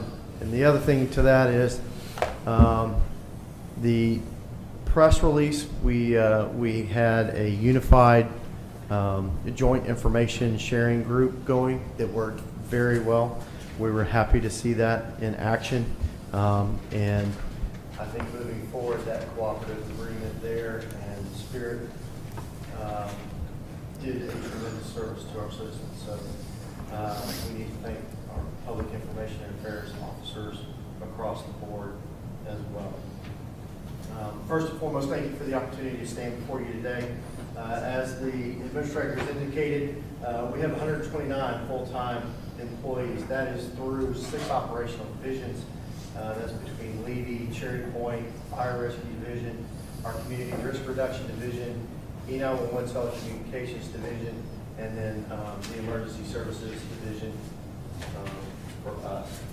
And within that, we are near full staffing within the Fire Rescue Division, and that covers Levy, Cherry Point, and the 46 budget, which is Fire Rescue formerly.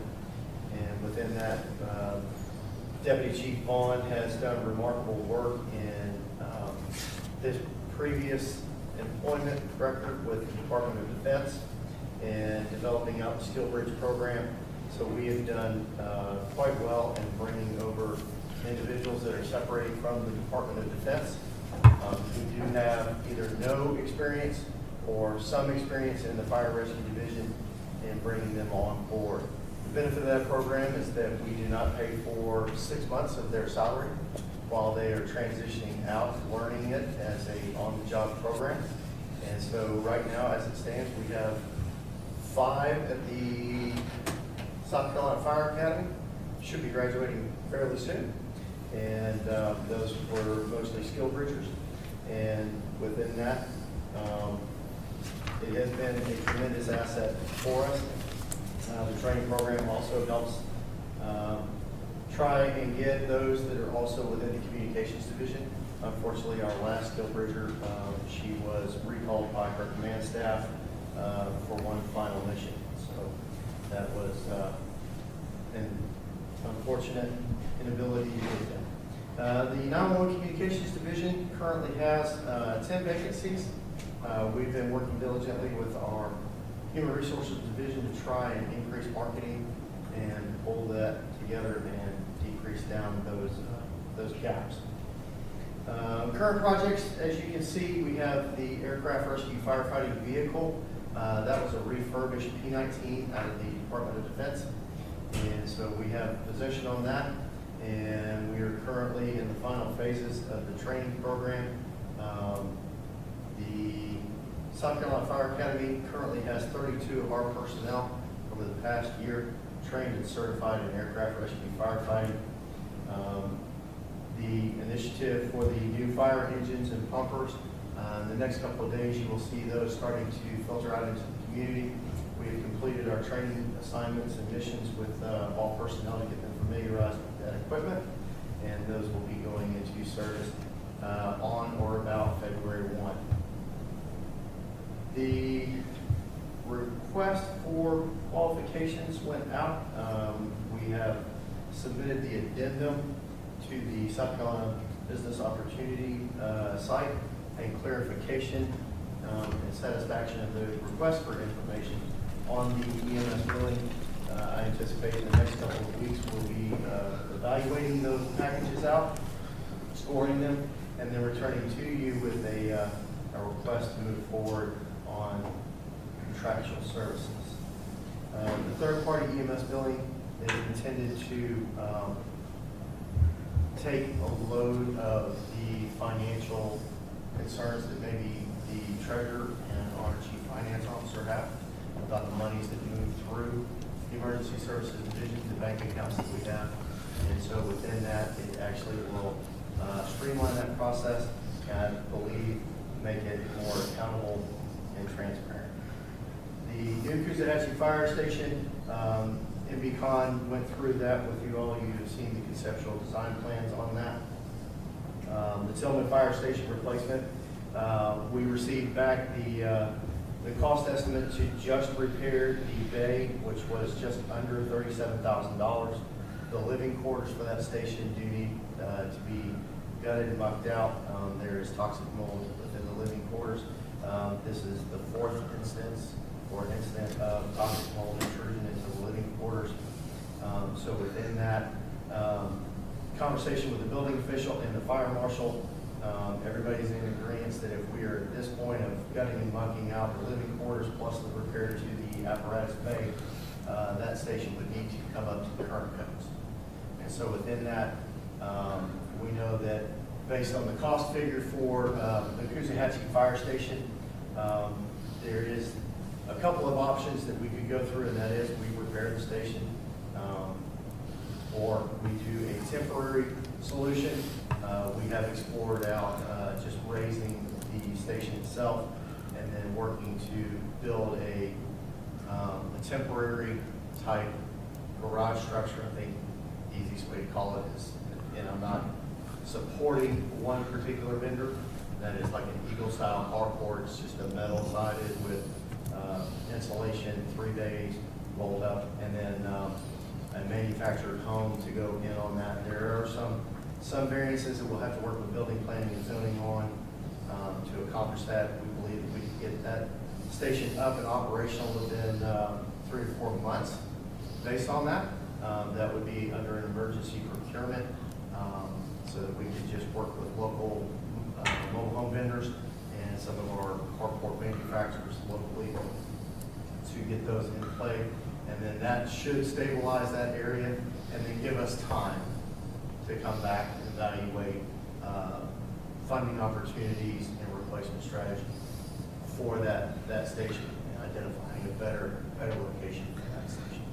Does Coosahatchee have its own fire station now? Or It is it operational? there, Yeah. but it is also overrun with toxic mold as well. Oh, it is? So it's the same, Yes, sir.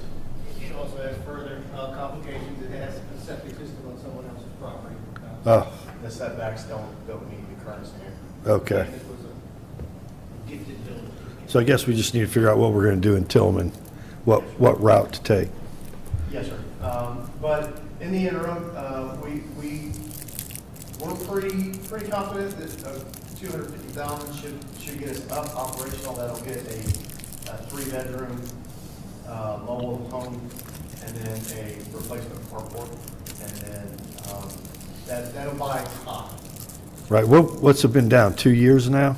The Tillman Fire Station's been down coming up On a year, okay, Coosahatchee. okay. So that's Thank you. That's a temporary thing for the That would be, 250,000? you know, Or definitely until?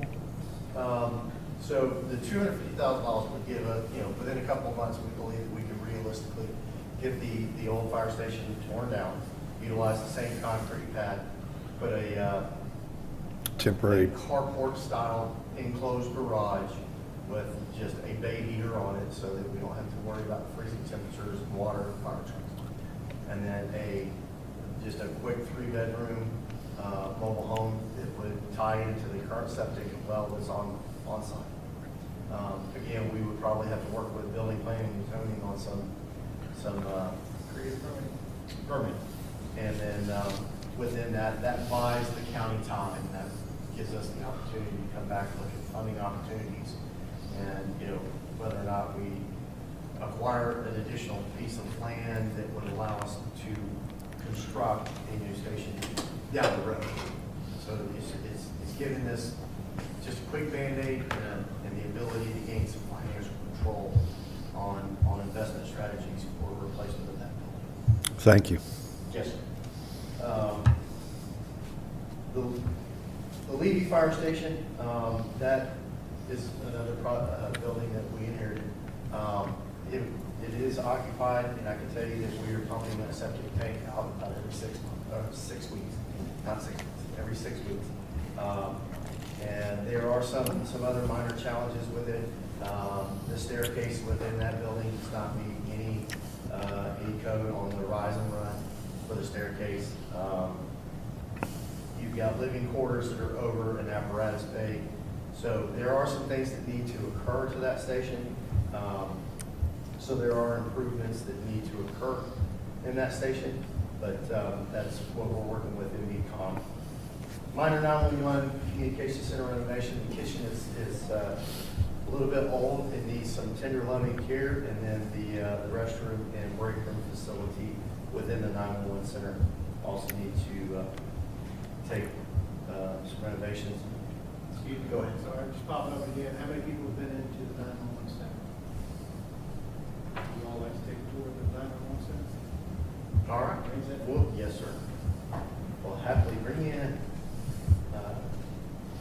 Circling back around on the grant, again, this particular grant was for a scoping process. So it identifies all of our watersheds, it identifies the current health and status of our stormwater infrastructure. And then there are other key elements within that. Director Burgess, I just want to confirm the request for information. We have received the request for information. We're working to answer all of that. The addendum will be published in the next couple of days.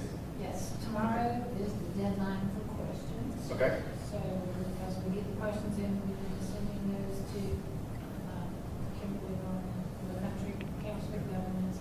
She's compiling the questions and answers for an addendum, which will then be reissued after tomorrow. Okay.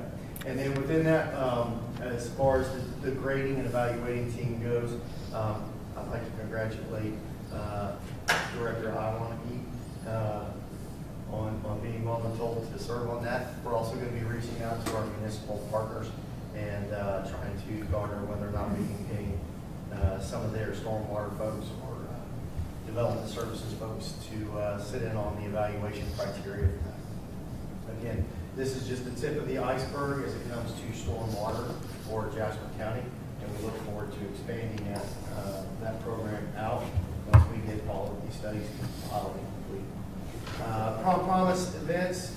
Prom Promise is a public safety initiative to educate our high school students on the dangers of driving while impaired. The two Prom Promise events that we have in planning right now are very labor intensive. In the past, we have utilized aviation assets at the tune of about $9,000 an hour is what it cost them to bring that to us. Again, all of these things are free to us as part of our initiative for community outreach. Our partnerships include the Department of Public Safety, Highway Patrol, Sheriff's Office, municipal public safety partners, and then the coroner's office. So they are very labor intensive, and so those planning initiatives are moving forward. We anticipate having those programs rolled out in April as requested. We did acquire a fire extinguisher training prop. The benefit of this one is that while we do have the capacity to do live fire training with customers, there's also a digital series that we can do it indoors if the weather is inclement. So we would love to give you all the opportunity to learn fire extinguisher safety and how to utilize a fire extinguisher. Target smoke alarm installation efforts. Typically, we work with the American Red Cross and the South Carolina State Fire Marshal's office. Here of recent, we had a fatal fire in the northern area of the county, at which point in time that helps us get back into that one particular portion of the community and target homes and give them new smoke alarms and get them installed. Code enforcement and litter control efforts. Again, we have 2 officers within that. The second one is currently wrapping up their South Carolina Criminal Justice Academy certification for litter control. And again, they have been diligently working to try and get things moving and enforce those. Unfortunately, I left my phone sitting back there. I had some updated numbers. But all in all, I know that one of the buildings that has been a hot topic here on the outskirts of the town, they're moving forward on some enforcement action. February 10th, I believe, is their deadline to have the building boarded up. And then the last I received was that the property owner has been talking with Code Planning and Zoning, pulling permits to renovate the building. Emergency management projects, hazard mitigation grant program application development. We are looking for a public safety shelter at the Polaris Tech, the new Polaris Tech building that is hurricane and seismically rated. Part of that partnership is we would work with the South Carolina Emergency Management Division and the federal partners to obtain a grant for backup power generation at that facility. And then under your policy and guidance, we continue to evaluate our convenience centers and community centers for emergency backup power generation. Hopefully we'll have that ready to roll out and present to you all soon. The emergency operations plan review and update should be completed within the next month, and we'll bring that back with any revisions and recommendations for you all. Additionally, we are working on the continuity of operations plan. That plan has been in process now for about a year. That plan is being reviewed right now, and we believe that we'll be prepared to route that out to you all through the administrator once he has had an opportunity to review it. We continue to develop and exercise some training initiatives across fire, EMS, and emergency management, as well as our 911 communication center, to improve the effective and efficiency in our operations for our citizens. We did, under a grant-funded program, acquire hazardous gas monitoring equipment as the communities come out in service to our community. That equipment will also be on those apparatus.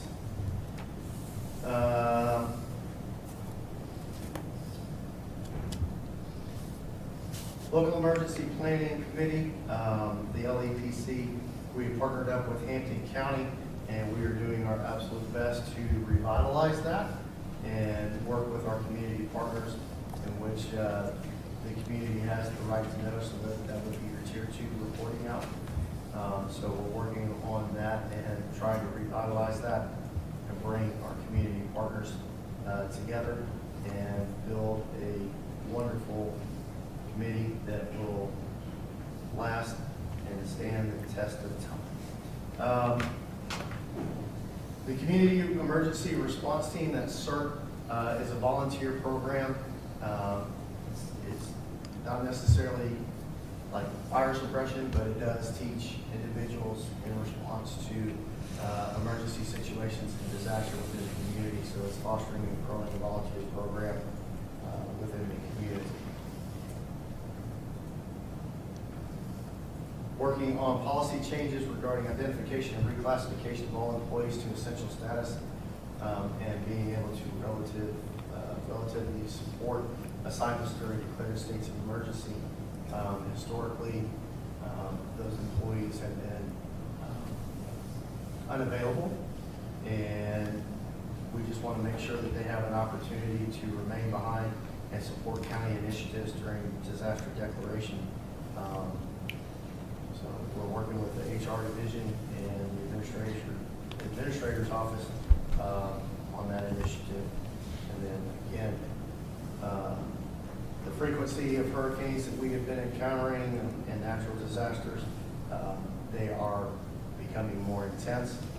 And so while most of our infrastructure can withstand up to a Cat 3, for us, we are evaluating in consideration of an evacuation and fallback point outside of the county should we encounter a strong Cat 4 or 5 storm with a very direct hit.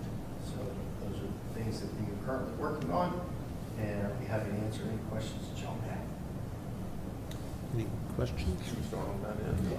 I'll start at this end.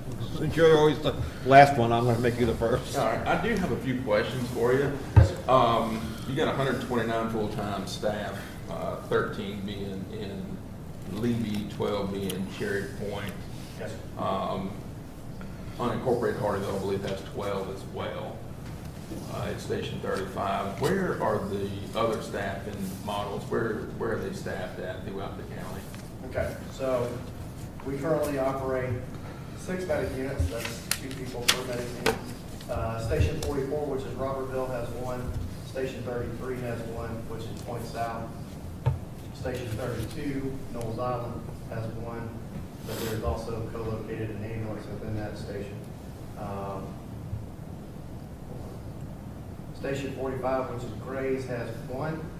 Station 46 has 1, but they also are co-located with a medic unit. Station 47 is supposed to have one. They're operating out of Station 30, which is the airport. 35 is co-located with Medicare. They are actually running a two-person engine, two-person medic. Levy is a two-person engine, two-person medic. Station 34, which is Mead Road, is a two-person engine, but that is contributed out of the Cherry Point Fire District. Station 36 is Cherry Point Fire District. That's a two-person station. So 3 shifts, that gives you your 12. The medic unit out of Station 34 is tied back to the 46 budget. That's 2 on that. Station 30, which is behind headquarters, right up the road at the airport, that is the battalion chief on duty. And then you've got 2 on the ambulance. You've got the person from Station 47, which is there, and then personnel that are assigned to Engine 30 for the Army. And do we have plans to enhance the services on the northern end of the county as far as staffing and or building upgrades and things of that nature? Yes, sir. So within that, we continue to strive to expand and increase the services and increase the personnel to 2 per station. The challenge that we're running into at this particular moment in time, like the Station 44, Station 45, and even Station 47, those were facilities that were inherited, that were built for volunteers that were intended to stay overnight. The person that is at Station 44 is actually sleeping in the kitchen. So again, we would have to do some station upgrades and or replacement as part of that in order to grow those personnel. Excuse me, Station 44, please. Robinville. Thank you. Robinville. And the same thing was true with the Gray's Fire Station. That person is sleeping in the day room. There's no formal bed. And there are 24 hours of those stations? Yes. Okay.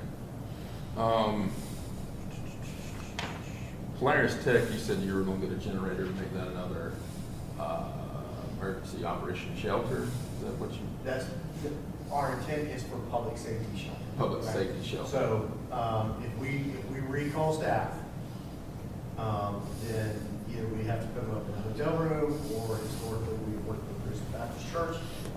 Christian Baptist Church does not have a backup generator. The Polaris Tech again just built a new facility, and part of the ask was in their initiatives to become better stewards and partners in the county. What could they do?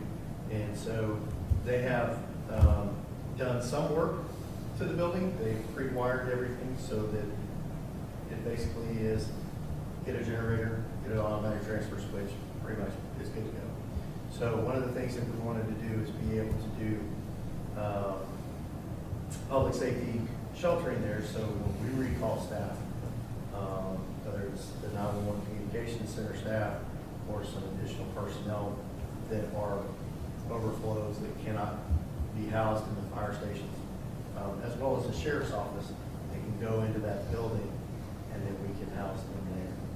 And then, Lord forbid, power grid fails, generator comes on, they can still sustain their operations. Now, 2 more questions.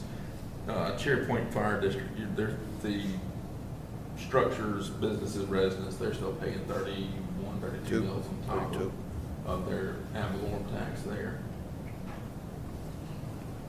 And code enforcement, that's been something I brought up many times. Is holistically throughout the county, I know a lot of the code enforcement issues kind of fall under the realm of planning and zoning. How are you all working together to address those efficiently and get some successes with code enforcement? All right. So within that, the building planning and zoning, business licensing, and then code enforcement, as well as the fire marshal's office, they've come together. They've identified a meeting schedule. Their inaugural meeting should be kicking off here, I think it's in a week or 2. And then they are going to begin tackling those things, Code enforcement has been working with business licensing to make sure that when a business licensing specialist encounters a challenge, code enforcement gives in and doesn't follow up on that. And so I think we're garnering really good compliance within that. But again, it's 654 square miles that they're doing everything they can with 2 people. And that includes doing litter enforcement as well. It's a very, very large hill to climb, and they're doing the best they can. That's all the questions I have right now. How many code enforcement people do you think we need to do the job properly? I believe if we could add 2 more, and I believe expanding over the next couple of fiscal cycles, maybe bring it up to a total of 8.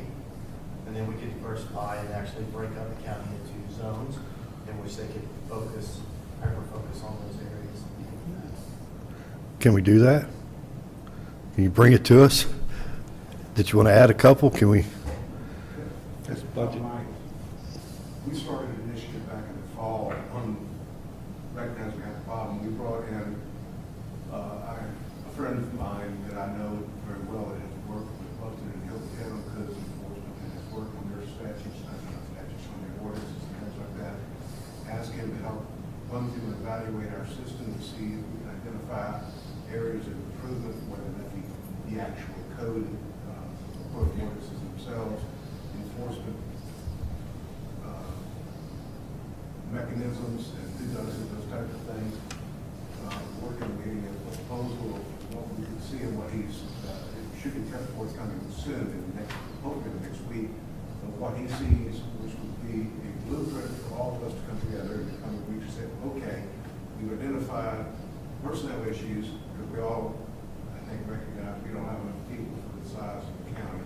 But then let's look at how do we not run afoul of who's supposed to be doing what, with which code, and again, I just think the legislature has passed, but has another bill that changes the staffing levels for counties. On litter enforcement. Litter enforcement. And so we've got kind of a moving target we're working with now, but we're trying to get it addressed so that we can have a program of improvement to bring forward. Yeah, that's a big issue. I mean, I get a lot of people calling me about that issue, you know, code enforcements and this, that, and the other thing, so, and litter. What we're trying to do is make sure that we can get it right before we ramp it up. And number 2, that we have the opportunity to talk with municipalities to see if there may be some way to jointly do this. Yeah. Before we do that. No. On the right track? I know what you're saying. Yeah, I'm just, my phone's burning up with it, you know. Real quick, before you get into the budget, I was just looking at numbers here, and, you know, from 2015 until last year, the county has hired an additional 62 firefighters. That's the job rate, right? And 24 sheriff's deputies. So 86 new public safety employees. That's pretty big for us, you know. Yeah. We're not shy, we're gonna do it. 20 We wanna make sure we're years. doing it correctly too. In 20 years, you Yes, said? sir. And not all code enforcement officers have to be armed. They don't have to focus in on litter enforcement. That was 10 years, I'm Yes. sorry. And I want to piggyback on what has been said, and I'm going to go back to code enforcement. And I guess there's an issue that's been brought to all of our attention several times. And y'all have probably heard it. I don't know how long you've been, I don't know into the weeds who's doing code Couple years. enforcement. But Mr. Van Gies, Councilman Van Gies and myself have sat down with a group of people that make a pretty, I'd like to give you a number to a group. And I wouldn't ask you to do this a lot, but whoever's over code enforcement really need to sit down with these folks again and see if there's something that can be worked out on this. And I know there's all kind of issues, but for me, and I'm guessing you've heard it, it's pretty important to the council. Yes, sir. And I'll get that to you, and we can talk a little bit more about it. Yes, sir. And that may take some zoning changes on some things too, you And know. I was gonna figure out a way to tie that up. and that is, there may be some ordinance revisions that need to be laid out, but I'm not an attorney. He's the attorney. That's why I want someone who's been there, done that, been through it, in the enforcement, work with it, so that I don't have to try to educate myself from ground one on things that they've been through as they implemented the transition from a rural county to a suburban county to a rural to an urban area. And there's a dichotomy of things that happen there to make sure we do it right the first time. But you think you have that in about a week or so, you say? I actually was. No, I thought that's what he said. I'm not trying to push it. Friday, he was trying to give us something today. Oh, okay. Well, I think he had. for me, it would just, Together, get all the way with it. Yes, it's imminent. for me, I just need help answering some of these questions. Yes. And this one particular issue needs some help. And I'm going to go out on a limb and say, I'm assuming that I talked to all of you individually, I talked to a lot of people in the community. A lot of these stem around substandard and unapproved housing that's popping up in rural areas, right? Correct. Which are unsightly and perhaps unsafe. And so we're aware of that. We're working to try to address those issues. Anybody else? I got something that's spinning up if you want to go ahead. Code enforcement. Yes, sir. We haven't talked about anything else except code enforcement. So you know where we're pointed. Yes, sir. History. So if everybody brings it up. First of all, code enforcement used to be under the sheriff's department. Yes, sir. When I first got here, sheriff didn't do anything. He used it as another position. So my suggestion was to bring it into the county, let them do it, so they would be able to do it. We bring it into the county.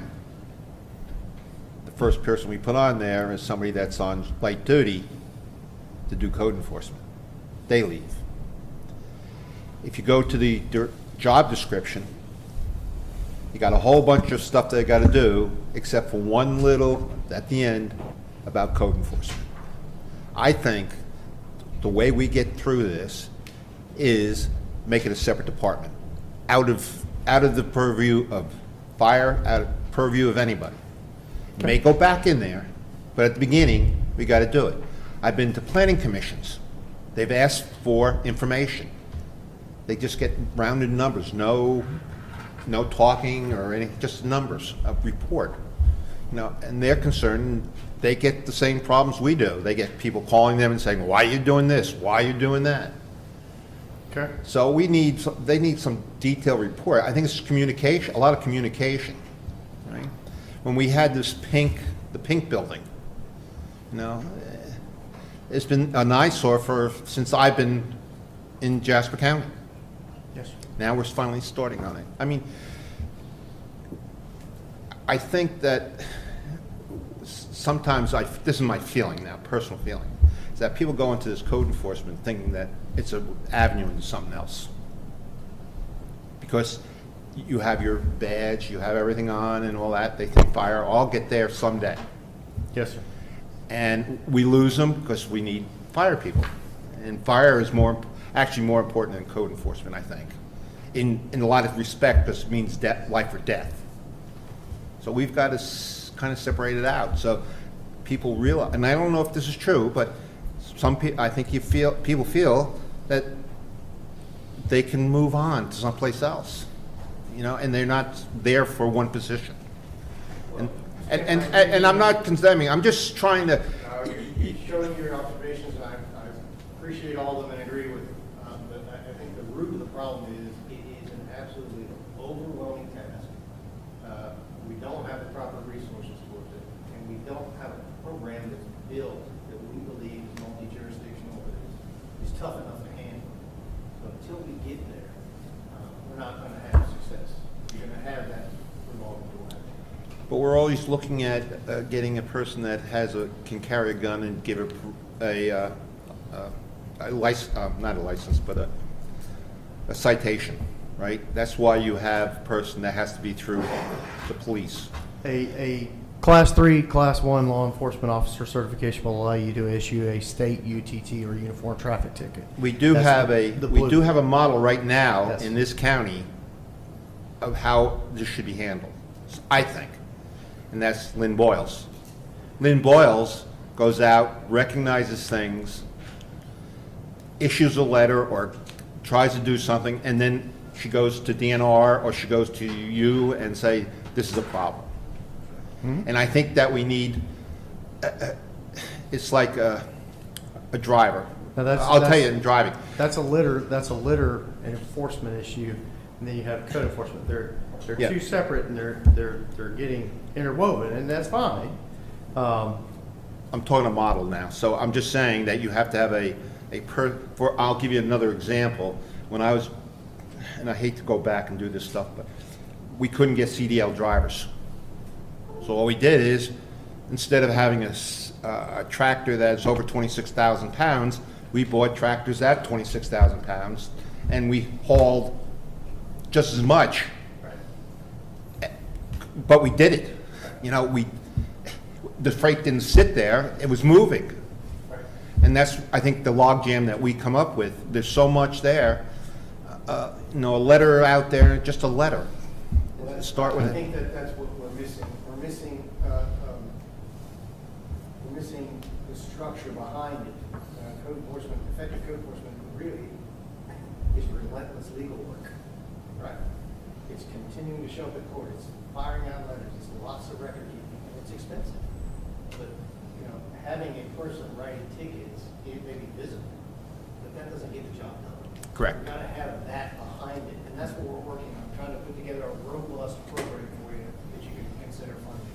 But that helps, I mean, because from a layman's or my view yesterday, you go, you take it, whatever, but it is a complex issue, and that helps me explain it, because that's what we have to do. And, We haven't been able to afford to do it holistically, I don't think, and that's what we're trying to ramp up for, because we know what you're facing out there. And I think that we have, the new, as you said, the new council is getting more proactive, trying to be more proactive than reactive. You know, answer the phone. That's all you have to do is answer the phone. That takes away one of the problems. You got the two problems if you don't answer the phone. And that's the same thing here. At least you said you sent a letter. You did something. And that's, and it's not, I understand your frustration, but think of our frustration too. Oh, I do, and You know? but at least talking about it, at least working with us and trying to define a program or define a program, at least you can show your constituents that you're working toward that and what problems may be associated with it. And that's what it's all about, is communication. I got a suggestion, maybe whenever we start implementing some of our town hall-like meetings that we do some educational aspects of it to educate the public at large of these are the things that we're looking for. That could be just one component of that town hall type meeting that would bring more people in there, and hopefully it can spread that out. Yes. Definitely education sometimes before enforcement gets a lot more accomplished. And I think it's something we can do and explore and get out there. Yes, sir. You've all been at this long enough now to know that agreeing on what the problem is with the constituency is really important. But telling them, thank you, we hear you, now give us some time to see how we can address the problem. You know, I always like to say, you tell us the what, and we'll come back with the how. You know, that's sort of the same thing. A lot of people decide, this is the problem, this is what you should be doing, and why aren't you doing it? When the idea is to fix the problem. There may be multiple ways to do that. So if you could help us with that too. You know. And there are certain things in rural lifestyles that may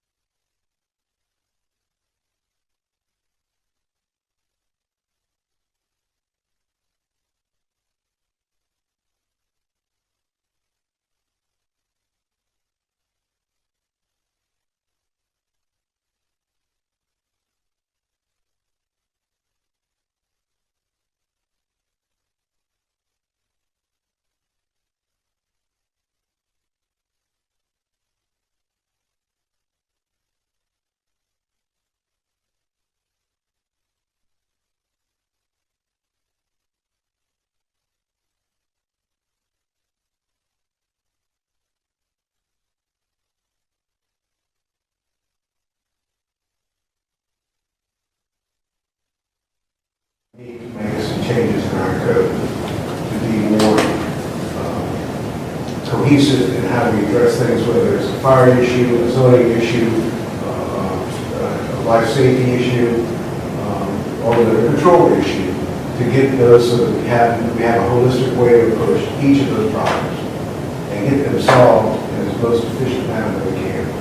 We have structural issues that we have to resolve first. We do have some success. I mean, I was down in the first year. Somebody was doing a pond. He wanted to talk to me about it. And he was complaining, good, that he had 3 locations for RVs, right? And he had to put a cement pad in, he had to do this, he had to do that.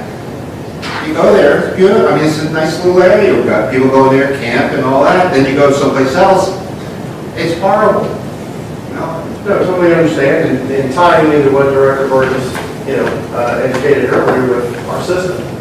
There's a system that's in play, but that would allow building planning and zoning, business licensing, code enforcement, fire marshal's office. Again, it's the flow of information. So if building planning and zoning gets an application, then that should trigger a checklist for the building official, the fire marshal's office, code enforcement, and business license.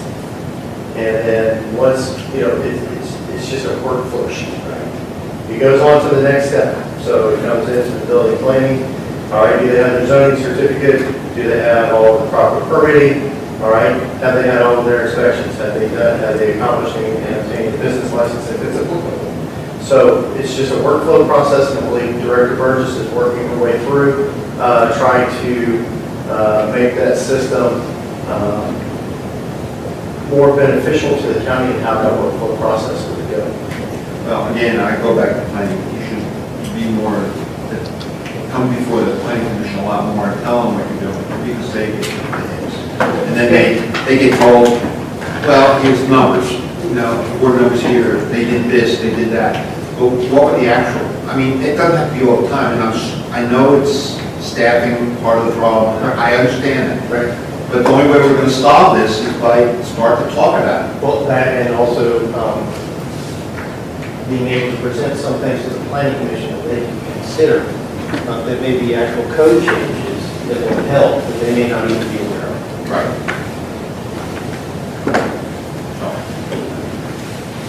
You do a good job. Yes, I know you've got a problem with these old fire departments and all that. And just another observation that I'm more from an urban area, and we lose 2 things. We lose sight of I've talked to several of you as and some of the people that don't come from here, they come from someplace else, don't have the community. They don't see the community, which they will probably because of the way the system down there is. But I don't know how you fix that. I really don't. I think that's where you get a lot of writing and all that, but it's really, you got to get in the community. I don't know how you do that. Like, for example, you went back to the driving alcohol with alcohol. You went to the schools. And you should include that. Every time I see it, it's not a school person, it's an adult. So maybe someplace along the line we should be doing something with the adults too. Like a night out. The sheriff has a night out, put on a program there. And that would be helpful. Both of you could do it, that would be great. Stuff like that. Number 2, and does anybody else have questions on this? Number 2 is, please include us. Yes. That is very important, I think, to you and to us, to talk to people, to see people, and let them see us. We don't want them, there's times when you want to be by yourselves. I understand that. That's the way it is. It's the military way. That's the way fire and police are. But sometimes you just got to include us. I'll melt away. You can have, just let me show up and say hello to everyone, and I'll go away. They've got to be recognized. We recognize you all the time, but we need the people here, or we need to be there to say thank you. one person. That's my 2 cents. Yes, sir. We'll get that corrected. I thank you very much. Appreciate it. That wasn't too bad, was it? No, sir. And don't forget about the community meeting we have at Bellinger Hill Fire Station tonight at 6 p.m. Yes, we do. All right. Thank you, Chief. All right, thank you. That's the place I don't wear here anymore. I'm thinking of the sound system. Thank you for the reminder. As soon as I leave here, I gotta go get the sound system. Anyway. We have the next thing online is discussion of strategic planning initiatives. We talked a little bit about that, Mr. Chairman, everybody's worn out. I think the next step is the chairman and I are going to get together and try to distill some of this information, try to make a list, try to get some priorities. But I've been doing this a long time. I've been listening to you. I think I can sift through and figure out what your priorities are. And we'll try to make a list of those and let you come back again, discuss those, tell us what we think our plan is to move forward. With regard to those priorities, you can bless those and get the work plan finalized, try to impress you. My closing remarks. I think a great 2 days. I don't know what everybody else thought, but I thought it was a great day. We've got some communication here. You've heard our problems, we've heard your problems. Now we have to go forward. One thing I got out of it is we have a lot of work to do. It's going to take a lot of time. You have to prioritize. I mean, tomorrow we could do a million things. It could be New York City type of budget tomorrow. But we have to prioritize for safety, for optics, and for growth. Not necessarily in all that the same way. We have to start doing the budget. We have to look at the budget for now and for further down the line. We have to have a budget where we start something with an ending, maybe not next year, or the year after, but something 5 years away. We have to look at that. Because we don't have the money today, tomorrow we will, hopefully. Town halls. I think that was one of the prevailing things, town halls. I think when I first had the workshop, I said, we've got to start now, today, to worry about when we're going to have a town hall and how we're going to do it. Because it takes so long in this county to get out the work. We can do it, but we have to do it. And if one person shows up, we can't stop. We have to do it many times. Because then we know, somebody knows that we have a workshop at certain times. And I think, and Andy brought this up, change direction. We may have a change in direction in this county. What we want to do. I don't know how it is, but it's going to be a work in progress. And I think we're all going to work together. I want to work together. I think I have hopefully have a good working relationship with Andy. And I hope I have a good working relationship with all of you. If I don't talk to you and you say I have left you out, please let me know. And what I would like to do, I'm going to work with Andy, but I'd like for you to give me an email. Just send me an email with 4 or 5 things that you consider important to go forward on. So when we do the planning, then we can set up times to have workshops. Nothing at the meetings, so per se, but workshops, so we can sit down and talk and have an outcome. Set up a goal of what to do, a quantitative goal, so we can measure how we succeed. We will succeed. I thank you very much. I appreciate it. Andy, do you have any closing remarks? Just thank you for your comments. I hope you felt that today. This crowd is extremely supportive, and we understand it was your job. I hope that you see the same in us. We have tremendous challenges across the organization, but we've got the right people in the right seats to handle this stuff. These are quirky puzzle masters that I've all hired. We enjoy this kind of stuff. All of them could be somewhere else with a bigger budget and a lighter workload, but we're here because we love the work and we want to do meaningful work. So if you're genuine about wanting to solve problems, I think you may have the perfect team. And just before we adjourn, anybody have a question or a comment? I'd like to comment. I just want to thank everybody. It's been a good 2 days. As a new council member, it's been fantastic for me. I really enjoy it. So thank you all very much. I appreciate it. I'd just like to say the same thing he said. Same thing, thank you to all the staff, thank you for all the other vendors and other folks that were in here telling us, getting us brought up to speed. You see that we do have a very engaged council now, that we're going to be a lot more hands-on, asking a lot more questions, being on the forefront of the problems instead of being reactionary. So we'll be looking to you all to help with those problems. One thing that I don't really think we covered a lot today is that PIO engagement person to keep people informed in the county. I think that is a very pivotal position in the county. If we have that, to be able to keep everyone informed through whatever strategies we can do, because I don't know how to reach the masses sometimes. Some are social media, some are print, some are whatever, but keeping everyone engaged and abreast will definitely cut down on a lot of the calls we may get. So, but again, thank you all. Thank you to the elected officials. It's been a long 2 days. All right, thank you very much. Everybody else has informative. In my 4 years, I don't think I had this. So I'm going to tell you, this was fresh, smart, breath of fresh air. Thank you very much. Thank you very much. Tell me about it. So thank you very much. I'm going to have an adjournment. Have a good night. Be safe. I'll see whoever's going to demo the meeting. Thank you.